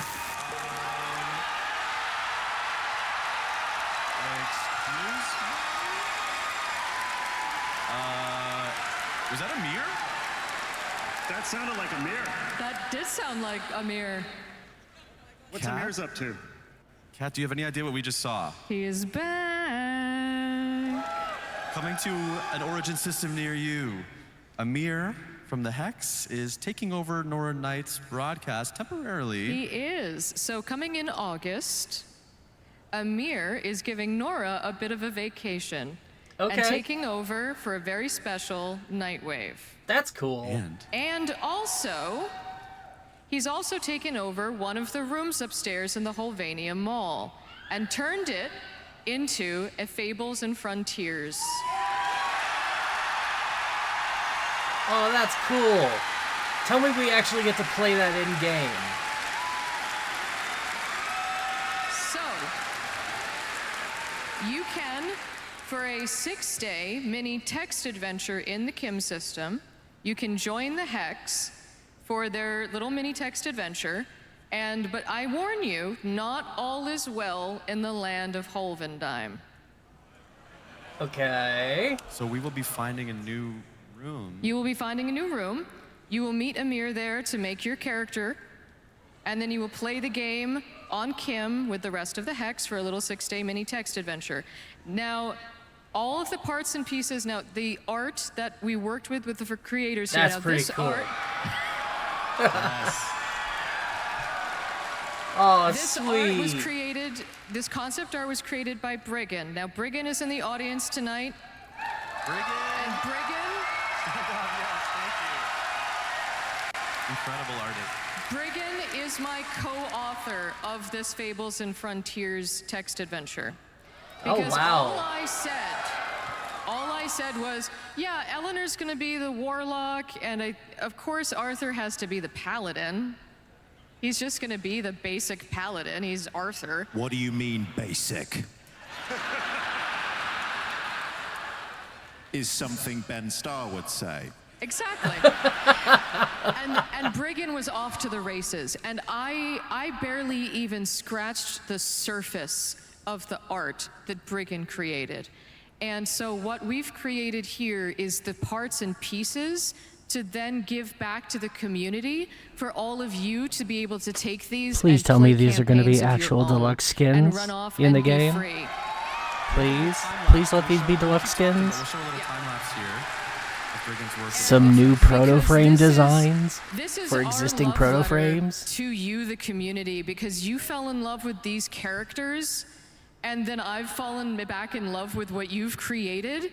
And it's like, this wouldn't have happened. This Fables and Frontiers campaign wouldn't exist without all the love that you've given to these characters. And so we wanted to do this as almost a thank you to all of you. And like to be able to see what, and yes, Monk Arthur. No! Monk Arthur is real. It haunts my dreams. Oh, and did we mention that there's some returning voice actors? Yes, and so in the Shockwave, all of the Hex are returning to make cameo appearances. Awesome! This is really cool. I'm excited. Like I said, I love mini games. He'd be thrilled. He would be thrilled. And to be able to work with Briggan was just so phenomenal. It was such a collaborative process, and we were able to just sort of bounce ideas back and forth. And they put so much love and thought and backstory into these.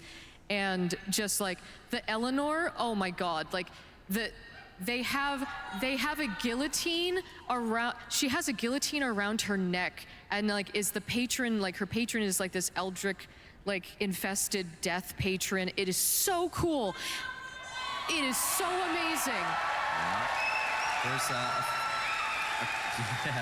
There's a few more things coming in this update as well. And so we have these amazing glyphs coming. Oh shit! Those are hot. Aoi is a barbarian. All of them. Oh my God. Fashioned after a bone widow. And it is so cool. It's gonna rock. It's gonna rock. And if you were watching the sound panel, you may have heard that a new online track is on its way, and that will be arriving with this update. Might also be a little bit of TennoGen, maybe a few more TennoGen Cygnus. You didn't hear it from me. A little bit more art. And we have some of these character sheets that I drew up with all of the amazing concept art. So these will be coming with the updates so that you guys can all take these and run off and play. And that is, have fun translating all of that, guys. I have a new respect for the art team, and I had to do that line by line in Photoshop. Yes, Oh, if I can wow. translate that TennoBet, feel free. That is Lord Alan V. and Greg. And Greg. And this is arriving in August. In August, yep. Right? Oh, that's exciting. So we'll see I you like back in that. Albania I very love mini soon. games. Very, very soon. Yeah, that's what they're delivering is a new mini game. I love it. I would like to add that this Means is I really got to get to work grinding out my current Exactly. The fact Night that the Wave. community have embraced the Hex in this way is absolutely incredible. And you have responded so brilliantly, and I think it's the vivid drawing of these characters by our amazing narrative team that means that they can be placed into different contexts. And the fact that you guys are so excited means a lot to us, that we keep getting to do this, and we keep getting to revisit these characters again and again and again. So thank you for turning up, and thank you for kind of giving us life so these characters can keep giving us life. So you're amazing. Thank you. Absolutely, well said. Absolutely. He's actually doing a really good job of portraying Rebecca Do you have Ford. any final notes before we move out of this segment? I said it all. We'll see you in August. We are entering a segment of the show that I like to call Ask the Director. Uh-oh. Yes. Last year, Adrian, Kat, and Ryan, they had to plead the fifth a little bit because some of my questions would be, you know, why 1999? And they would say, oh, that's really a Reb decision. She would have to answer that, but Miss Rebecca Ford is here on the stage with me today. Yep. Oh, no. And now I get to ask you. Ask me anything. I will ask whatever I please. So I know we said no JS Constellations spoilers, but we agreed to make one exception. There was just one particular line that I want to dig into. Hun Hao tells the stalker, quote, "Nata can never know. She must always believe in a future." I know this line caught a few people's ears, and it certainly caught mine. Why is it that Nata can never know what happens in Jade Shadow's Constellations? That is a valid question. Hun Hao can burden it. He can deal with the burden of the knowledge that the future is fundamentally doomed in some capacity. He can shoulder that burden, but in order for Nata to keep going, he is giving her the one thing that enables her to keep going, and that is hope, the belief that there is a better world after today. And I think that is a gift and a beautiful thing that a father can give a child. Good answer. I want to get I don't know if a that's little bit of real right, talk. but it's a good You've answer. been studio intern, community manager, community director, Yes. now creative director, and all that time you have been the voice of the Lotus. Yes. How has your relation to this character changed over this time Well, period? first of all, don't I sound great as the Lotus?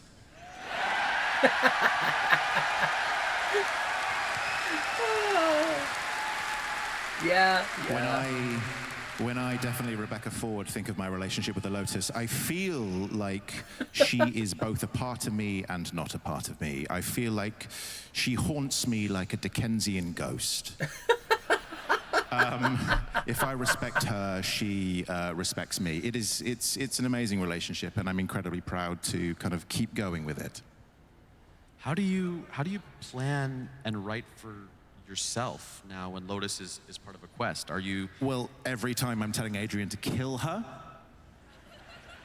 and he won't let me kill her, because I, in good faith, can't continue on being a Nepo Lotus and writing all the stuff for her. So, no, Adrian wants to keep letting her live, but every single time we go into a new meeting, I want a death for her. But you guys keep wanting her, so she's just going to keep coming back.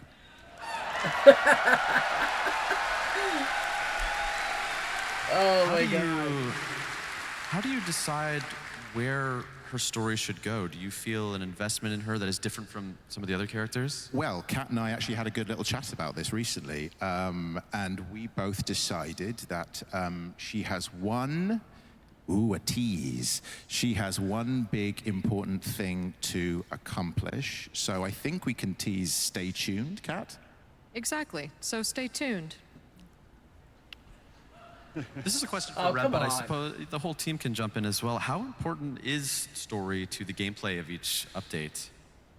I'll say arguably probably the most important thing about this game. It's something to hang the grind on and make people keep coming back. We have this ethos which is at least one character per update.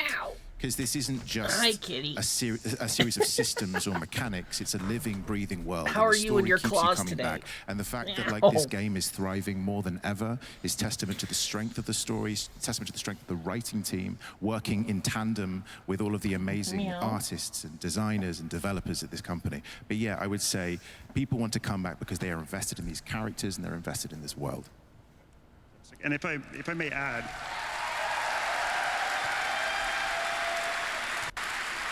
well said, Rebecca. Thank you. If I might add, when we first started working on Warframe, we didn't yet know that narrative and story was going to be as big a part of what it was. If those of you who are founders, I know there's a couple out there still, and that's amazing. You'll remember the stories in the early part of the game were much more simple. They were much more humble. Our character presentation was much more simple and humble. This is why, you know, we were using our UI artist, Mike Leatham, as Ortis, and our marketing manager, Rebecca, as the Lotus.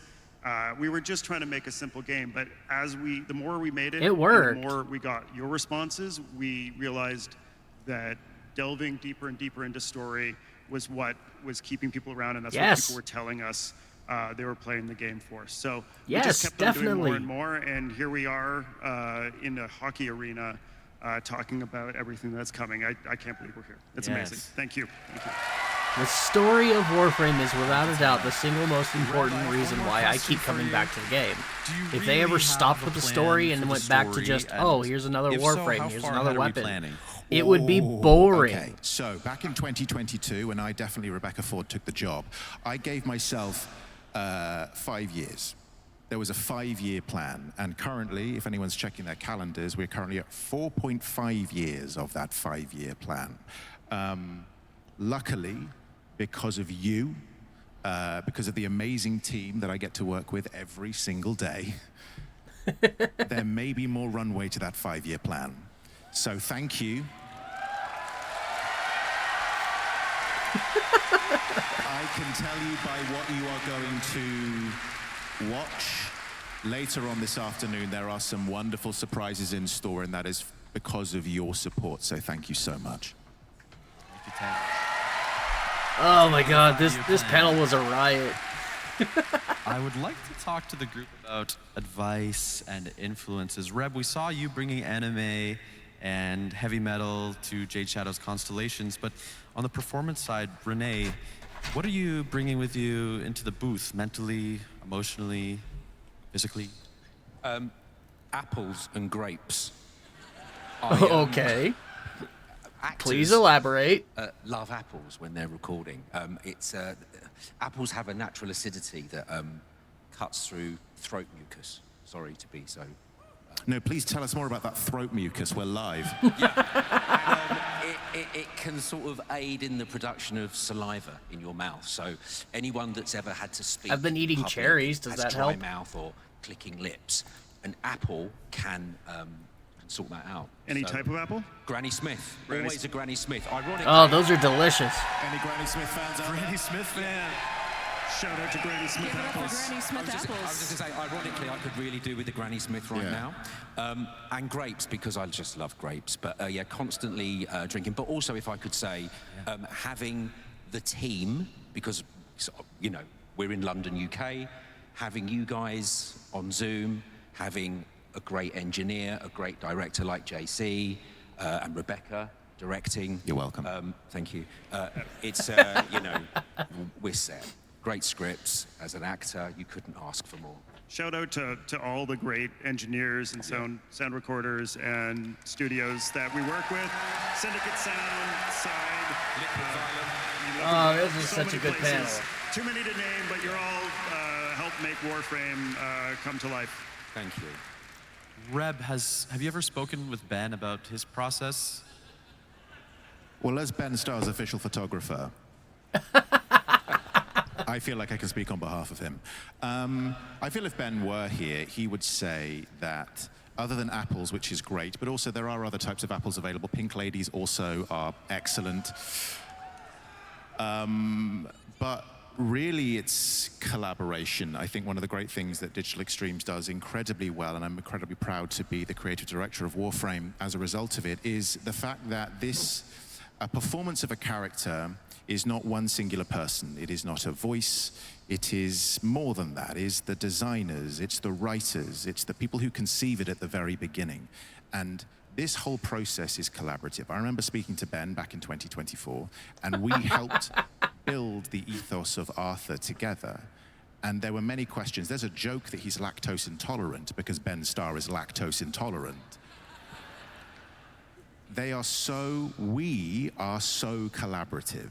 And it is a joy to get to work with performers. And there's a reason why I, Rebecca Ford, am collecting actors like Infinity Stones, because actors want to work in a free and creative environment.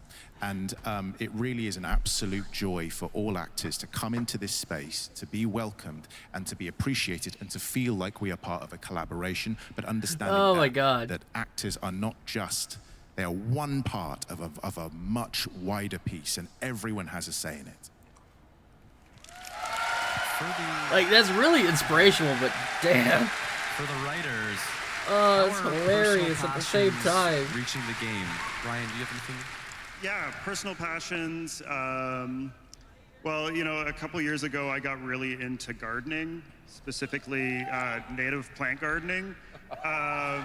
And you know, then I was working on this mushroom update, trying to find a hook for it, trying to find a character, and I'm messing around in my dock, and the character's trying to talk to me, and all of a sudden he says, I got all these invasives sprouting up, these invasive corpus in my garden. Do you want to be my gardener? Noko used to be my gardener, but you could be my gardener now. And that became the basis for the update of Alice Undermine. And you know, it was really seeing those beautiful levels that Sumo Digital was putting together for us. Shout out to Sumo Digital, who also did the teacher quests. You guys are great. Forgot to mention that earlier. Yeah. So they were building these beautiful levels, and they reminded me of my gardens. And so that's kind of how Nightcap was born, and we wrapped Noko around that. And so that was our, you know, personal passions coming through. Sometimes, you know, it's other things. It's the news we see on TV. It's walking around our city. It's things we see, you know, sometimes less beautiful things that are happening that we need to play out in our art. I won't go too much more into that now, but yeah. Yeah. Quickly, Kat, do you have one? I think to sort of play off of that, it's people ask me oftentimes, like, how do I go from writing characters like Quincy to Amir to Leon to Roth to Arthur to everybody?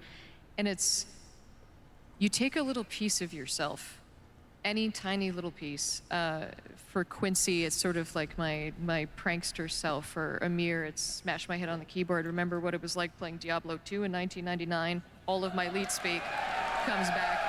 Oh yeah, I was an ice cream cone sorceress, and then for Leon and everybody, it's a little tiny different piece of you, and you plant it in the ground and you grow the rest of the character around it like a tree. But that one piece is your connection to that character.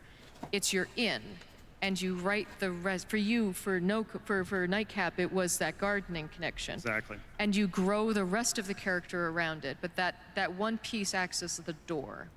And so for all of you out there that are trying to learn how to character write, like, that's kind of a method that we sort of have developed that's as really a way valuable to sort of do that information. character writing. But to sort of also to sort of get into what Rebecca was saying about working with actors, is it is such one of my favorite things to do, and is one of my biggest joys working with actors, is being in a recording session and listening to them do a take of a line, and then having the moment where they're comfortable enough to do another version where they've rewritten it.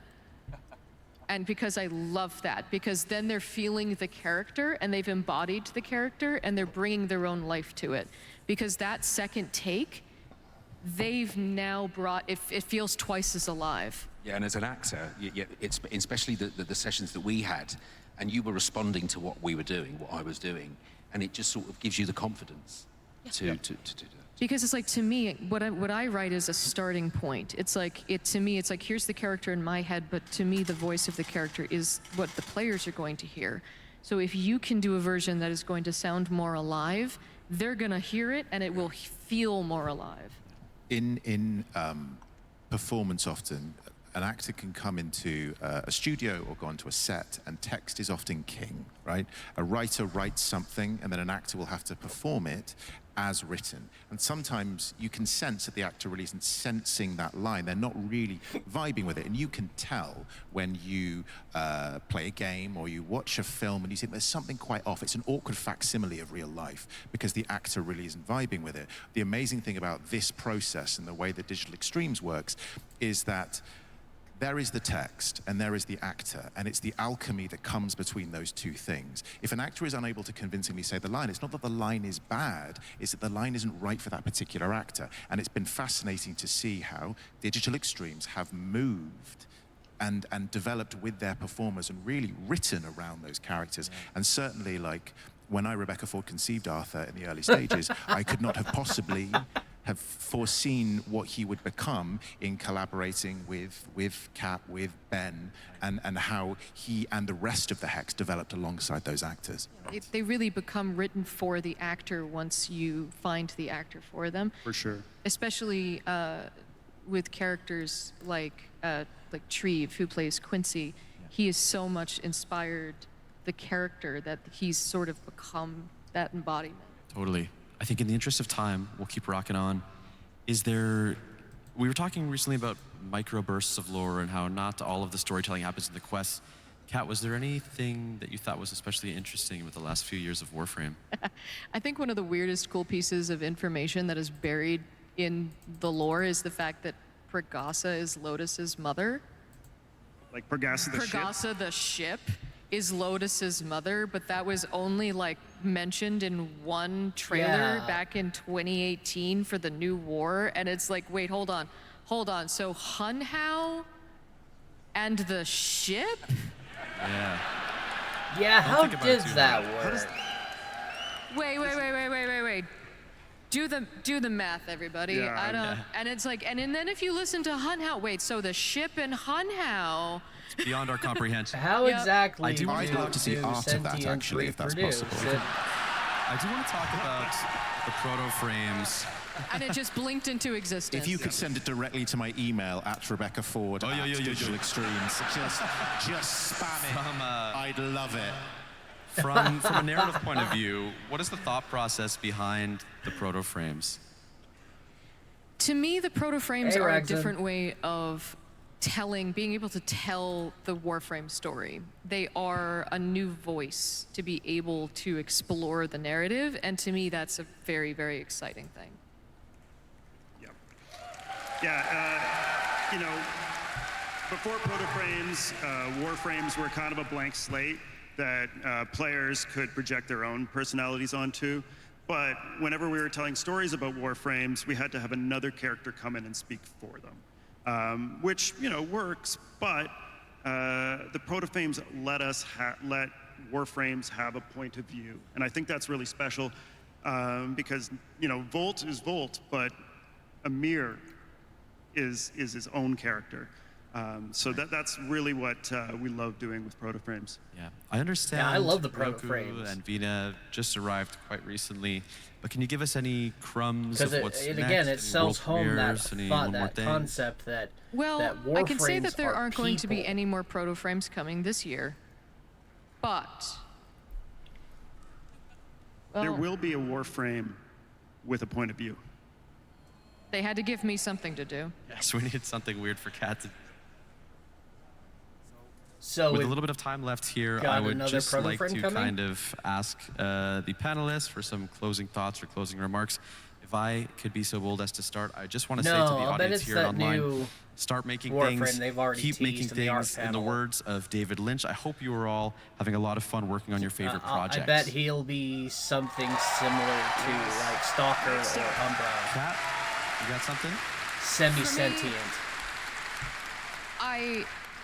I hope it's so clear to all of you how much I love and appreciate all of you. So last year I almost cried telling you all how I will write for you to the heat death of the universe, so I won't repeat myself. So instead, this year I will say that I have met so many of you this week who have told me and shown me your amazing artwork, and I tell you how beautiful it is, and you say, oh, it's nothing. And I want you all to know that I feel the same way. I suffer from imposter syndrome like you would not believe, and I never considered myself a writer, and to this day I still don't really believe that I'm a writer. I know I'm sitting here and I walked out and I get to cross off my bucket list that I get to walk out to a stadium like a WWE wrestler. And I still will go home after this and think to myself, I'm crap, they'll figure it out next week and fire me. And I want you all to think to yourselves like, oh, well, this is probably just brain goblins then. So believe in yourselves, keep making things, and just keep being amazing, Tenno. Please. Please. Bravo. Yes. Ryan, let's hear it. I'll keep this really brief. I know this has been said a few times today. We're here because you keep showing up. It's amazing. It's such a privilege to make this game for you. Thank you so much. Yeah, it's just so wonderful. Thank you, Ryan. Ryan Moore. I'm an actor. I'm a jobbing actor. I never thought in my wildest dreams I would be here, being part of this, but thank you for inviting me into your family. It's something I'll never forget, and it's forever, so thank you. All right, totally Rebecca Ford. What do you got for us? If I may speak about myself, Rebecca Ford, in the third person, or about myself, I believe that I, Rebecca Ford, am a remarkable individual. It sounds like hubris, it is not. I believe that I am so proud to be here. I am devastated in ways that I couldn't be here. I'm devastated that I couldn't share this with you right now and instead had to get the actor Ben Starr to dress up as me. Wait, what? Guys, I'm not really Rebecca Ford. Oh my God.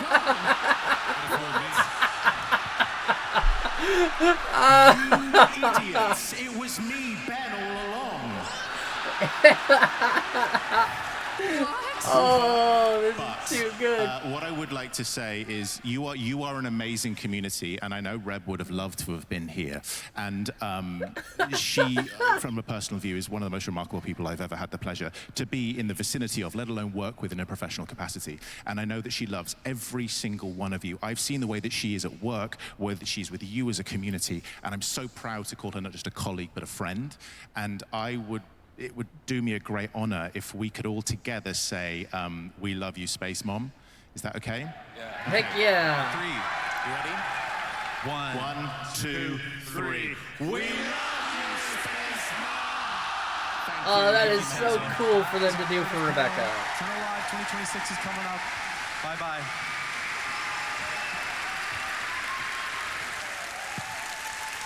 I like Space Mom too, I do, but she's never going to see this broadcast, so...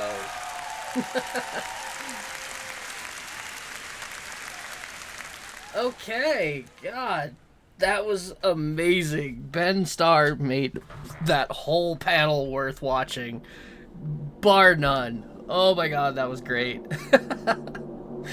The banter was just fantastic, and the best part is some of the stuff he said, I could actually see Rebecca saying herself, too. So, like, he channeled her really well.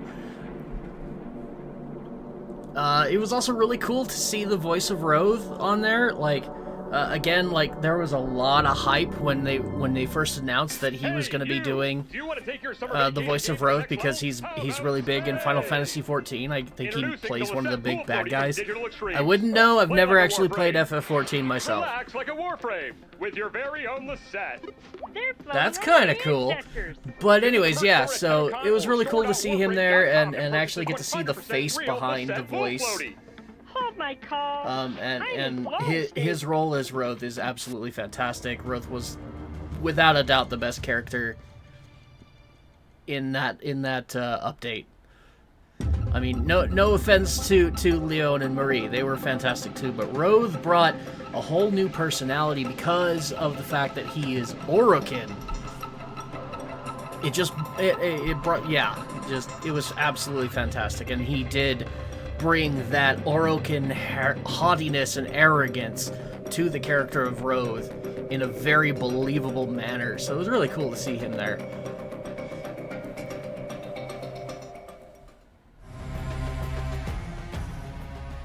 Now we finally get to see what hopefully is going to be coming up in the next major content drop for Warframe. Probably the November, December... Oh, excuse me, hiccups. The November-December drop. Got some really sick dojo art. These things are fantastic. Things people can design in their dojos is absolutely stunning. Alright, I need something to drink because I'm getting very hoarse.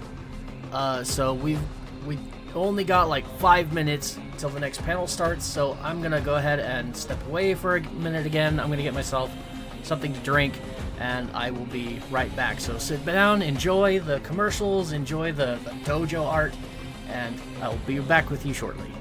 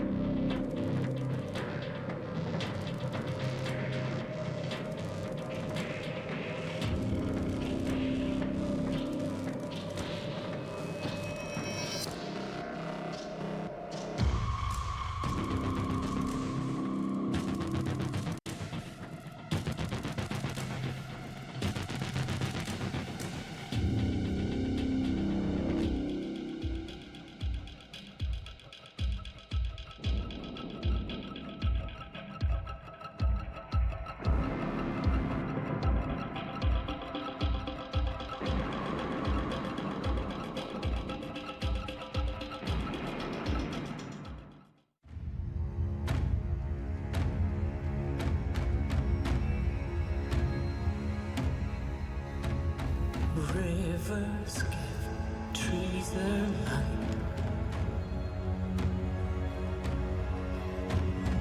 Trees that see the fairy side. Whispering, they sing for foam. What need is a devil for forgiveness when hell is a lie spun by madmen?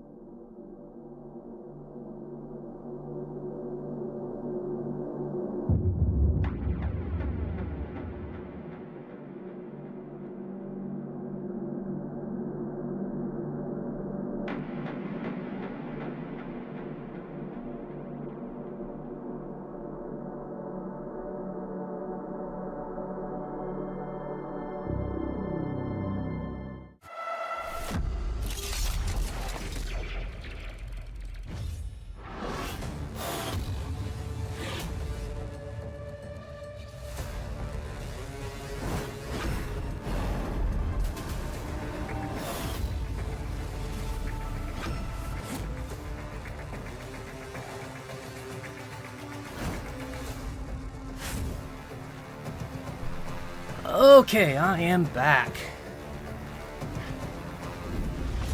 Got myself some more water. Oh, I forgot my cherries. I was gonna get my... They talked about eating fruit.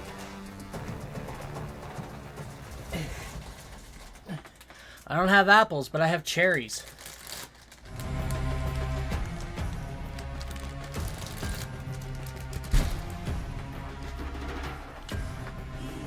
I've been snacking on cherries the last few days. Your path is clear. Hey, thank you for the follow. Just followed. Are my alerts actually working?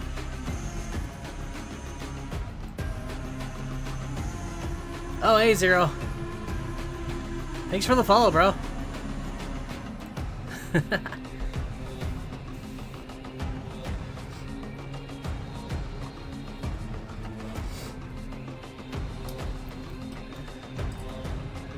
All right, just 1 minute away.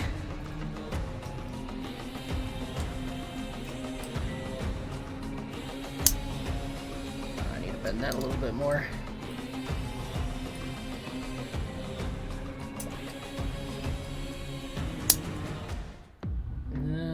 Keep going. All right. Is this it? Are we getting started? We're close. Tea Cake 1799. All the Blorbos. These are really good art designs. I hope they're actually in the game. I need to check.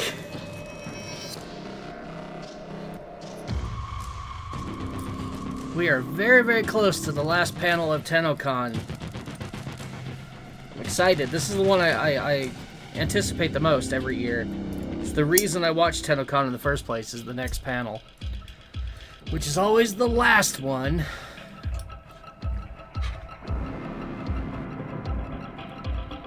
Yes, they are. You're welcome. Oh, you mean my cherries? Yeah.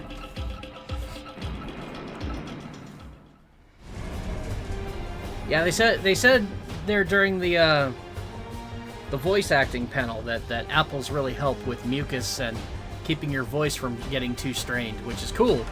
But all I have right now is cherries to eat, because I'm trying to fight gout. I've developed gout in my feet in my old age, and cherries really help break up the crystals that form in your blood that cause gout. I don't know why, but they do. So, I'm gonna be snacking on cherries. Also, while trying to fix a pair of suspenders.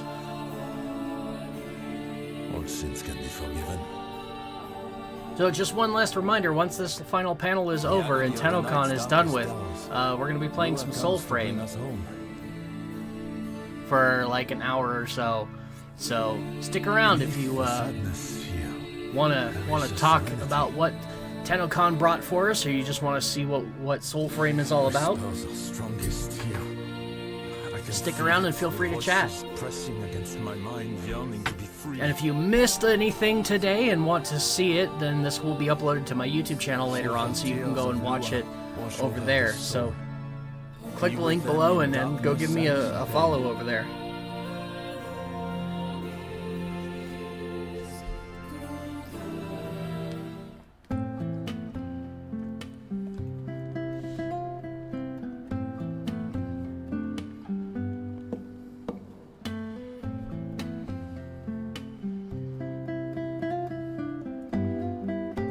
I just hope things like this don't actually get me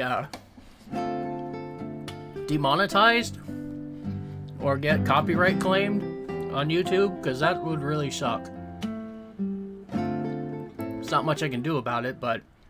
Hi everyone, my name's Jeff, and I'm going to take you on a little behind the scenes take. Hi, Jeff. One of the biggest design challenges was balancing his character. Noko is playful. He has this whimsical trickster energy that makes him feel alive and unpredictable. But at the same time, he's still a Warframe. As players level him up, mod him, and take him into tougher content, his abilities still need to feel impactful and powerful. So every sound had to walk that line. Lighthearted enough to sell his personality, but never so silly that it took away from the gameplay. 1603, they're late. To build that identity, we wanted to stay as close to nature as possible. A lot of Noko's signature is actually simple Foley Okay, recordings. my preview's still We going. experimented with things like a rainmaker, Don't need to worry wooden about shakers, that right now. branches, plants, anything that gave us those earthy, natural textures. This rainmaker became one of my favorite source recordings. It has this soft, cascading texture that immediately reminded me of spores drifting through the air. Wooden shakers gave us a natural rhythmic movement that felt alive without sounding mechanical. And then there were all kinds of natural items like bark, branches, dried plants, leaves. Noko also has a little vocal personality. Believe it or not, that's actually my own voice.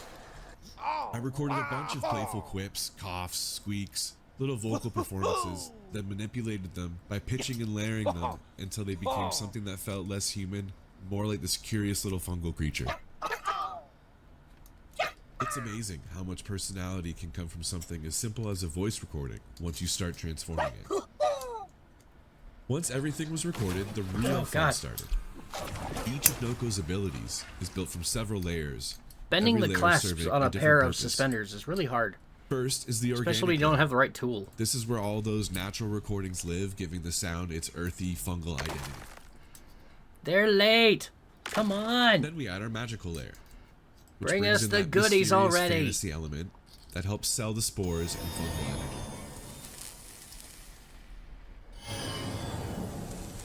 Next comes the impact layer, adding that punch and weight needed to make the abilities feel satisfying during combat.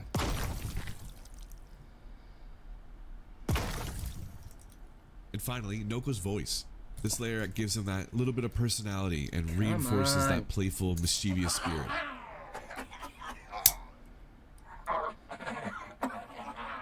But it's only when all of these pieces This come isn't together working. that Noko really starts to feel alive.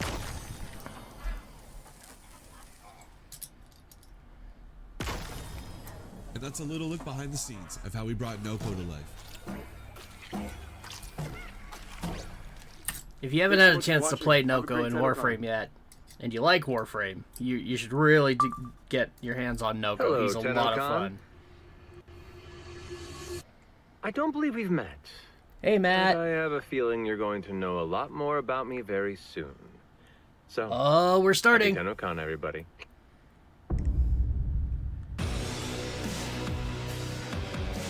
Are we starting? Come on. Let that be the start. So, Matt Mercer, if you don't know who he is, he's a big-time YouTube entity. He is a Dungeons and Dragons dungeon master. And he's known for being very animated in his depiction of like creatures and NPCs that they interact with in their D&D campaigns. So it looks like Matt Mercer's going to be a voice actor in Warframe, and that is fucking amazing.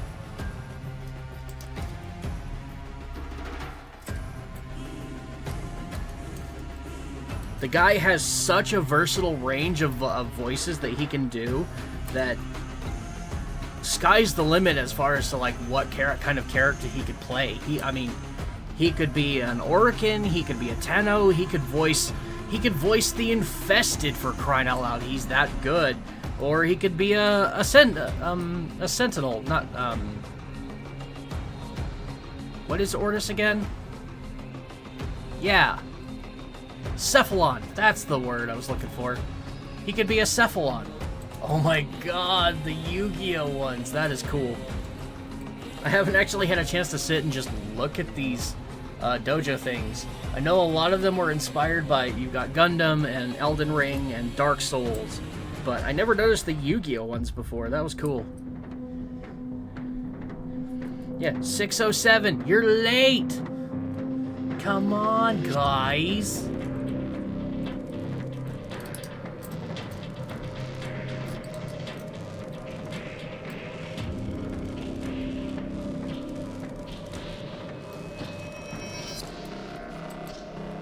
Meanwhile, I'm sitting here trying to bend the clasps on a pair of suspenders so that they will actually continue to hook. And it's not working out so well because I'm using the wrong tool to do the bending. I'm using a pair of regular pliers when what I need is a pair of needle nose pliers. The really thin, pointy ones.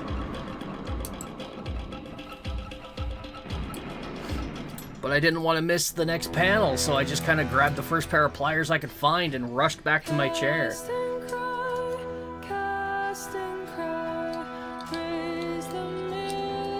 Let's try a different approach. Maybe I can have better luck. Instead of pinching and twisting, maybe if I try to crush.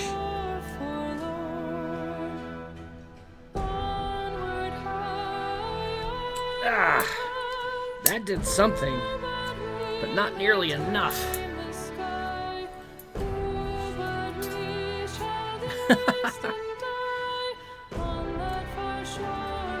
I wonder why they're late. I didn't want to. It was him or me. Him or me.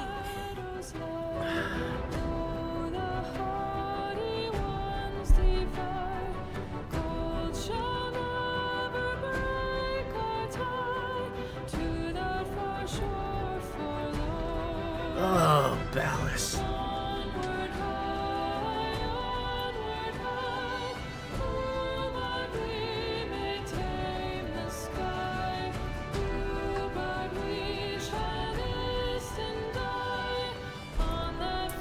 Don't forget also during the next panel is when you'll be earning your Twitch drop for the new for a Mesa Prime copy.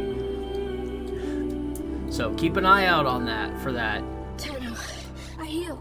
And don't miss your chance to get the drop. If you don't have Mesa Prime already, this is the best opportunity you'll have to get it, because it's just gonna be handed to you. My light goes with you now. All you gotta do is watch for 30 minutes.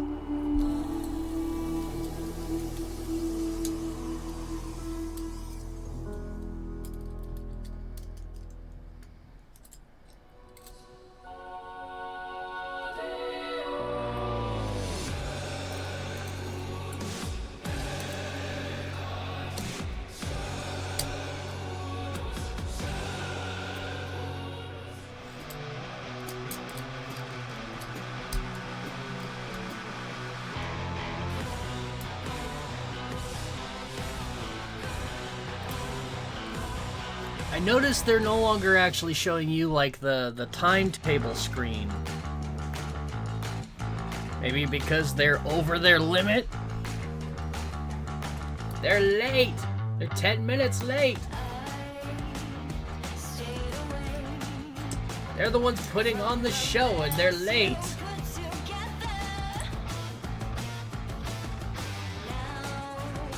Or was it 16:30 was the original time? I don't remember.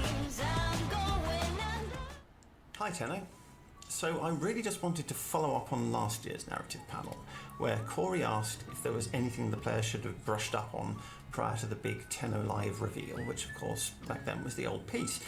Back then I could only make vague and half-assed references to old lore and Hunhau's comment about how we severed worlds. That was because one important background detail for the old piece is that the Sentients did in fact complete their solar rail between the Origin System and Tau.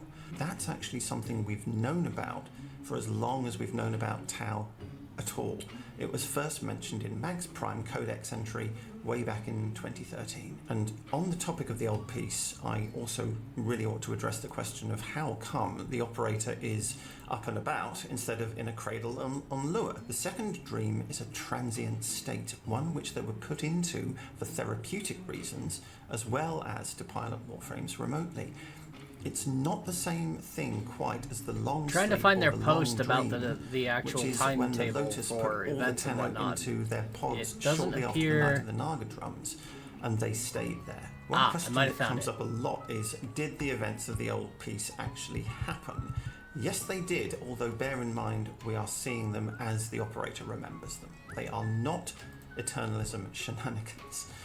We've actually only used There it Eternalism is. twice for serious story beats. Okay, Once for so the no, Operator yeah, and Drifters' existence they're in not the late. War, and once for It starts at serious 16:30. I don't know why. Well, that's because every other panel has been on the hour which leads this me neatly entire on. That's the day. question of what is the indifference really, and what does it want?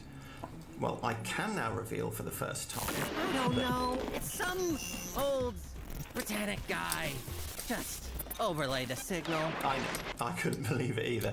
But the big question everyone's going to have is, are they romanceable? well, I have special permission to tell you. Well, hello, TennoCon! Guess who just broke the fourth wall?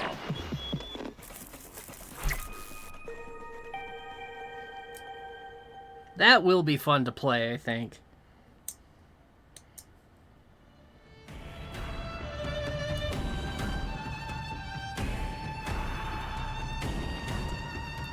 Alright, so, new timetable. We are 15 minutes out from the official start of the final panel. Unfortunately, though, I've got nothing to do in the meantime, other than sit here and rant. So, like, if anybody has any questions for me, now would be the perfect time to ask, because I'm just sitting here with you guys waiting for the next one to start. I've got nothing I could do in the meantime, because there's not enough time to do anything.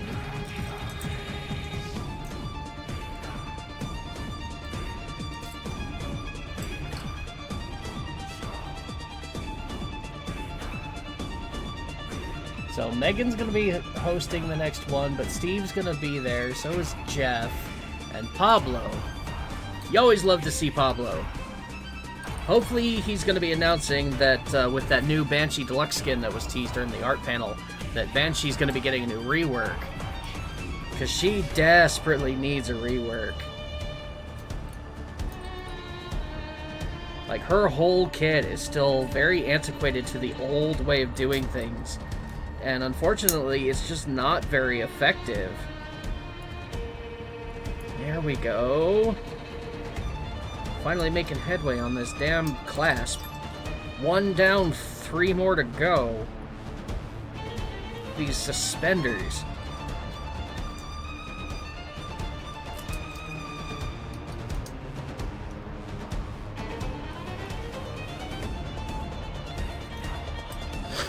Having to bend a piece of sheet metal, basically, with my bare hands and a pair of pliers. It's not easy.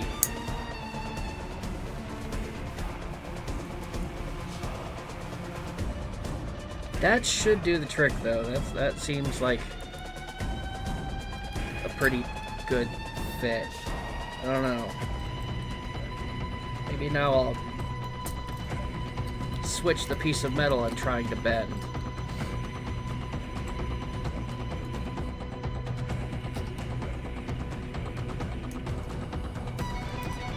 Okay, just bending the teeth isn't going to do anything. I need to bend the whole piece of metal.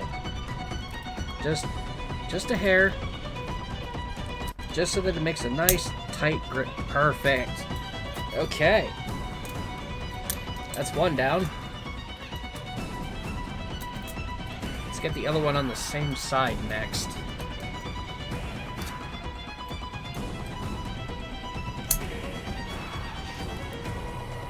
That one's pretty good. Shouldn't take nearly as much as that last one did.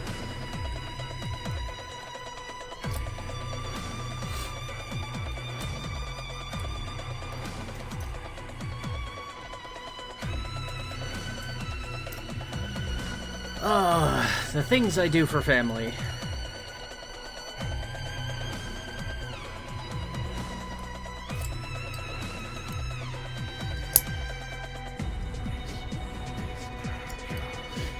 Alright.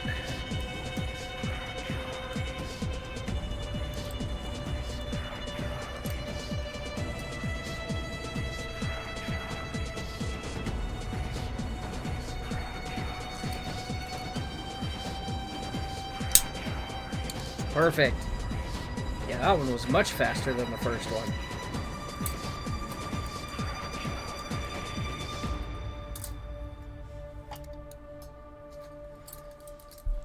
Hopefully I can get this finished before the actual panel starts. That'd be nice, because I don't want to have to... Oh shit, miss anything. Pliers slipped.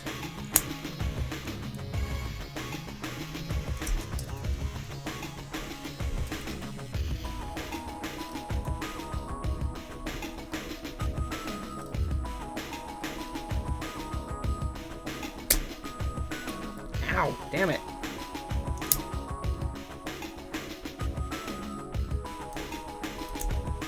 Alright. Ah, fuck, this is really hurting my hand.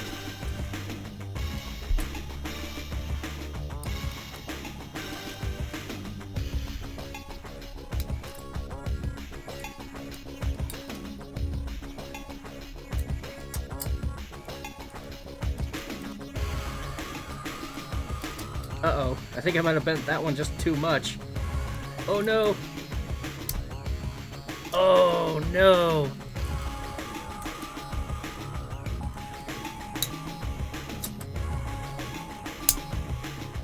Okay, that's better. I fixed it. Oh no. That would have been bad. I gave the suspenders an overbite.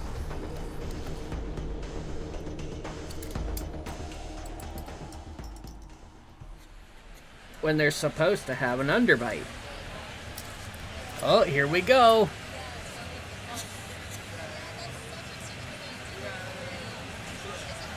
Are we finally going live?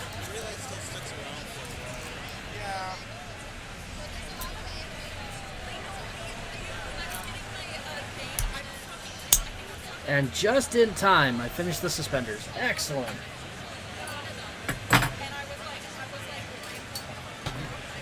I can put those down now and ignore them, because ow, my hand!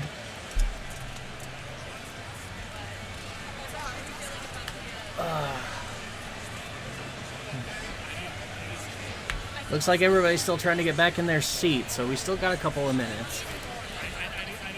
Time to pop some cherries. Not like that.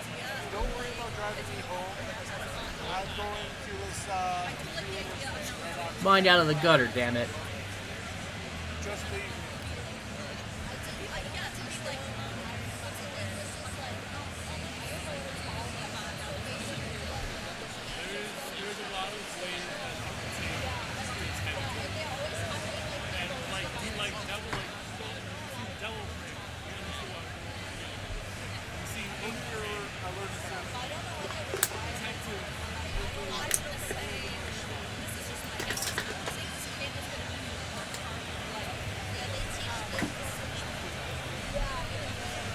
Okay.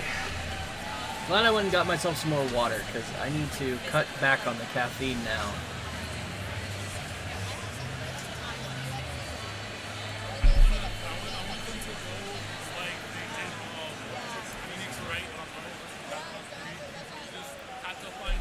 We are going to play some Soulframe when this is all over, but how long it goes is going to determine how long we play Soulframe, because I've also got to get to bed so that I can stay up tonight, and we'll probably do some more streaming later tonight as well.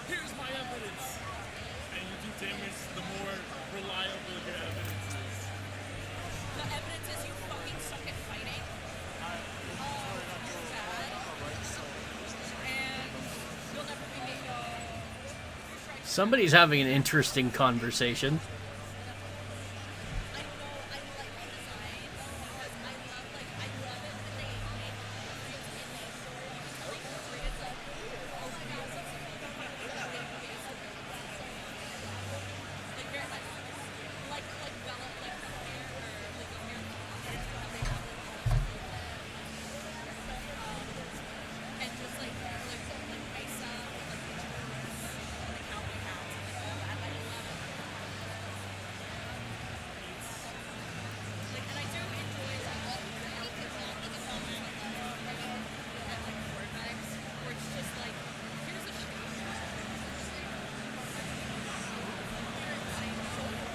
Come on!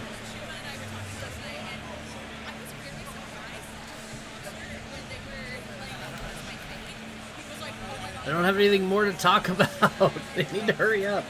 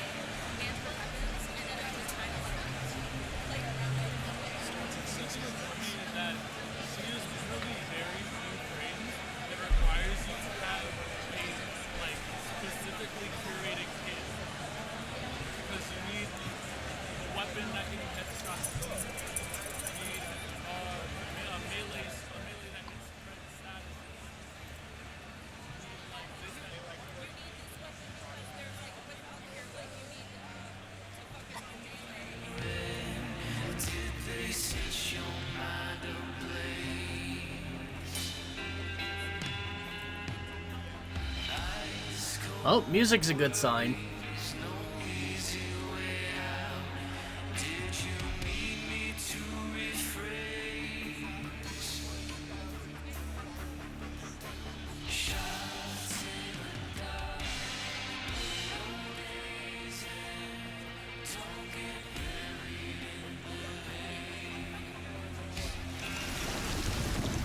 Here we go. Is it finally time? Oh, it's time for a countdown. Rude. Come on, damn it, I'm bored.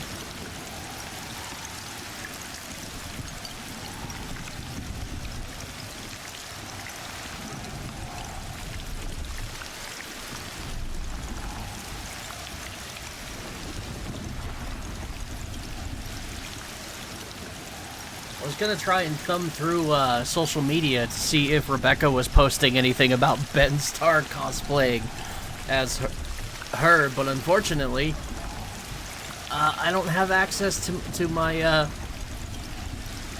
account.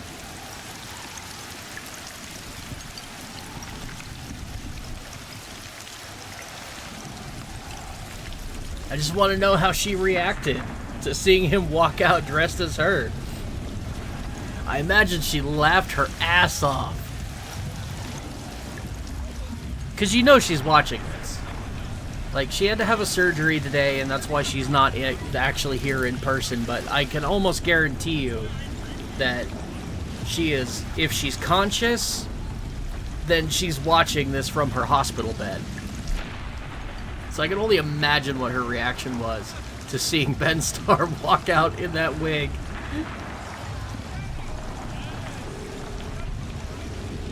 But she's a very avid poster online, and I follow her on Twitter, so I was trying to check it, but I can't. Because the browser I normally use to check my Twitter is the one we're watching the stream on. And the other browser I have open for, like, a preview, doesn't have my Twitter account active.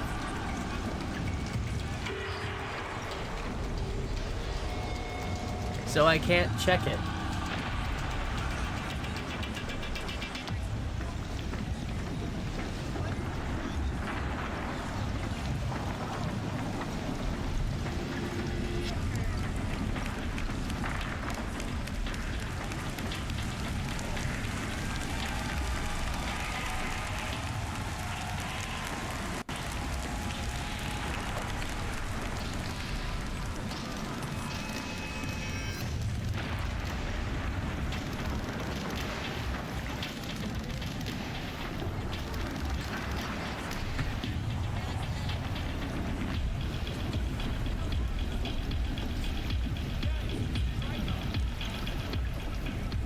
That graphic has me kind of intrigued.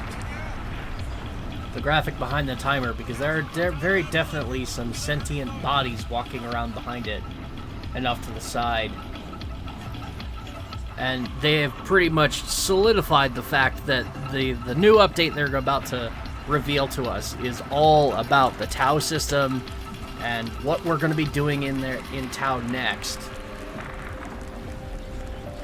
Which really boils down, whatever we do in Tau, it really just boils down to we're still trying to find Albrecht and Trotty.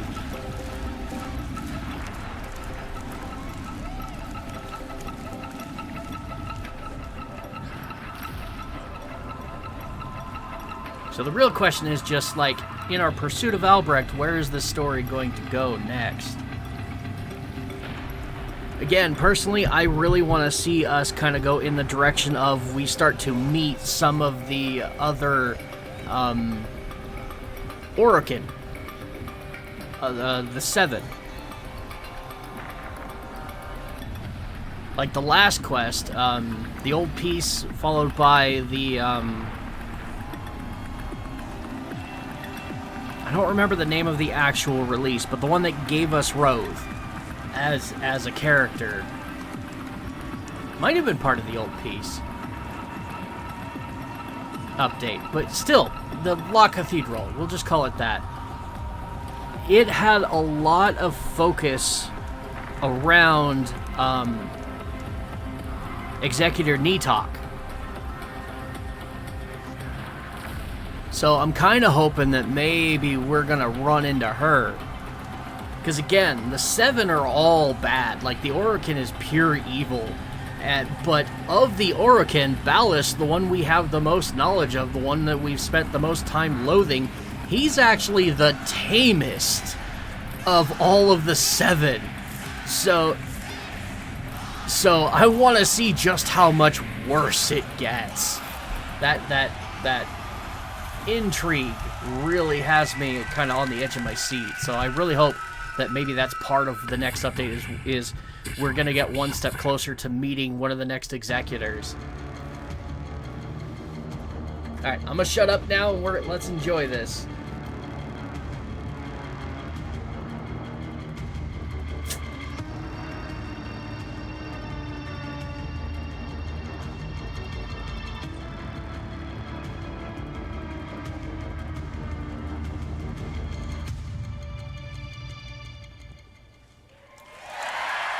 That graphic right there kind of says a lot, too. I don't know what the hand on the right is. The one on the left was clearly the severed hand of Natam. Tenno and Envoy, welcome to Tenno Live! Hi. Glad to be here. It's about time you got started. My name is Sheldon Carter. I am the president of Digital Extremes. And my God, what a couple of days we have had. Panels, meetups, amazing cosplay, and even a full symphony. Are you guys having a good time? It's all right. I've Bring had back a chance Ben to talk Starr. to many of you, and I wanted to say thanks to all of you who have come so far to be with us today, and for the hundreds of thousands of you watching around the world. We want to Literally. welcome all of you here to TennoCon. Steam right now is at 390,000 active viewers. This community and the connection between digital I believe extremes that's a and this record. community is the reason why this all happens. And so tonight, we are very proud to show you all of our efforts. The blood, sweat, and tears that we have done over the last year to get ready for this event and to show you what you're about to see on the stage. Before we do that, I want to acknowledge all of the amazing staff at Digital Extremes. They're all in here amongst you. We all want to be with you while you experience this. If I could get a big round of applause for everyone at DE. Huzzah! I don't want to actually clap. That would blow out my microphone. So I'll just say huzzah. As it is, I think I'm already talking too loud. This TennoCon has been great, but I think we all know that there's a piece of the puzzle that's missing. As some of you might know, our amazing, talented creative director, Rebecca Ford, is not here because she had a serious medical procedure yesterday. But I can tell you that the surgery was successful. That's good to hear. So yeah, she's likely watching this live on her phone or something. I think Reb would really appreciate the energy in this room to be pushed to her and the energy all around the world. So in previous years, I've had you guys cheer and I've had you guys chant. This year, we're gonna go one more. We're gonna have you sing. No. 'Cause this is DE, and we like music. I Now, do I see no. people squirming in the front. They're like, I gotta sing? No. It's a tune that you all know. It's Don't Happy care. Birthday. Okay? Not doing it. But it's with a small bit of lyrical change. Okay? So I'm gonna sing it. Oh God. I'm gonna sing it to you. Yeah. And then we'll put the lyrics up on the board, and then See, you don't together, even want to do all it, of so why us, the hell if would you can make sing, us? Sing. If you can't sing, hum. And if you can't hum, just feel it in your heart. But I'll give you the Sheldon rendition before we go to the lyrics. So it's happy recovery to you. All the Tenno miss you. We love you, Rebecca. Hope you feel better soon. You guys can do that? Okay. You guys, I know you've all I'm not sang doing this it. song at the top of your lungs at least once. Can't make me. I'm not doing You it. have practice. So you're gonna do it with me. I'm gonna count you in, and then we're all gonna sing. Are you guys ready? Okay. 1, 2. I'll sing it in my 3. heart. Happy. All the... We love you.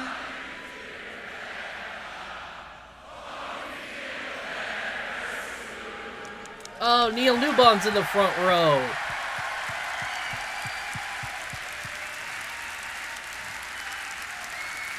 Way to go, guys. That was amazing. Reb, we're all thinking of you. We hope you get better quickly. Take all the time you need. Tonight, we're going to make you proud.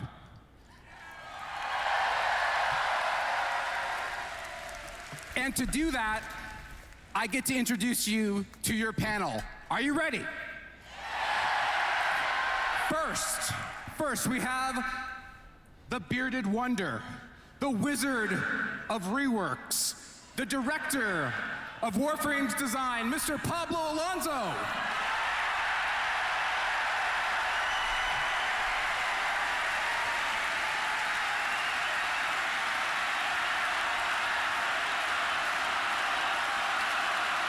Warframe definitely would not be the same game it is today if it wasn't for Pablo.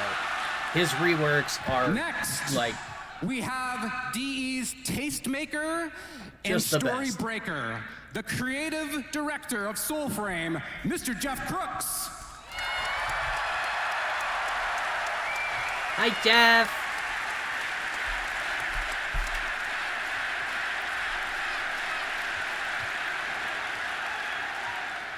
Next, we have your host, the one who can keep this entire panel and community under control. She is never tongue-tied, and she is tonight the big dog, Megan Everett.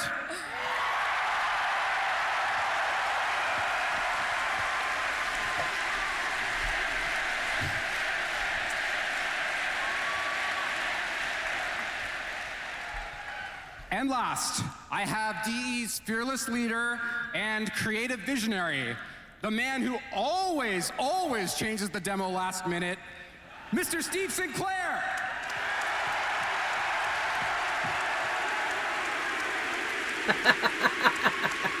Comes running out like he's in WWE. Thank you very much and enjoy TennoCon. Wait. Thank you, Sheldon. Sheldon, Thank you, Sheldon. there's an empty That was chair. great singing. That was really sweet. Yeah, I you didn't guys know sounded great. Poor Meg is What- breaking what's with Megan the empty backstage. chair? I had a little moment, but that's Phil, okay. you We're gotta prepared. fill the empty Hi, chair. everybody. How are we feeling? Confused. Why is there an empty chair? Welcome to our 11th TennoCon. Can you believe that? That is crazy. That is Crazy crazy. times. And just looking out, this is like, we're beyond fortunate and grateful that this is even happening. This is incredible.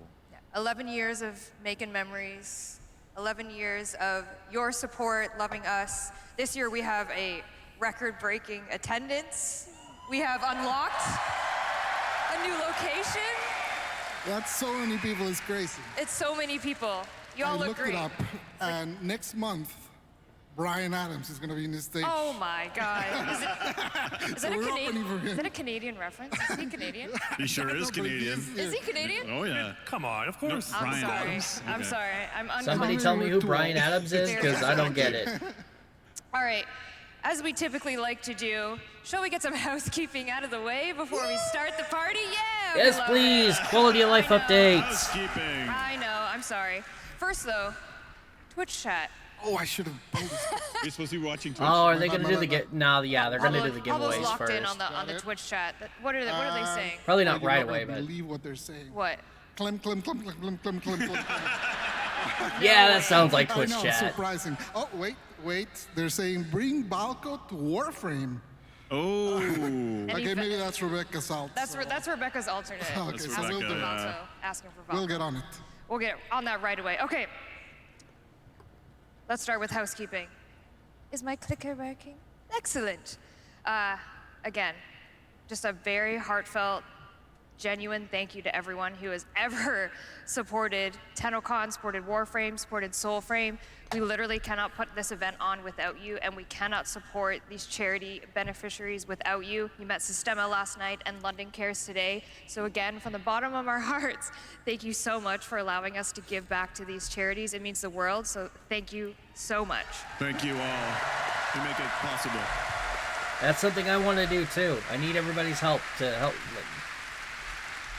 grow my channel so that we can do some charities. We can do some charity And as donation another drives. reminder, if you are in game right now, the relay is live. It is, indeed. It's already there. After maybe a hotfix or so. We had a couple. Did we have more than one hotfix today? You know. Oh God, I haven't been paying attention. Ooh, community director who? The in-game relay is live on Saturn. If you're online right now, where's the camera? If you're online right now, go to the relay, go to the dry dock, go to the Go to the right side. The right side. Unless you want to be different and go to the left side, but yeah. That's your own choice. Yeah. You don't want to be that choice. Go to the right side. Because we are going to experience something all together. Oh, that camera, hey! Sorry, he was waving at me. We are going to experience something together live when the Warframe demo happens. Everyone at home Yeah, that's again, in this relay, normally on the right I side try of the to rail do jack that. I try is to going go in experience and something very, very special. And for everyone see here, what it is. that is sad maybe that you're missing out on whenever the they do in-game that, version but of it. We for are some gonna reason I always run end it up back having next technical week, difficulties, so, you'll be able to I'm going to experience avoid that it as this well year. for yourself. Yes. Just because I don't want to interrupt the broadcast in any way. And right now, if you're watching, you're linked. If you watch Zach's video over Yes. and over about Twitch linking, you'll be earning yourself a Mesa Prime. Obviously, everyone in the audience is getting one as well from via email. You probably Don't already forget got your your drop. email. Redeem it, get it. And yes, you there are go. getting Mesa it Prime, by everybody. watching my channel, so keep an eye on your drops, so it should be coming. And we also have a whole week of Gift of the Lotus Alert, so you can look forward to that when just you gotta get watch home for very 30 minutes safely to your many to different get a free countries Mesa and Prime. regions. Did you guys meet people from all over the world? And make sure that your these 2 Twitch past account is days? linked to My your Uber Warframe driver was shocked that there account. were 4 people from Germany. That way you can actually claim it and use it in game. I was explaining, he was like, what is this about? And I was like, oh, it's like a gaming commission. And he's like, oh, like GTA 6. And I was like, well. Except we actually release. Just like, oh. Megan. Oh, I'm going to hear from the lawyers on that one. I'm joking. Okay. As we said at the beginning of the day, Steven and I, Soulframe, you guys had your dev stream. You talked about many different exciting things. A couple things. You guys are actually going to be up first during That's this right. Tenno Live experience. Yep. But talk to me a little bit about what you guys talked about on the dev stream. The people wanted fishing, and that was kind of the end of it, actually. You guys are getting yeah, fish. we're going to get fishing. You guys are going to get, wait, vegan fishing. Vegan fishing. Vegan fishing. And I think, one of our employees was in the crowd and heard from behind them, finally, it's a real game now. So there's that, I guess. Fishing coming to Soulframe. We showed a lot of stuff, for and anybody we're who gonna missed hopefully that. contextualize that, and hopefully not without taking too much time, because there's a very amazing and very big Warframe demo reveal today as well. Jam-packed. Very serious. Yes. With this, well, I mean, the music's always incredible, but this one is the Warframe music. Oh my God. We'll get Sheldon back out and he'll sing to it or something. No. And you also said mounts. You gave some mount information. That's right, and I also met a player who said, well, if you had mounts, I'll come back. And I said, we are. We got one. We are, and so I'm like, one. there we go, we got one. But yeah, we've been kind of showing this in cinematics and things like that, and then finally it's going to be launching this fall with co-op support and all sorts of great things. I did get a request from a player to if you could like do a split where it's like. I got the pin. You got the pin as well. With, okay, I've got it in my pocket as good Where's luck. that player? Where's Yep. that player? They're in here somewhere. Yep. There they are. Oh, they're here. Noted. Found See, them. we take notes here. Found them. As well, there's something happening in game. Am I correct? There is a Mendicant Rider that you can now, a sub-boss that you can go fight. Love. That launched to the game live today. I don't know if my clicker's working. I gotta update the game now. Mendicant Rainbreaker. Yep. very fun, and you're going to see more of Rainbreaker. He does look as really well, cool, but shortly. again, I really hope that Beautiful. spear he's holding And drops you as a said playable Preludes weapon. access. It's a free weekend? That's right. It's all open. Yep. If you've signed up, you'll be in. So make sure you sign up. And if you haven't signed up this weekend, sign up. And please feel free to wishlist us on Steam. Oh yes, as thank you, well. Jeff. I was I'm supposed to plug the wish list. The Oh corpo. God. Got Okay. my corpo notes. You told me to. Corpo Yeah, they You're do the have an CEO official now. Steam page for wish Soul list, Frame. please, if you don't mind. So So if if you look it anyone's up, you ever can signed wish up, list it. you're in. But again, It's also go free to weekend if you sign soulframe.com up. That's right right. now Download Soulframe and make Preludes an when you're in. account Yep, thank you. if it's a Amazing. game that you want All to right. play or you're I think it's interested time in for any way. your live demo. And you Oh, can she's get already? immediate I'll access do to more the housekeeping? I'm pre-alpha kinda of the scared. game No, to they play. don't want that. Okay, all They right. don't Completely want free. that. Okay. Okay, what do we, Landon? Can we get a round of applause for Landon? Landon is running our demo today. Landon and his wolf pack. Landon the wolf pack. Yeah, so this is our, I don't know, Jeff, do you want to set this up like it's some kind of talk show? I get like if anyone saw our demo last year, it had a rat being farted out the back end of a bear. We're not doing that this year. Yeah. This is tonally It was very different. disturbing. Typically, you've seen the Envoy play the role of the healer and helping the Omen beasts who are becoming corrupted by the pollution in the world. We're giving a bit more context to the player's role, a bit more history, and showing that you yourself are also susceptible to the same kind of poisoning, and how you deal with that. Yeah. Without further ado. Without further ado, let's get into it. All Let's right. watch some games. Here we go. That's Let's- why we're here. Let's go with Soulframe. All right. So it sounds like that new corrupted pact is going to have some kind of impact. Sings in the tree. Oh, here we go again with this teaser trailer. Hopefully this one isn't a teaser. That's our mother, by the way. Anybody who's not familiar with Soulframe. And the baby she's holding is you. And then this is a look back on a battle that she had with the Ode, because she's a queen. And I really want that armor. And I'm assuming that this is us as an adult, because just like in Warframe, you start out, your envoy is a child. So I'm hoping that this means, again, they're going to be bringing adult style envoys to the game, or you can mature your envoy. Because I really want that. I'm an adult, I like playing as an adult. I'm up.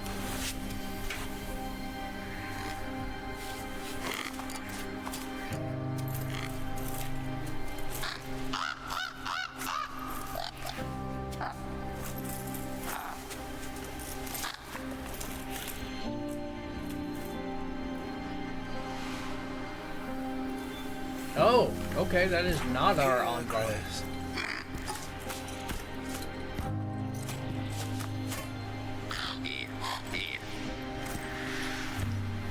He must be related to us in some way, though, because he has the same packed arm that we do.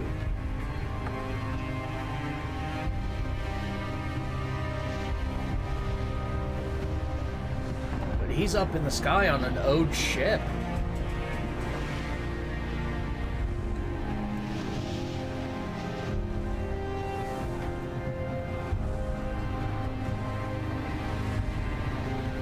Interesting. Ooh, I wonder if they're finally fleshing out the main story a little more. I really hope so.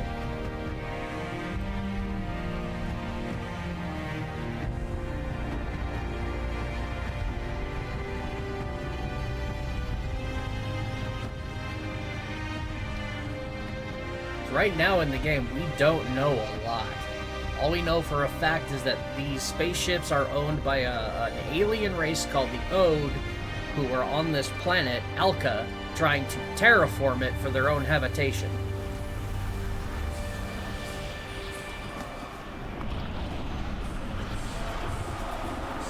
So we finally get to see the inside of an Ode ship. This will be interesting.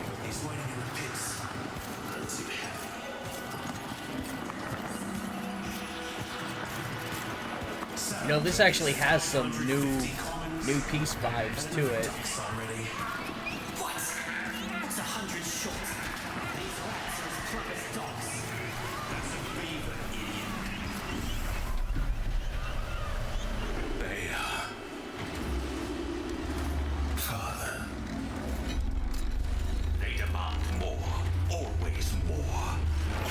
That is Sinon. He's the ruler of the Ode. Piss pits night and day. Furnaces gorging on elder oaks and omen firs. But time's teeth gnaws away. The star. We need stronger stock.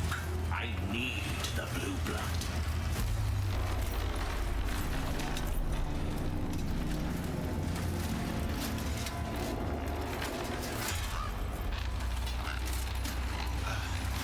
Where did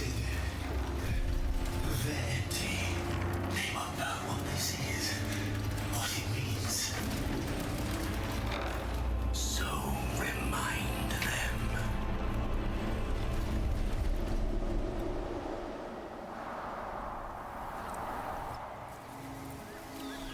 Okay. Oh, look at that. We're sleeping with the bear. Or is that our wolf? Oh, okay. That's our wolf. Cool.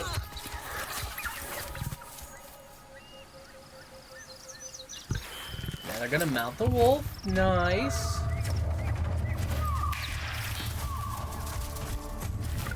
Definitely excited to have a faster means of travel in this world, because right now, it's slow as fuck.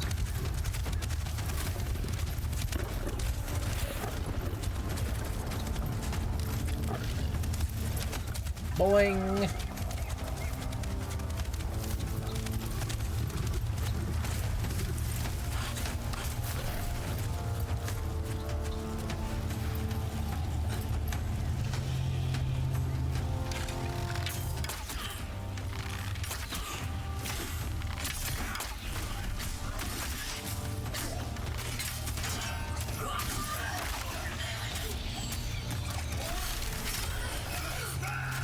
Okay, nothing new yet.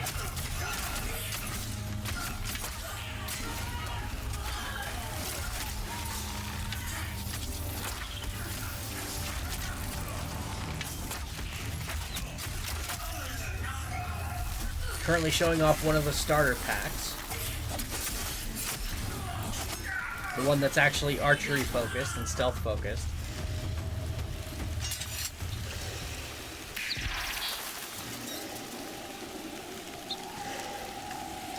Open the cage and free the babas. Cute bunny rabbits.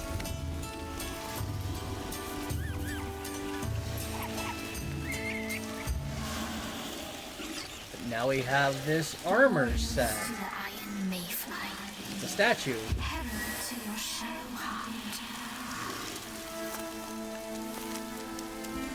It's a statue of Mom wearing her armor. Impaled by a sword.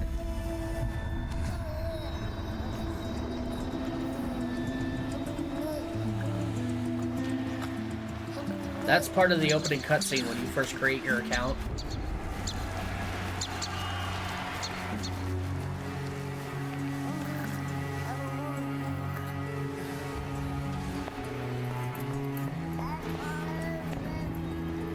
Mom sends us away. But that was new.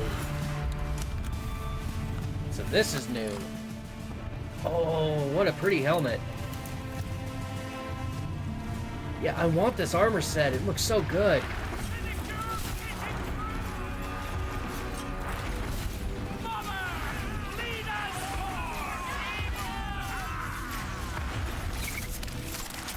We're running through a castle ground right now in an area of the game that so far has been unreachable. It's blocked off. You cannot go inside this castle.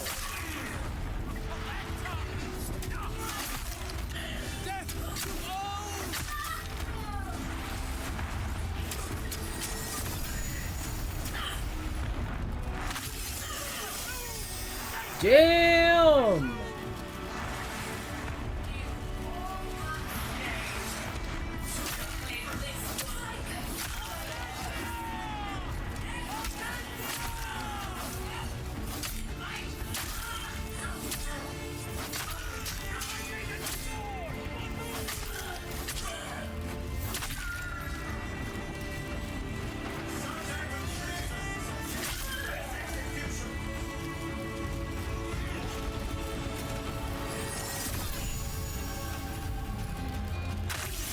hope this means we're getting yet another new pack.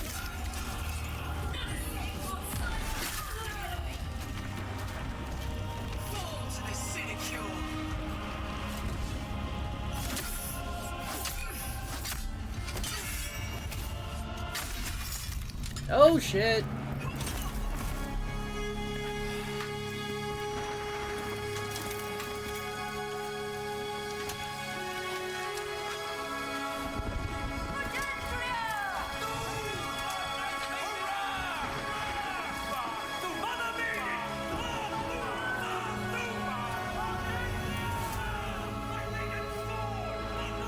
And now everything goes to shit.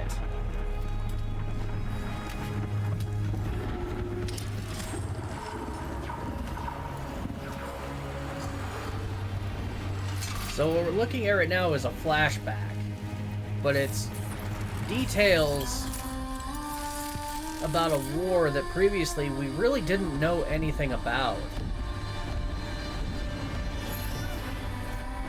Other than this is the initial invasion of the Ode, and that we lost. Oh shit. They're using mind control. Uh-oh. It's a cruel pain, they say. A searing spider in the ear, a seething slug in the throat. But trust me, it only hurts until you sing. So sing with them. I recognize that voice from Warframe.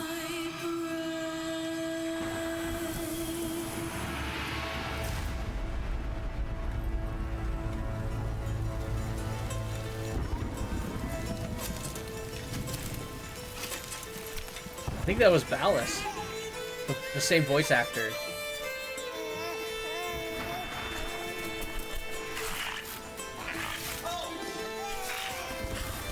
Okay, so this we only ever actually previously saw in like a comic book script in game. Aw, the poor beaver, he got shot.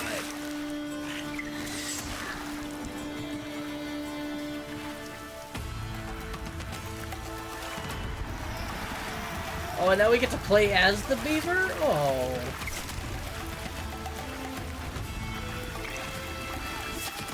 But his poor leg.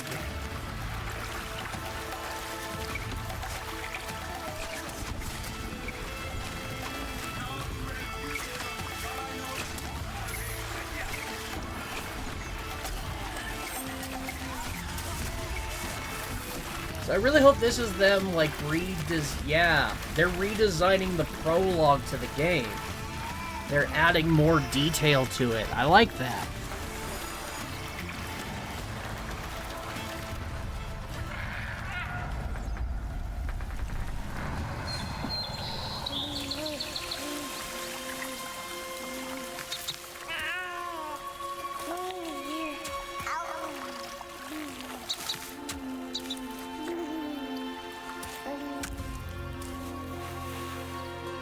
Master Beaver? Oh, no. What's this you pulled from the clear?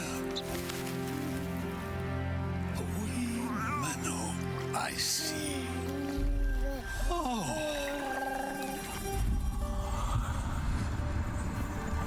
Well, that's it for the flashback. Oh, gross. I see. That's the sword whip that they, Oh, shit. Let spirit come death in this Icarus womb. Oh, shit. So this is how we get our, corrupted pact. Okay. There. See it? The little blue one there. Good. With the tail. Osaraxi, they call it. They have a little circus whenever it passes near.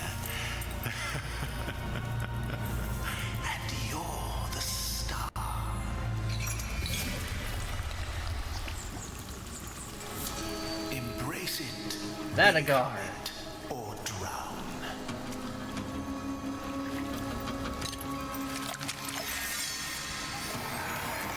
Coiled Dawn.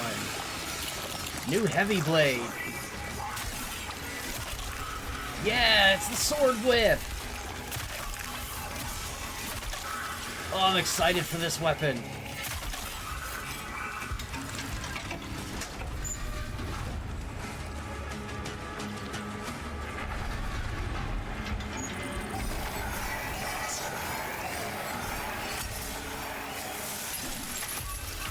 Oh shit.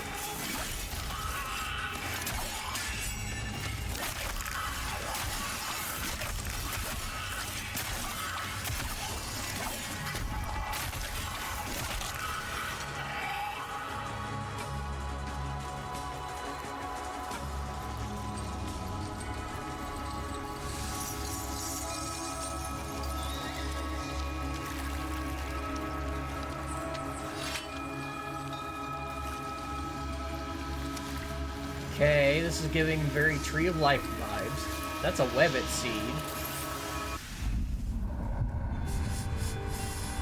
Aye, that's ripe enough for cake. Another flashback. Where's your wee gift of socks? Doesn't he feel like sockish? Oh, a bent waggy.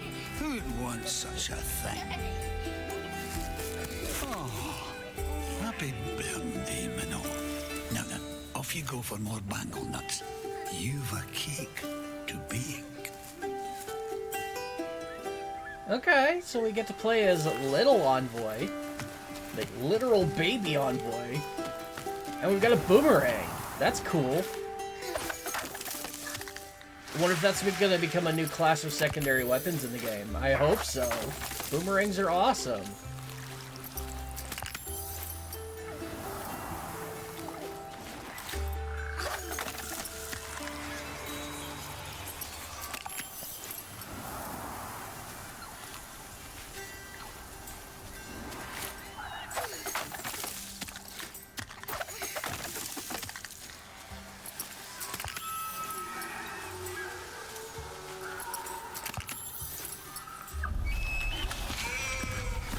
Oh, jeez.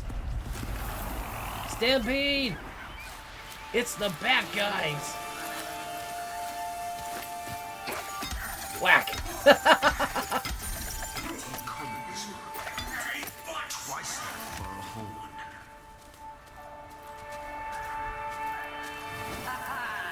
Stupid things. Flash them and they freeze.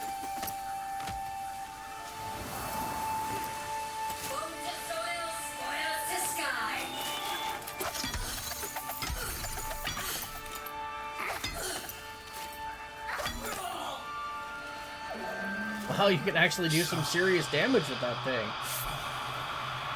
Feel. So. Feel.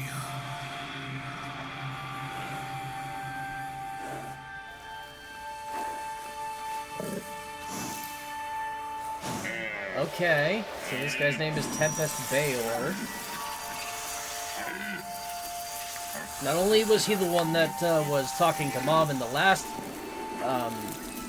flashback, but he's also the one that we just saw in the prison that we were in after our arm got corrupted in the present day scene.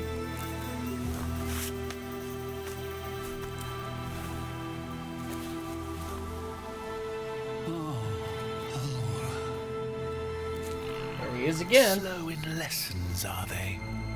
Fly, knee thing, for I join in your breaking oaths. The Vale lands wither, Doyen. Same as you. Your flight.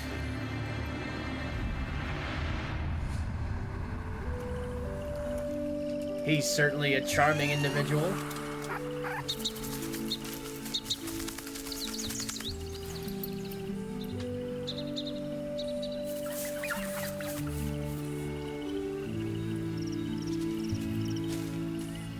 We're born a shimmer. Fishes, fly. rise our folk. Then back again as finners to seat the ponding yoke. Now, get your spool, Minnow, and your wisp hooks too.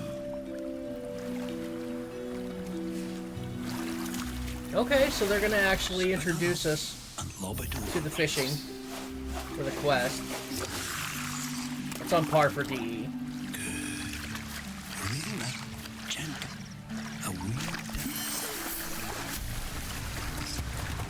Right now, mind the line while it's fighting. Let it tire, then draw it.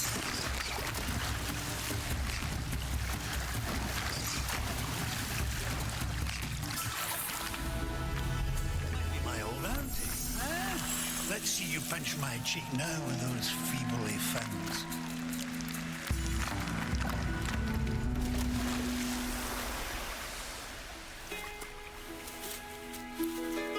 Well, the other day, what came over you?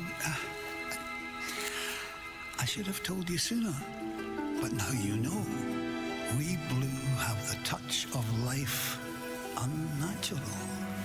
We can grasp the fleeing soul and set it back. There is a story, of course, a reason. We will read the Solon of Talisker come night, but for now it is enough to say, be wary, Minnow, for we pay the cost with our own soul lost. And who would want to forget all this?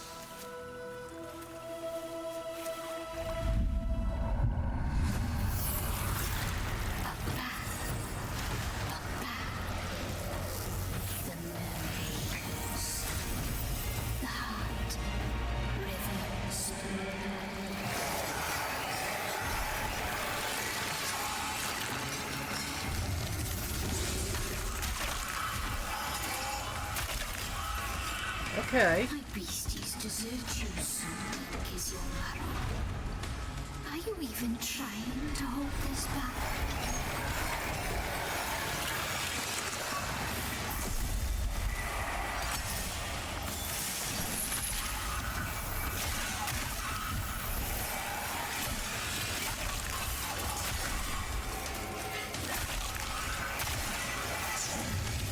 This looks really cool.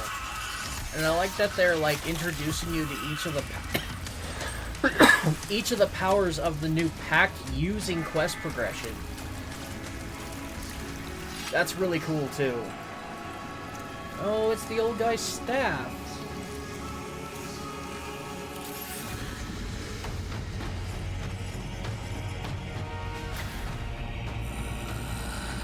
Oh, so he was one of the first ones corrupted.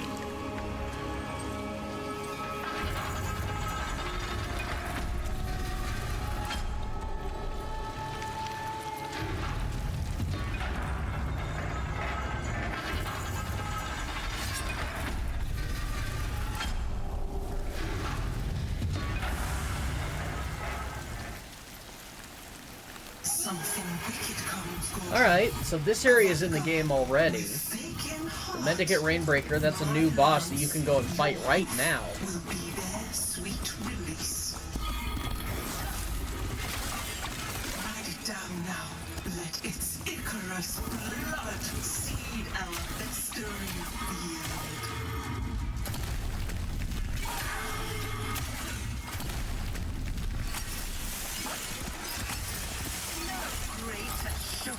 Than blue blood divine. No pains of enough warrioring.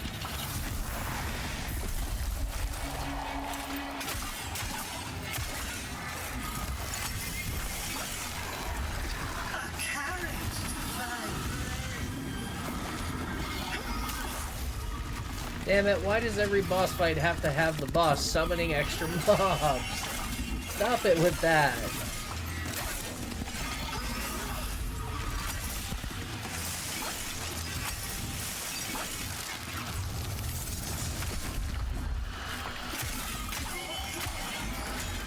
Nice.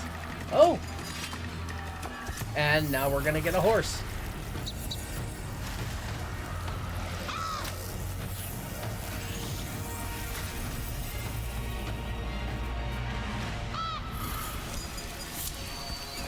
Sure enough. Osiraxi Stampede.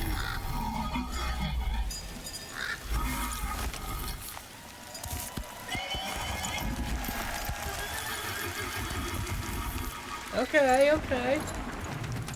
Sure. We're gonna get a corrupted horse.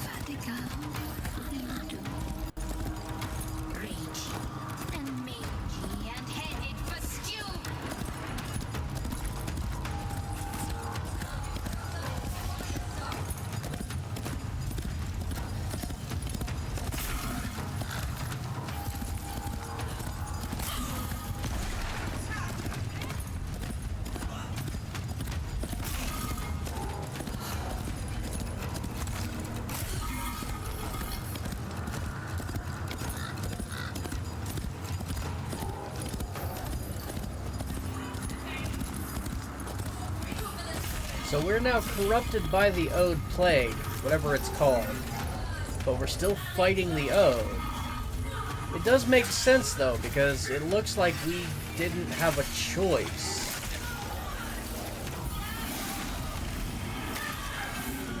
Oh, shit. And that ability said Stampede. It meant it.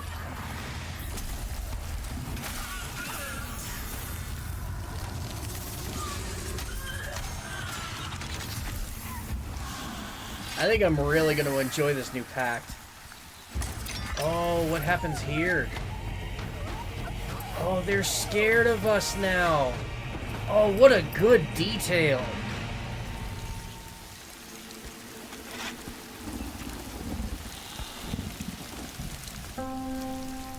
Doyen never told you, did he?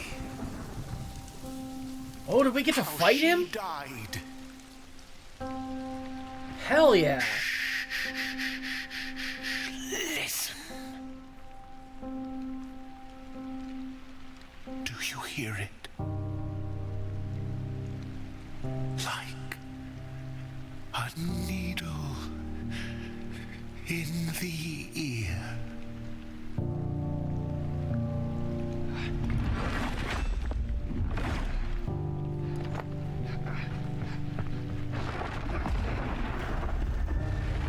Oh, shit.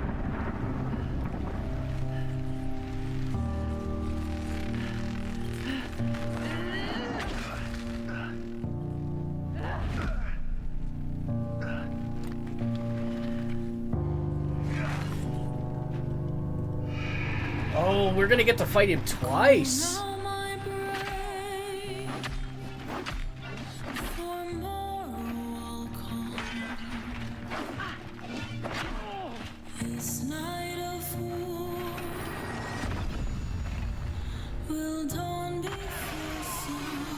Holy shit, I really hope that's a pact we get to wield too.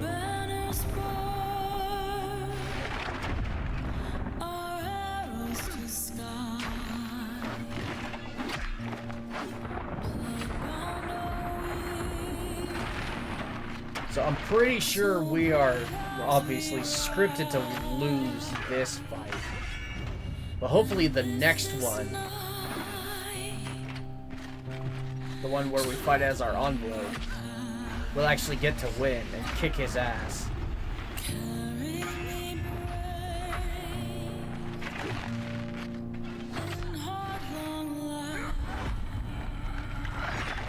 Yeah, here. In this realm. Oh, the same. He's got the same damage as before. Okay.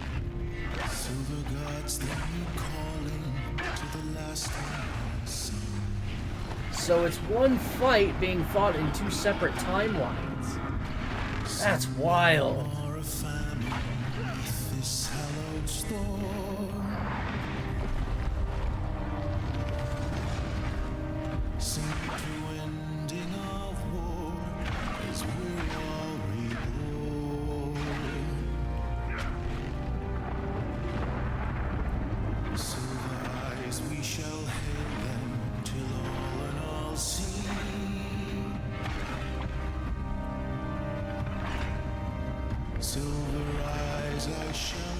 Oh shit!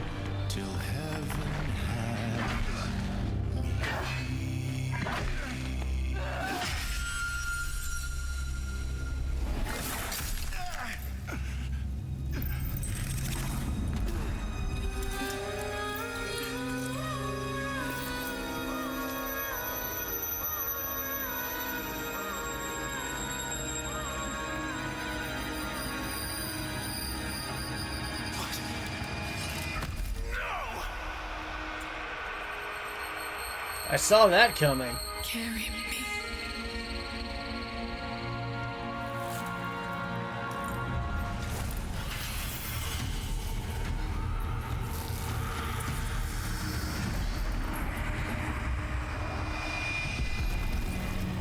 Aw, come on!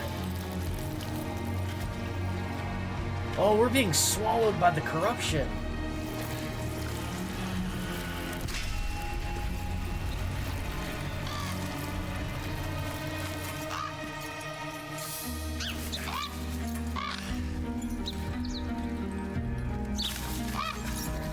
Down but not out, bitch. All of the animals we've ever saved coming to our rescue. That is cool. What a good detail.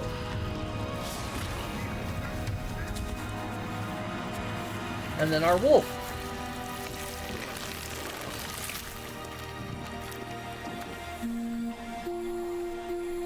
Oh, not another music puzzle.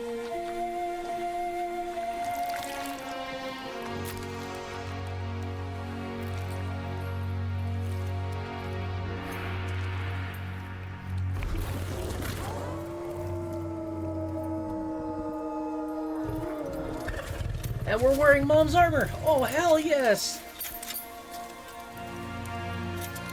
Listen to me. There's no magic there. It's too far up.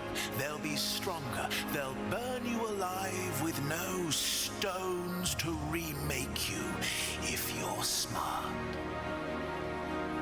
You won't push that button.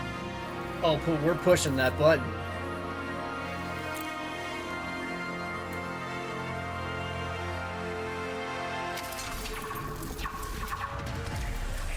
Hell yeah.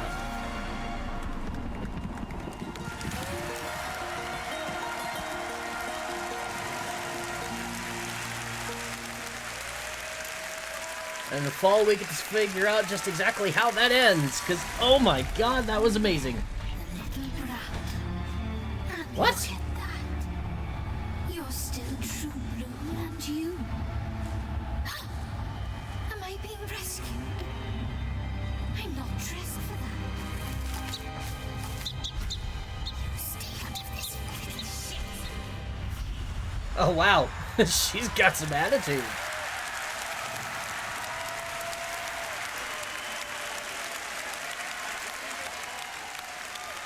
Edgelord Envoy Wolfpack's vegan fishing. That's exciting. I'm stoked for that. I got a lot of catching up to do though in the meantime. The beaver survived. The beaver lived. Are you sure it was the same beaver? It is not a dog-sized rat. It's a beaver. Beaver. He's the true hero. What did we just witness? Do you want to leave it at that? A very relentlessly paced, condensed version of half of War Songs. That's the first. That's a condensed version of the first half of the War Songs quest. Yep. I'm still confused by it, but a lot It of looks amazing good. things in it, and the team just did an incredible job with a very complicated time-traveling, time-swapping boss fight as well. So, very proud of it. It was quite the task. They killed it. I hope you liked it.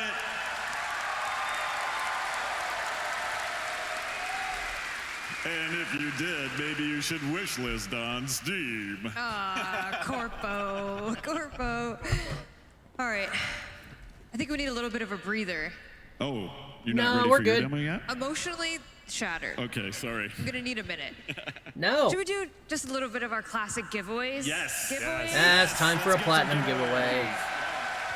I believe a box is being a box is being wheeled out as we speak. It's even themed. It is even themed. Is Rebecca in there? Oh my god, please. That'd be so cool if she popped out. Woohoo! That'd be hilarious. 3, 2, 1. Especially after the Ben Starr impersonation. It wasn't. No, Rebecca. All right. All right, Pablo is going to help me with this. Nice. And we do have some DE volunteer runners because obviously new location unlocked. I just can't give it to you. You're too far away. Okay, we are going to start with, also online, Let's run a power plat of 100,000 platinum, please, Rue. Holy shit. Power plat. Too much, too much. Couple dollars. Wow. Well, That- thank you, Rue. that is a we'll also do game-changing 100,000 amount of to platinum. someone lucky here, shall we? Yes. All right. Also, We're while they're digging- doing we're that, digging. Thank you. All right, Pablo's going to read it out, and we have DE runners on the side Drops. ready to come collect your Now information. eligible if you're to in get the Mesa bowl, Prime for I believe we're Warframe. going to do a come to the box office and Don't show forget us to you're collect legit. your drop. We'll They give you are your gift 'cause available. So I didn't ask you this, but do I say the in-game alias or do I dox them? No docs. Okay, no dox. No Okay, docs. Sure. You sure? I'm sure. Okay. In-game alias. Onion Aid, congratulations. Do we have an Onion Aid in the house? Onion Aid? Oh no. Where are you? I see. Oh, by the Canada Life sign? Plug.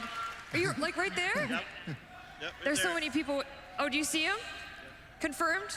We're coming. Okay. Confirmed. Canada Life sign. Excellent. Danny and Nella are on their way to confirm your validation. 100,000 platinum to that person, everybody. The downside to these 100,000 plat draws is you have to actually be in person and fill out an entry form in order That Nidus to statue over there. even have a chance of winning. Who got their hands on a Nidus statue? I would love that Nidus statue. It is All right, amazing. this Nidus statue is going to a lucky. There's a lot of stuff in this box. Oh Lord, Pablo. And the winner is Angry Screech. Angry Screech. Do we have an Angry Screecher out there? Do we have an angry? Okay. Yeah. Angry Screech. Goes with it. Do we? The spotlight is. Oh, is that them standing up in the green shirt? Hi. All right, it's being delivered. Zach is running. And Yeah, they should have told him, just if we call out your confirmed name, the stand up and wave, and we'll come give you your prize. 100,000 platinum on Twitch. The winner is Toxic_J. Congratulations. Congratulations, Toxic_J. All right, our next giveaway is the Somebody's now 7-piece losing their dice mind. set, and this poster here is signed by Congratulations, Toxic J. Those are rare this time. These, oh, so rare. All right, the winner is. Oh, that's a great name. It's literally a 1 in 380,000 chance. Goat_gun. We have a goat gun in the house. A goat gun. Oh, I see the hands are pointing. They're there. Up on the, oh, they're up on way the top. up Yeah, way there. up there. Okay, please come to the box office after the show, and we will get you your prize.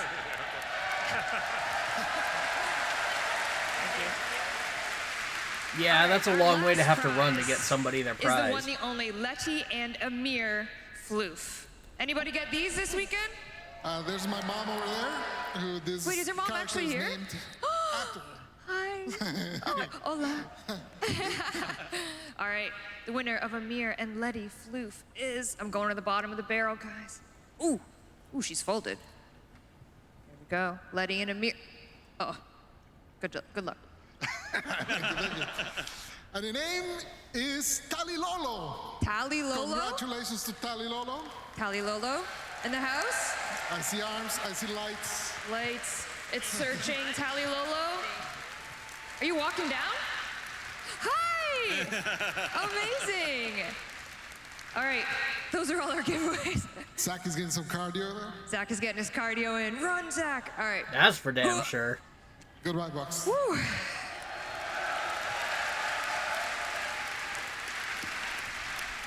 Thank you, gentlemen. Thank you so much. All right, let's get back to business, shall we? Back to business. Back to business. But what I mean by that is back to housekeeping. No.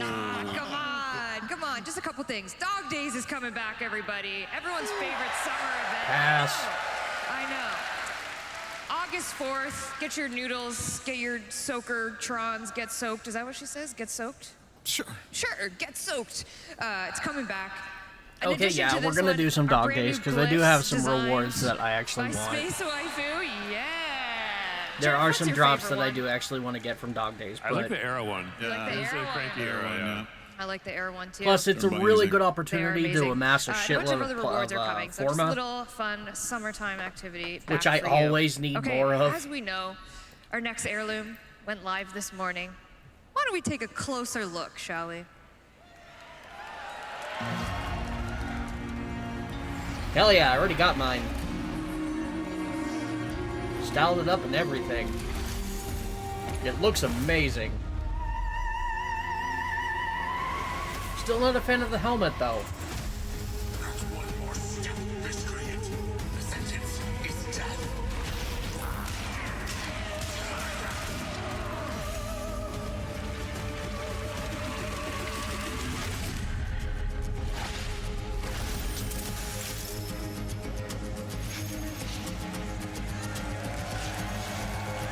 Her helmet just does not fit the gunslinger motif. It really doesn't. Ooh. Ooh. My goodness. My one contribution was being the prude that said we need to cover her up a little bit. That And was. that's what- You're gonna take credit for that? You can check the. I was gonna say, Oh. if you wanted a real closer look, you would remove the duster, but Oh, team no duster. Team no duster. You're team duster. Respectfully. Wow, divided couch. I'm team no duster. All right, she is available on all platforms. Thank you so much for your excitement over the heirloom collection. We're very excited about Mesa, designed by Liger. Another one, incredible Liger designs. Killed it, as always. Okay, now this next announcement would be one that Miss Rebecca Ford would have been absolutely feral to announce. She would have been barking to announce what's this year announcement. But the best alternative that we could do with our budget, because Lord knows this man needs a paycheck. The one, the only, your Arthur Nightingale, Ben Starr, everybody. There's the empty seat filled. Oh, and he changed the shirt, too. Hello. Ben, Ben Starr will do anything for money. Wow. Do it again.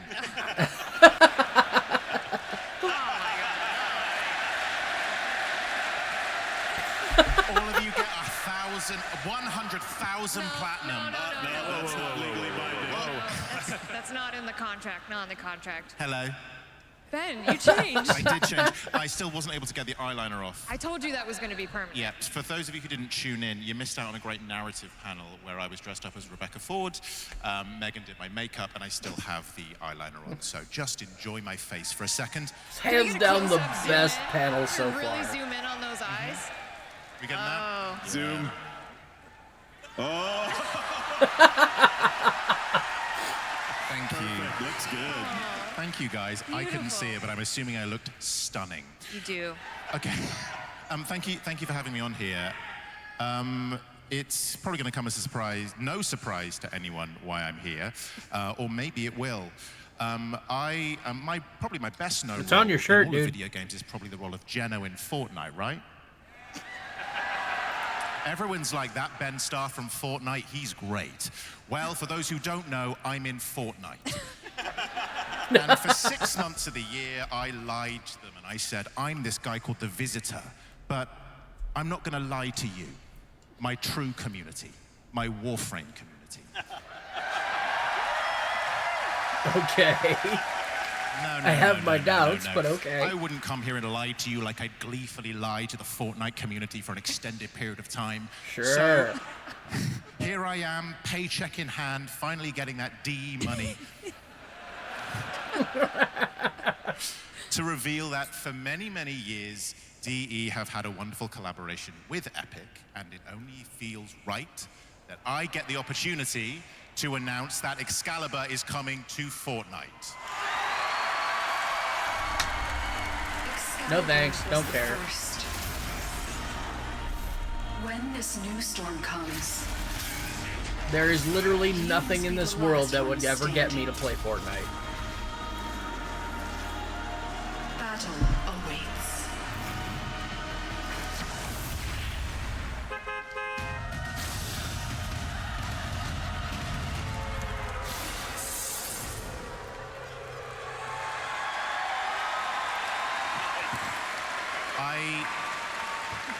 I would love it if all of you could wear my skin. I want every single one of you to wear my skin and wear it with glee, okay? Thank you. My skin is yours. Thanks, but no thanks. I'm not.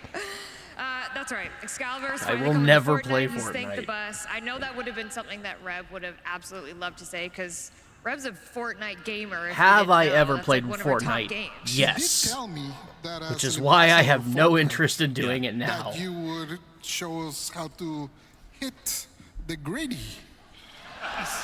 Hit the what? Is this accurate? Yeah. You know what? I think I need to. Oh my God. What? Can I be fully transparent? I didn't know what the gritty was until 24 hours ago. I've had to look at a guy who apparently invented it and watched it on YouTube. Okay, so here we go. Yeah, what the hell are you talking about? It's got to be a dance.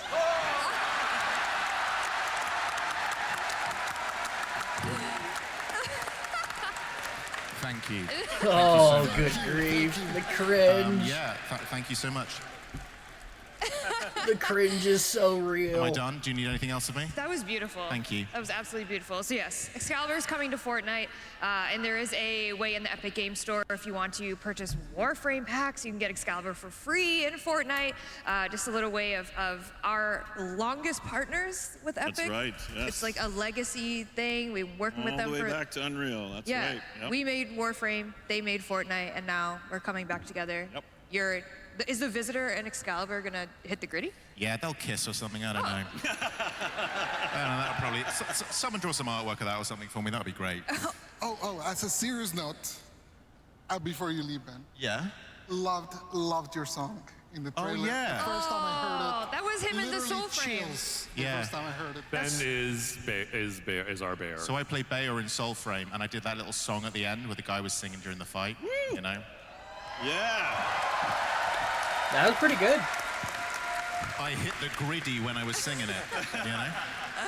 Do you have anything else you want to plug while you're up here? You know what? I think you guys. I don't know if you guys have heard of a game called Warframe. Oh, okay. You should really play. It's really good. All right, everybody. Thank you, Ben. Thank you, Ben. Thank you. Dude's such a character. I love it. Oh, Lee, anything for a paycheck, that guy. Oh, jeez. I'm joking. All right, our next announcement, our next reveal, is also better said from someone more high voltage. So they're bringing back a mirror. Well, hello, TennoCon.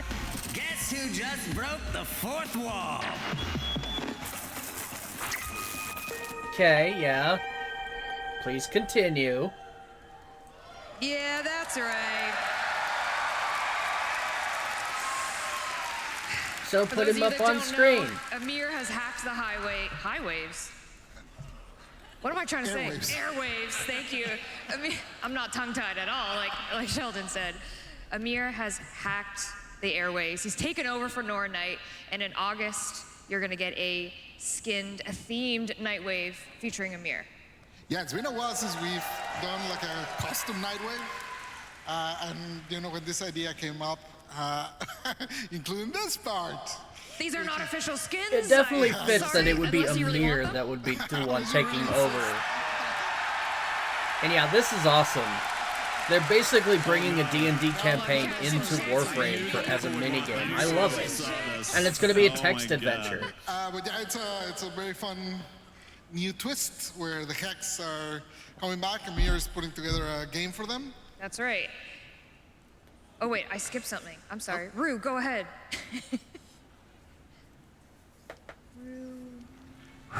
Rue, my video. Thanks, bestie. So as you know, this Helvania, it's actually going to Okay. be turned into a tabletop game upstairs. in the That's mall. really cool. Is this what they're bringing Matt Mercer back for? Because he's a every D&D tabletop game, dungeon master. You gotta have a master of the games.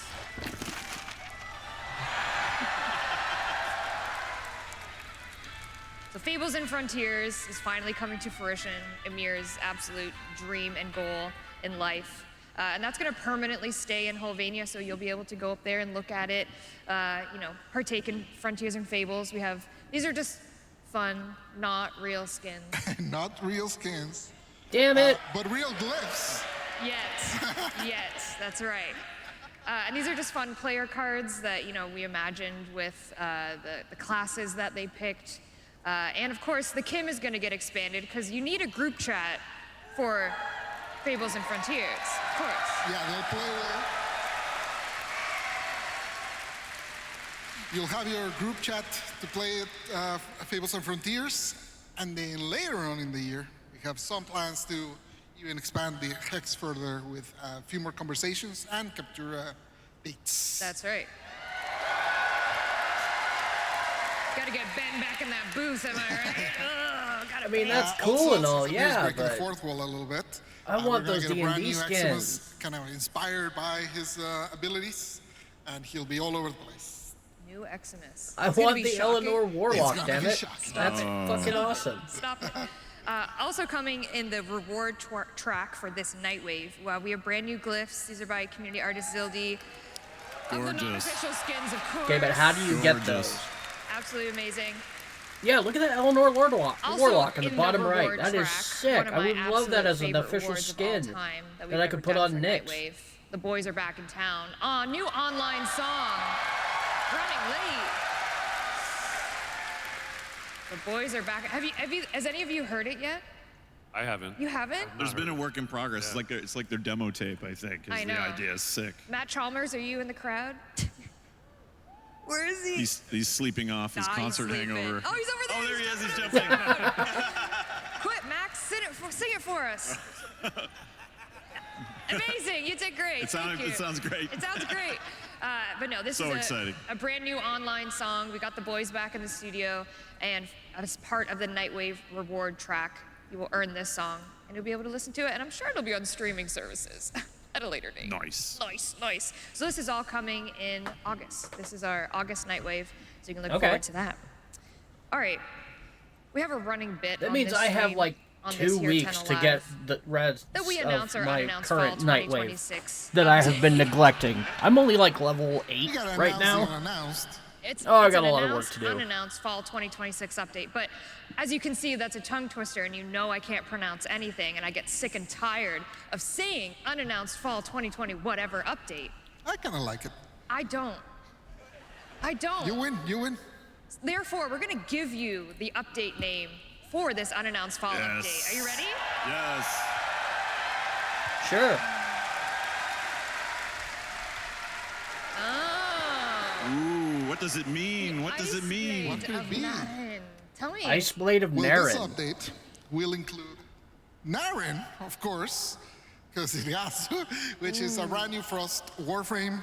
She is Oh, come very on. different from the one, you know. It's been over a decade since we made a Frost Warframe, so We very don't need a excited to Frost give it a new twist. Warframe. We have Frost. Jeez. A new female Ice Warframe coming this update. Yep. We Aw, man. all you ice lovers out there.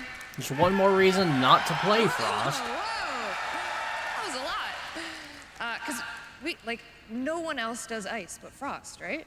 Like, we went 13 years and said no. A few dabbles, you know, chroma dabbles. Okay, dabble. Don't say the word chroma. Oh my God, don't. Bye bye.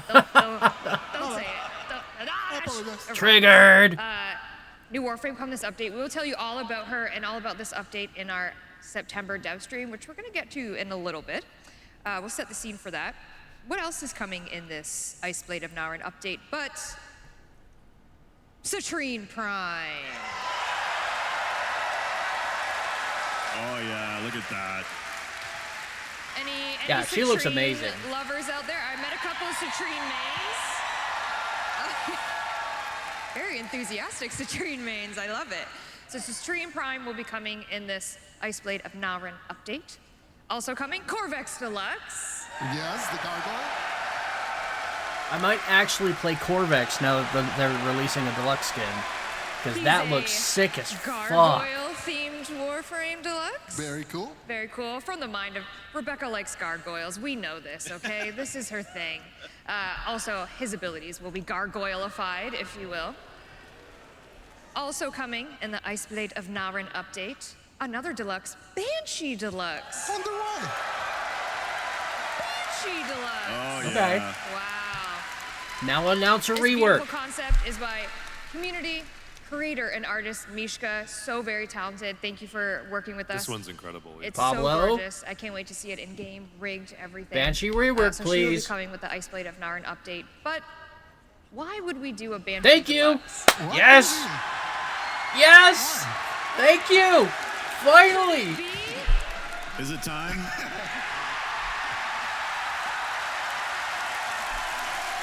God, it's about damn time. Banshee rework, ladies and gentlemen. Pablo.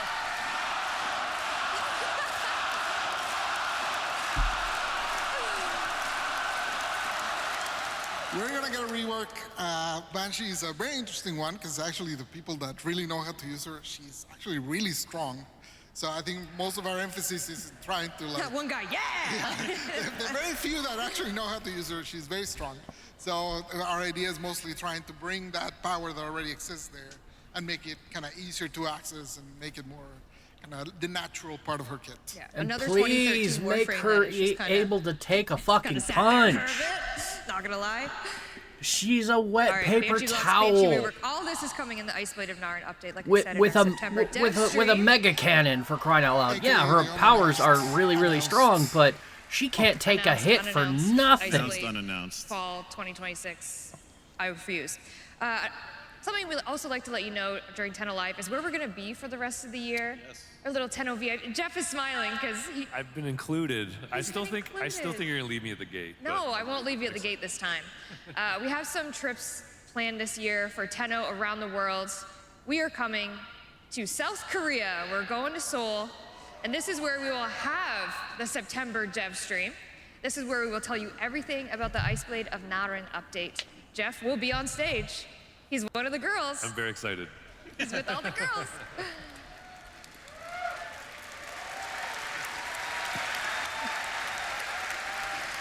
And then we're taking a trip to China, see our Chinese Tenno again. Very excited. We'll see. And then we're gonna go skip to the pond. I don't know. Skip, The other London? skip to the cool London. We're coming back to London. Hey. Let's be honest, okay? I know. The big one. They have cool cabs. It's way better over there. We're going to London, UK in October, and then we're going to I almost did an accent. We're going to Glasgow. I will not do an accent. I butchered it the last time I did it. So this is where you'll find us kind of around the world for the later end of the year. But we love dates. We love to give people a heads up as to where we are.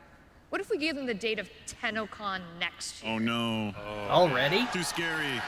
Should we give her the date for next year? You've already got it that far in advance.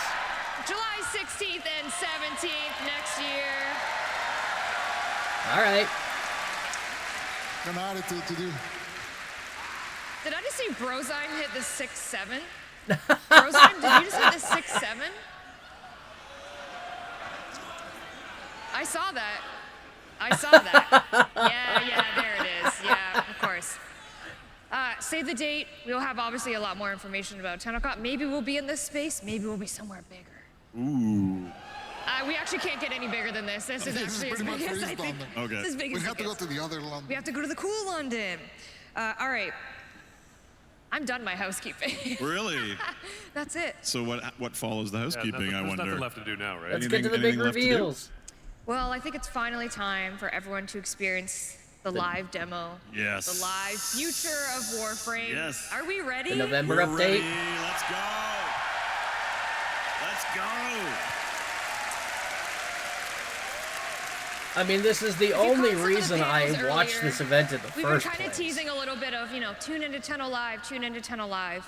And one of the things that we are extremely excited about is welcoming another member to the voice actor family.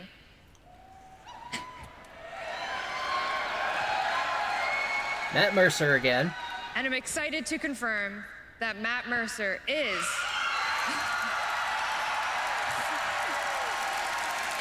voicing our new Warframe. Oh shit. Okay. So yeah, it is going to be an Umbra Stalker kind of deal with. Should we give the name? Briscoe. Briscoe. Yeah, we already got the This is name. Briscoe, our detective-themed Warframe? Can we please have a little bit of Interesting. backstory on him, please, so I can feel better about him? He's a very dapper guy. But of course, Warframes don't talk. But that's not a proto-frame. Very mysterious. Very How's this going to work? How's that gonna work? Yeah, I don't know. Well, you're about to find out Maybe we should watch the demo. in our live demo. Is Briscoe going to be telepathic like Eleanor? Yes, please, get to the demo. Before we start, I need I to just know want to say that this is going to again, fit thank in. you for being here. A lot of hard work has gone into obviously the Soulframe demo, the Warframe demo. DE in general has just been working really hard to make this for you. This is for you, for our community, for our Tenno, for our envoys. But of course, we're missing, I mean, I know Ben sat there, but we're missing obviously Rebecca Ford. And Who worked her ass off before this demo. Yeah, worked right up to the last day before she went in. So, and she's watching now on Twitch. Yeah, so she's with you, Megan. She's with you. Nah, but she's with you too. Yeah, the two of them are like best friends, like the best of friends. They've been through so much so together. we're gonna do this for you. We're gonna do this for Space Mom. Any words before I head over there? You're gonna kill it, Megan. Oh, thank you. You got this, Megan. You got Thank you. this. All right. Space Mom did actually prepare a few words, pre-recorded words for you. So we're gonna play that now, and then we're just gonna get Love right it. into it. You ready? Yes. We're ready. All right. Very ready. Let's go.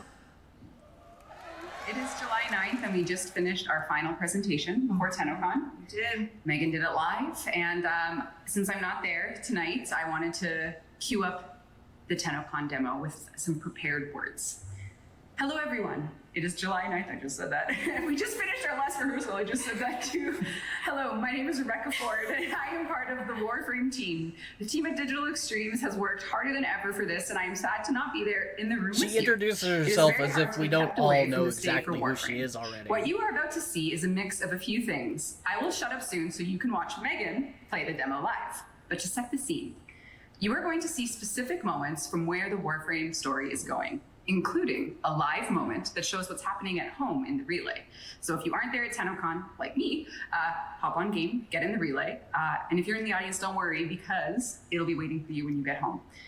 Please enjoy seeing the future of Warframe. Okay, and so let's yeah, all say good luck, Megan, to doing This it special live. relay event, they're gonna let it.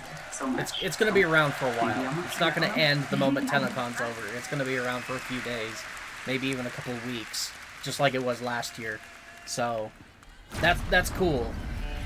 That's good because it means I can watch this, and then we can go in game and experience that when it's over.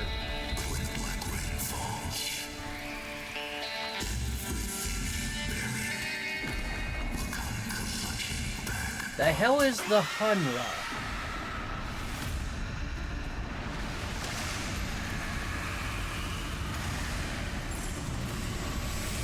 Oh shit! You promised the Tenno would be protected.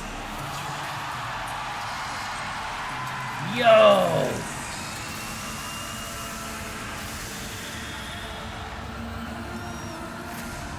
Is this Lua?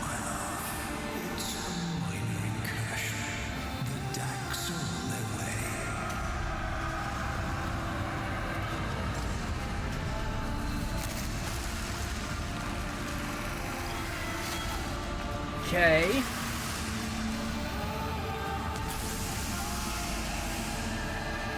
Whoa! Space Mom's gonna have her own Warframe style powers. Awesome!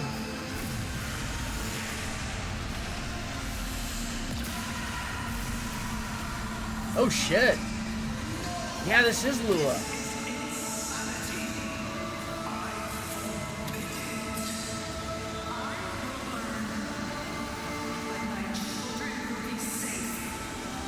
Oh, this is showing how she pulled Lua into the void! Oh shit!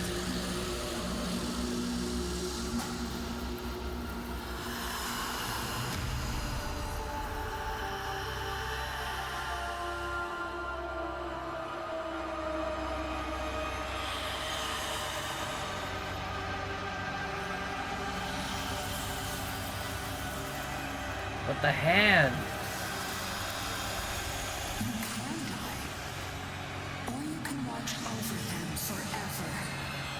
Did she make a deal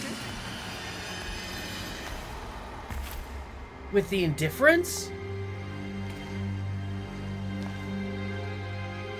Oh, there's the operator, or drifter. Let her go.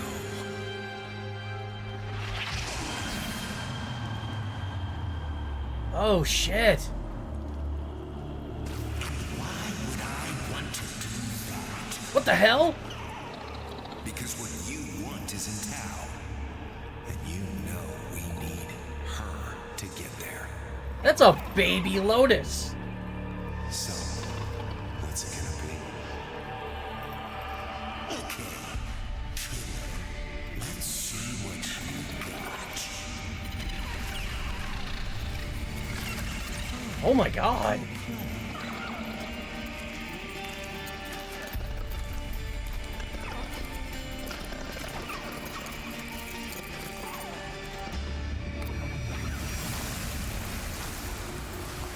Whoa. I got her. Let's go. What the hell?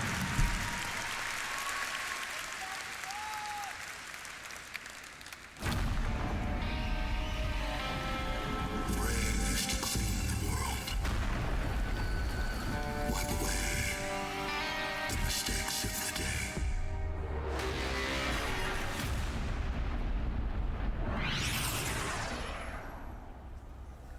Okay, now we're headed to the tower. If you're at home right now, in the relay, we're all about to experience the same thing. And if you're in the audience, this is going to be waiting for you at home starting Monday.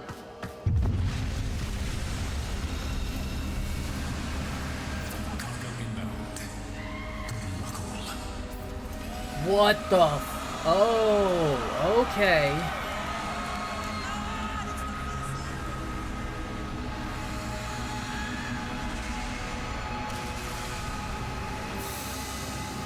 That's one of Albrecht's, like, gigantic Warframe things that he was building. Only now it's not trapped in the Deimos Underground.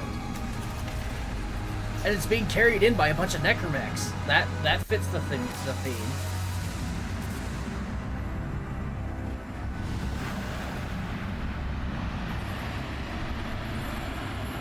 That is sick. Meet Arturus and Zioa. They will awaken when they hear your calling later this year. Whoa, what?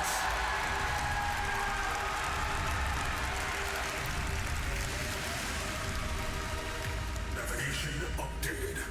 New system unlocked. Excuse me? New system unlocked? Did he say a new system? We're going... Where would we be going?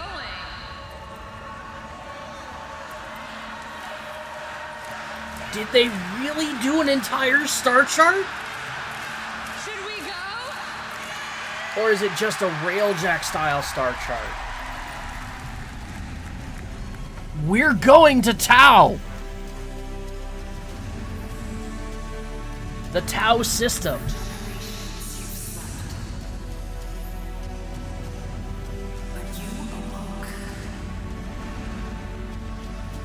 With a purpose.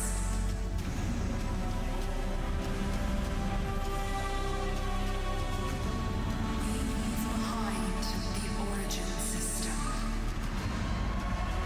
and its mysteries.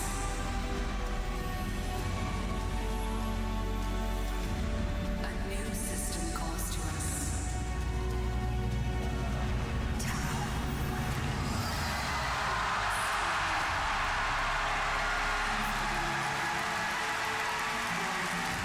Holy shit.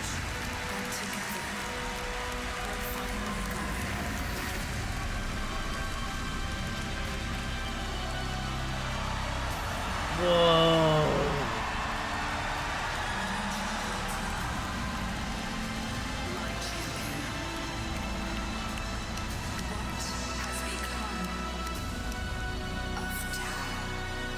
They finally did it!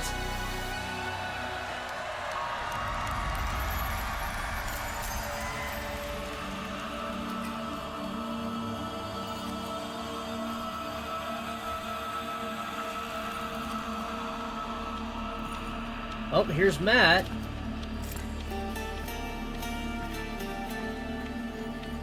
I'm sorry.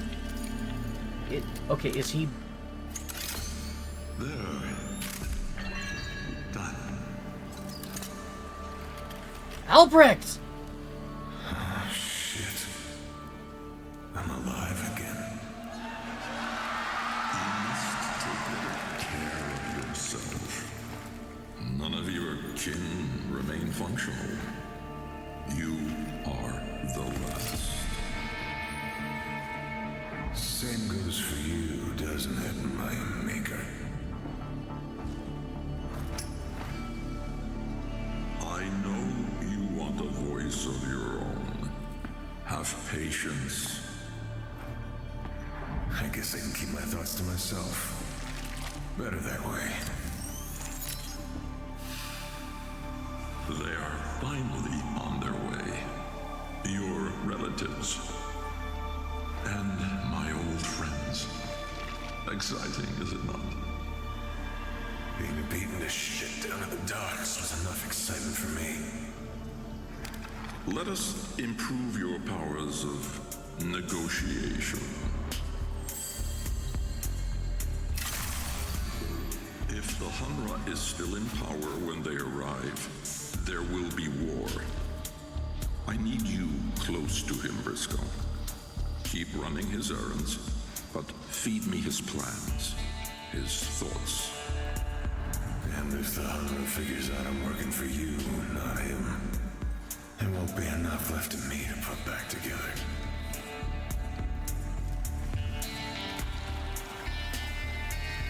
Okay.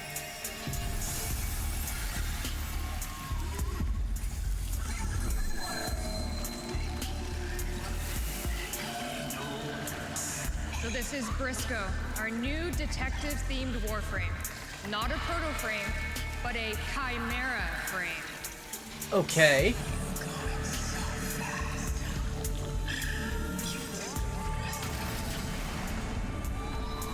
So Chimera, another blending of Orokin and sentient technology. Whoa, look at the landscape.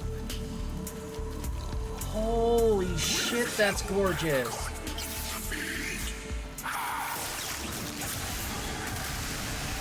Oh, and he's Gambit.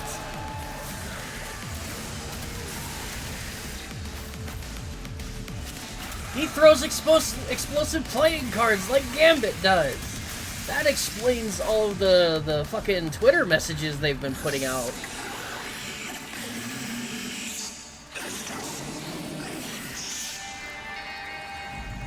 He's got a cigarette he's smoking on too. Nothing keeps it up. I mean, you saw him light it up in the cinematic, but he's still got it.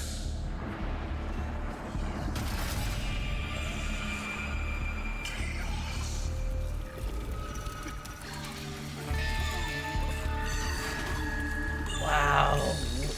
Cars scattered. No firearm damage on the bodies. Only moderate users going through spotlights. Someone just smashed their heads together. No odds up to one thing. Never play against a brachiolist with a bloom habit.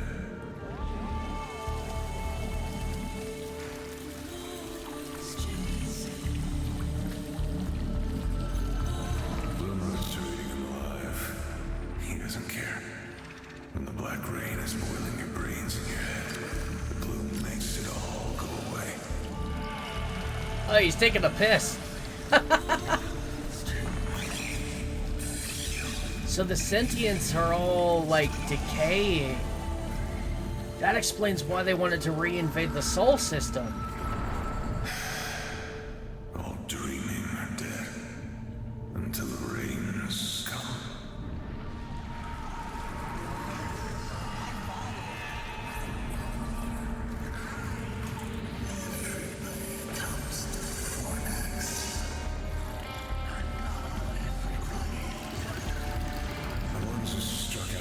old system can never have kids again. The ones who stayed and got hooked on the bloom ended up with these poor kids. Oh shit.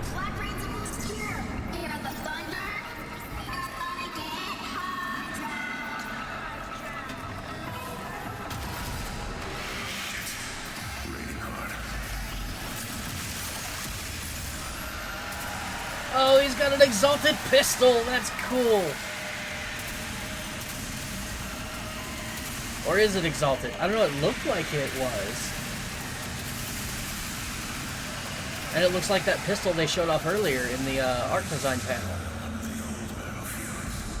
Warframes and sentients lurching back to life, fighting old wars over and over again. Mindless, heartless, dead. Shit.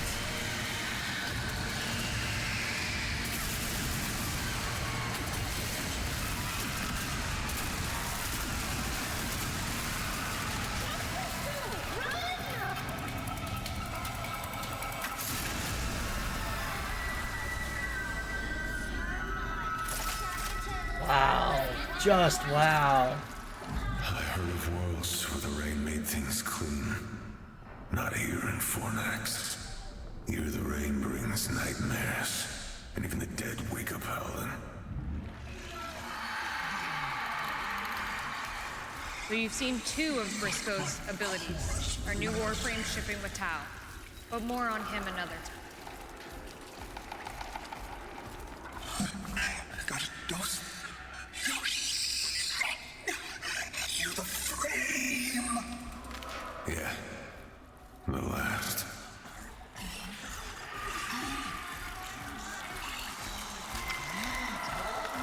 The boss man's looking for your Briscoe.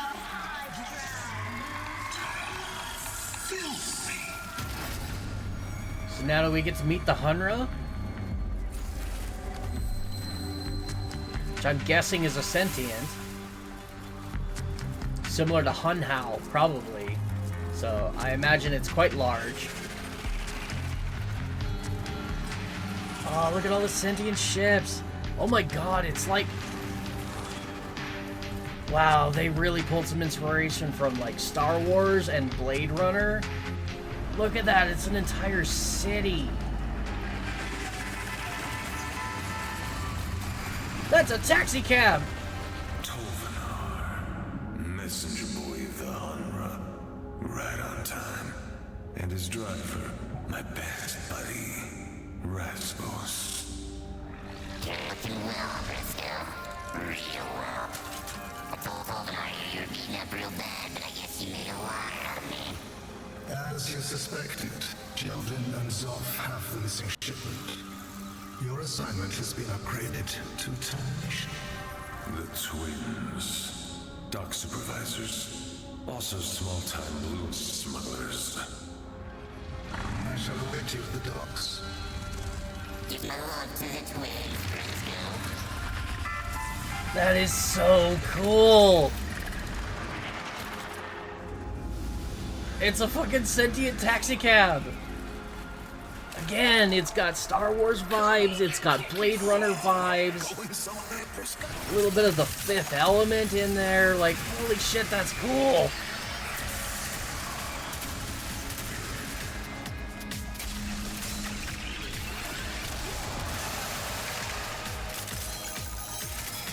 Just that aesthetic of the bustling, futuristic metropolitan city with flying cars and shit.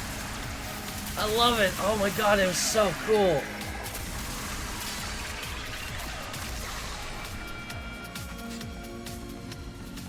This looks amazing.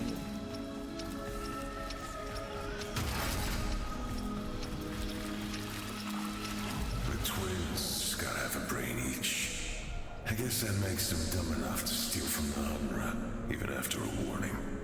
Nobody gets warned twice.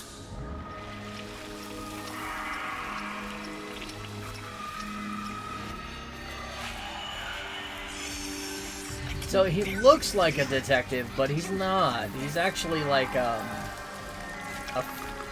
mercenary, a fixer.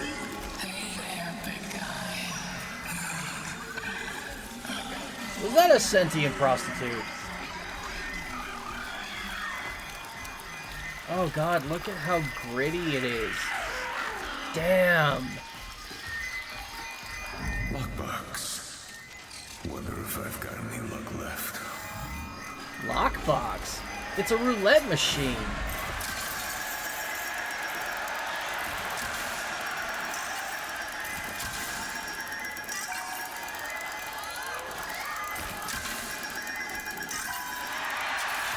Nice. Jackpot. There's the new gun. It's the shotgun. Sick.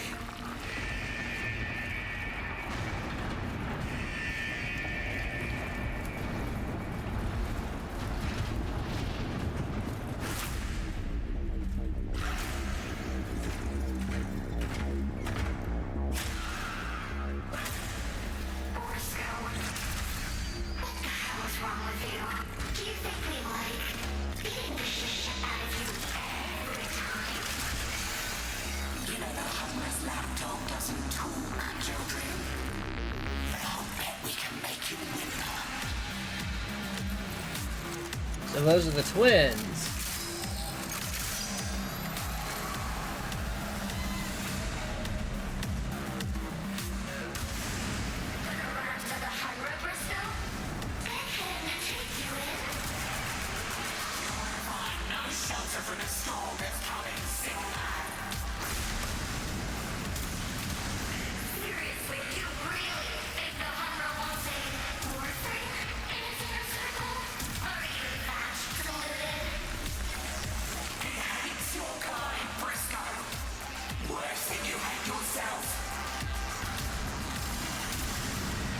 Their dialogue. I'm trying to read their dialogue. I apologize if you want me to react to this. I mean, it's fucking amazing. What an interesting boss fight.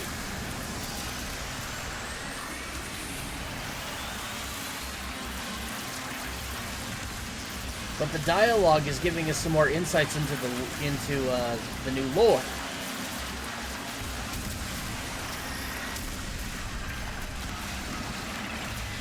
I was hoping it would tell us a little bit more about this Hunra. Oh shit!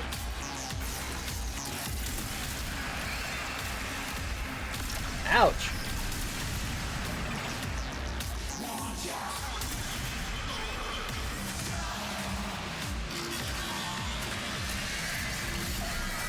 It's kind of like a murmur boss. Yep, 2 phases. God damn, that looks amazing. Time to punch things. Ouch!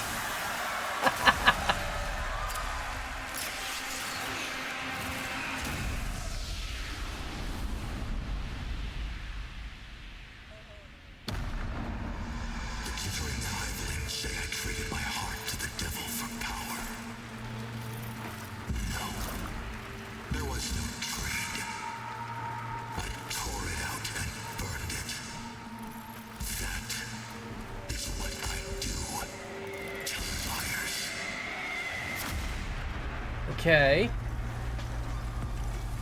My employer wishes to convey his satisfaction in person. Attend the nest promptly. Transport has been provided. This is it. This is what Albrecht wanted. A place at the Hunra's table. So what the hell is the Hunra?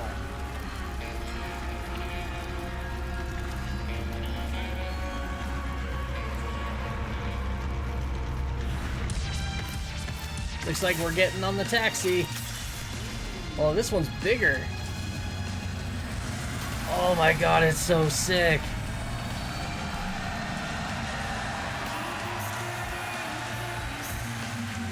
Oh, we get to do a flyby of the city and get more of the detail. That looks so good. Hell yeah.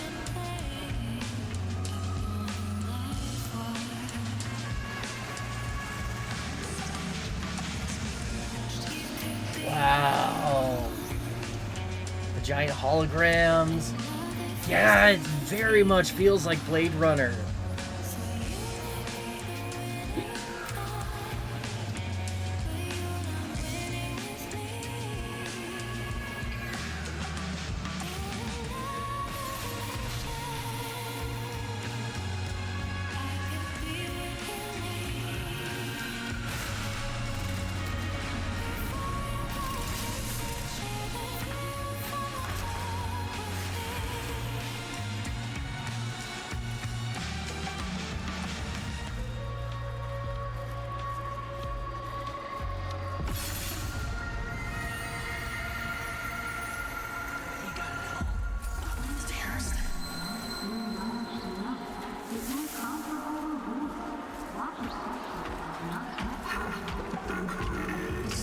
Yeah, okay, that's... Yep, this looks like a it's the new piece Parita, like, tower thing, but it's been all sentientified. It's what this reminds me of. It's on par. And they're running a casino?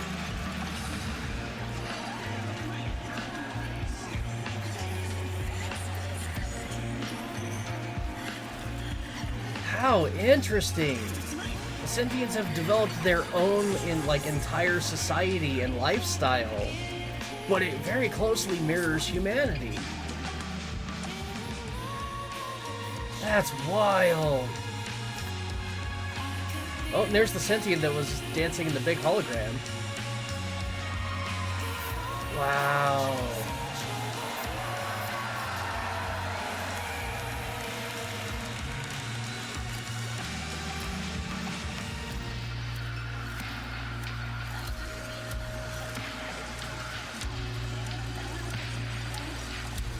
That is so cool.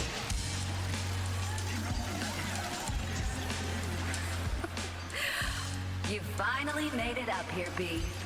Take a spin to celebrate? Ooh, I see how it is. Saving up your luck for later, huh? Stay safe, okay? I miss you. It's not personal. Excuse me? I can only afford one gamble tonight. I miss you. So those two have some history.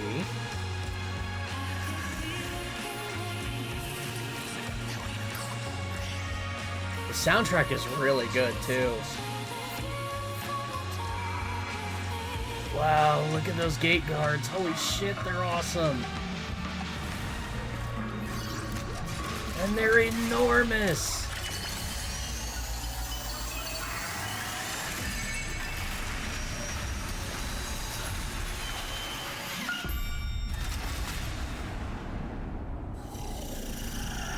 And end preview, right? Let me feel the sunlight. I got my wish! I'm sorry, but you're dying. Tenno?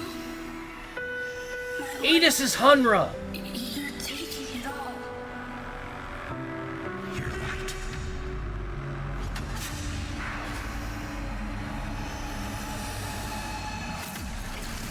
Oh shit! Gotta stay cool. Edis is the Hunra!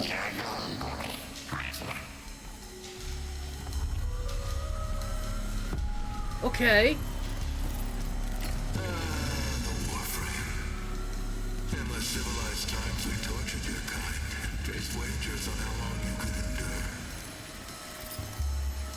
Tonight, though, you are my guest. Join me, please.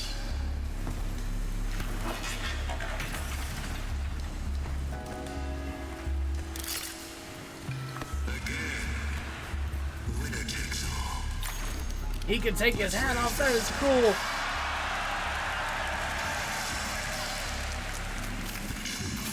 What is coming back to town? About the Warframe's first official card game, or Tau. Let the games begin. I hope they have some kind of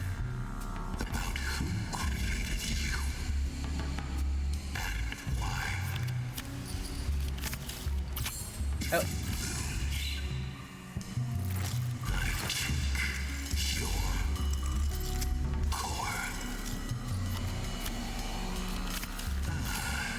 I hope they'll give us some kind of tutorial on how to play. If he has an 8, he wins. Oh, I see. I see what's going on. Okay.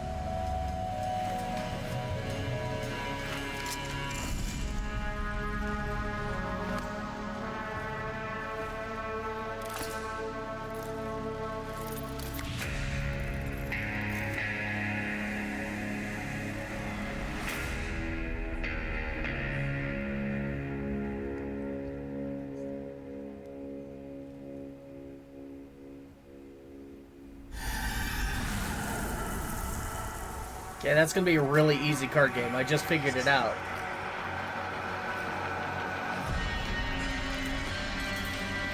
But hopefully they'll still give you some kind of tutorial.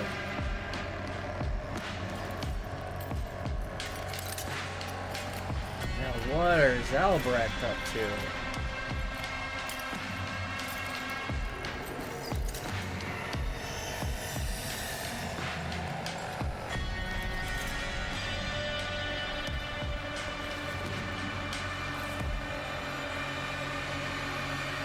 Excuse me? Excuse me? The finger? Soon. Yep, of course. End preview. God. Was that the finger? The one he took from the Indifference? You did it! You did it, Megan!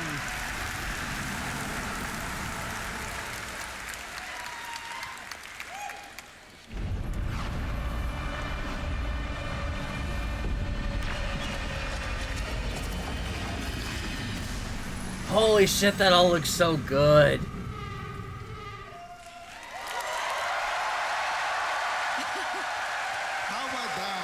Okay, so that's what the hand on the right is. Guys, then, we're going to because it's Tau. got the severed index finger. We're It's going to Tau, finally.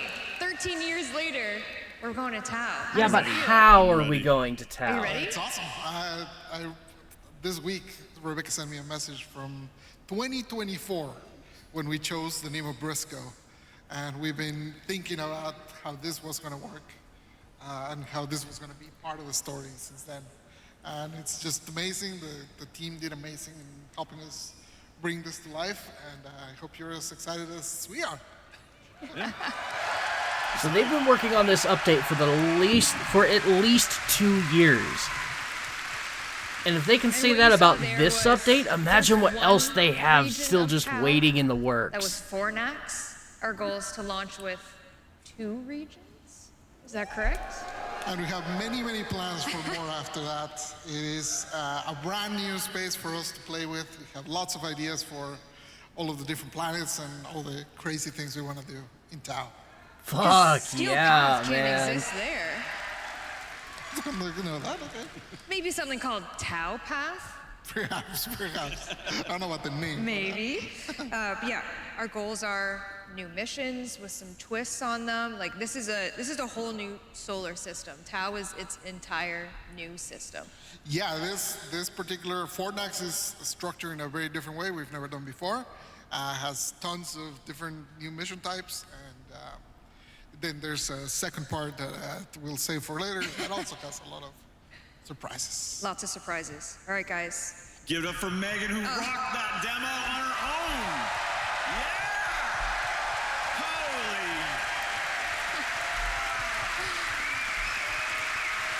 You have to talk and play and do it all. I'm the simple bus driver over here. I just drive the bus. Simple bus And we driver. thank the bus driver. We thank the bus driver. All right, that's it for us. We're finally going to Tau 2026. Any parting words for our TennoCon envoys? Just always just unending gratitude for this.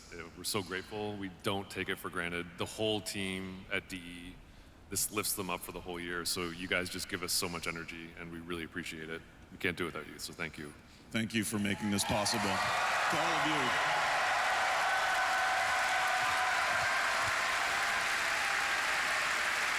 Thanks, everyone. It is an amazing thing to have you all here. Generally, when we're working towards the demo, it's always like a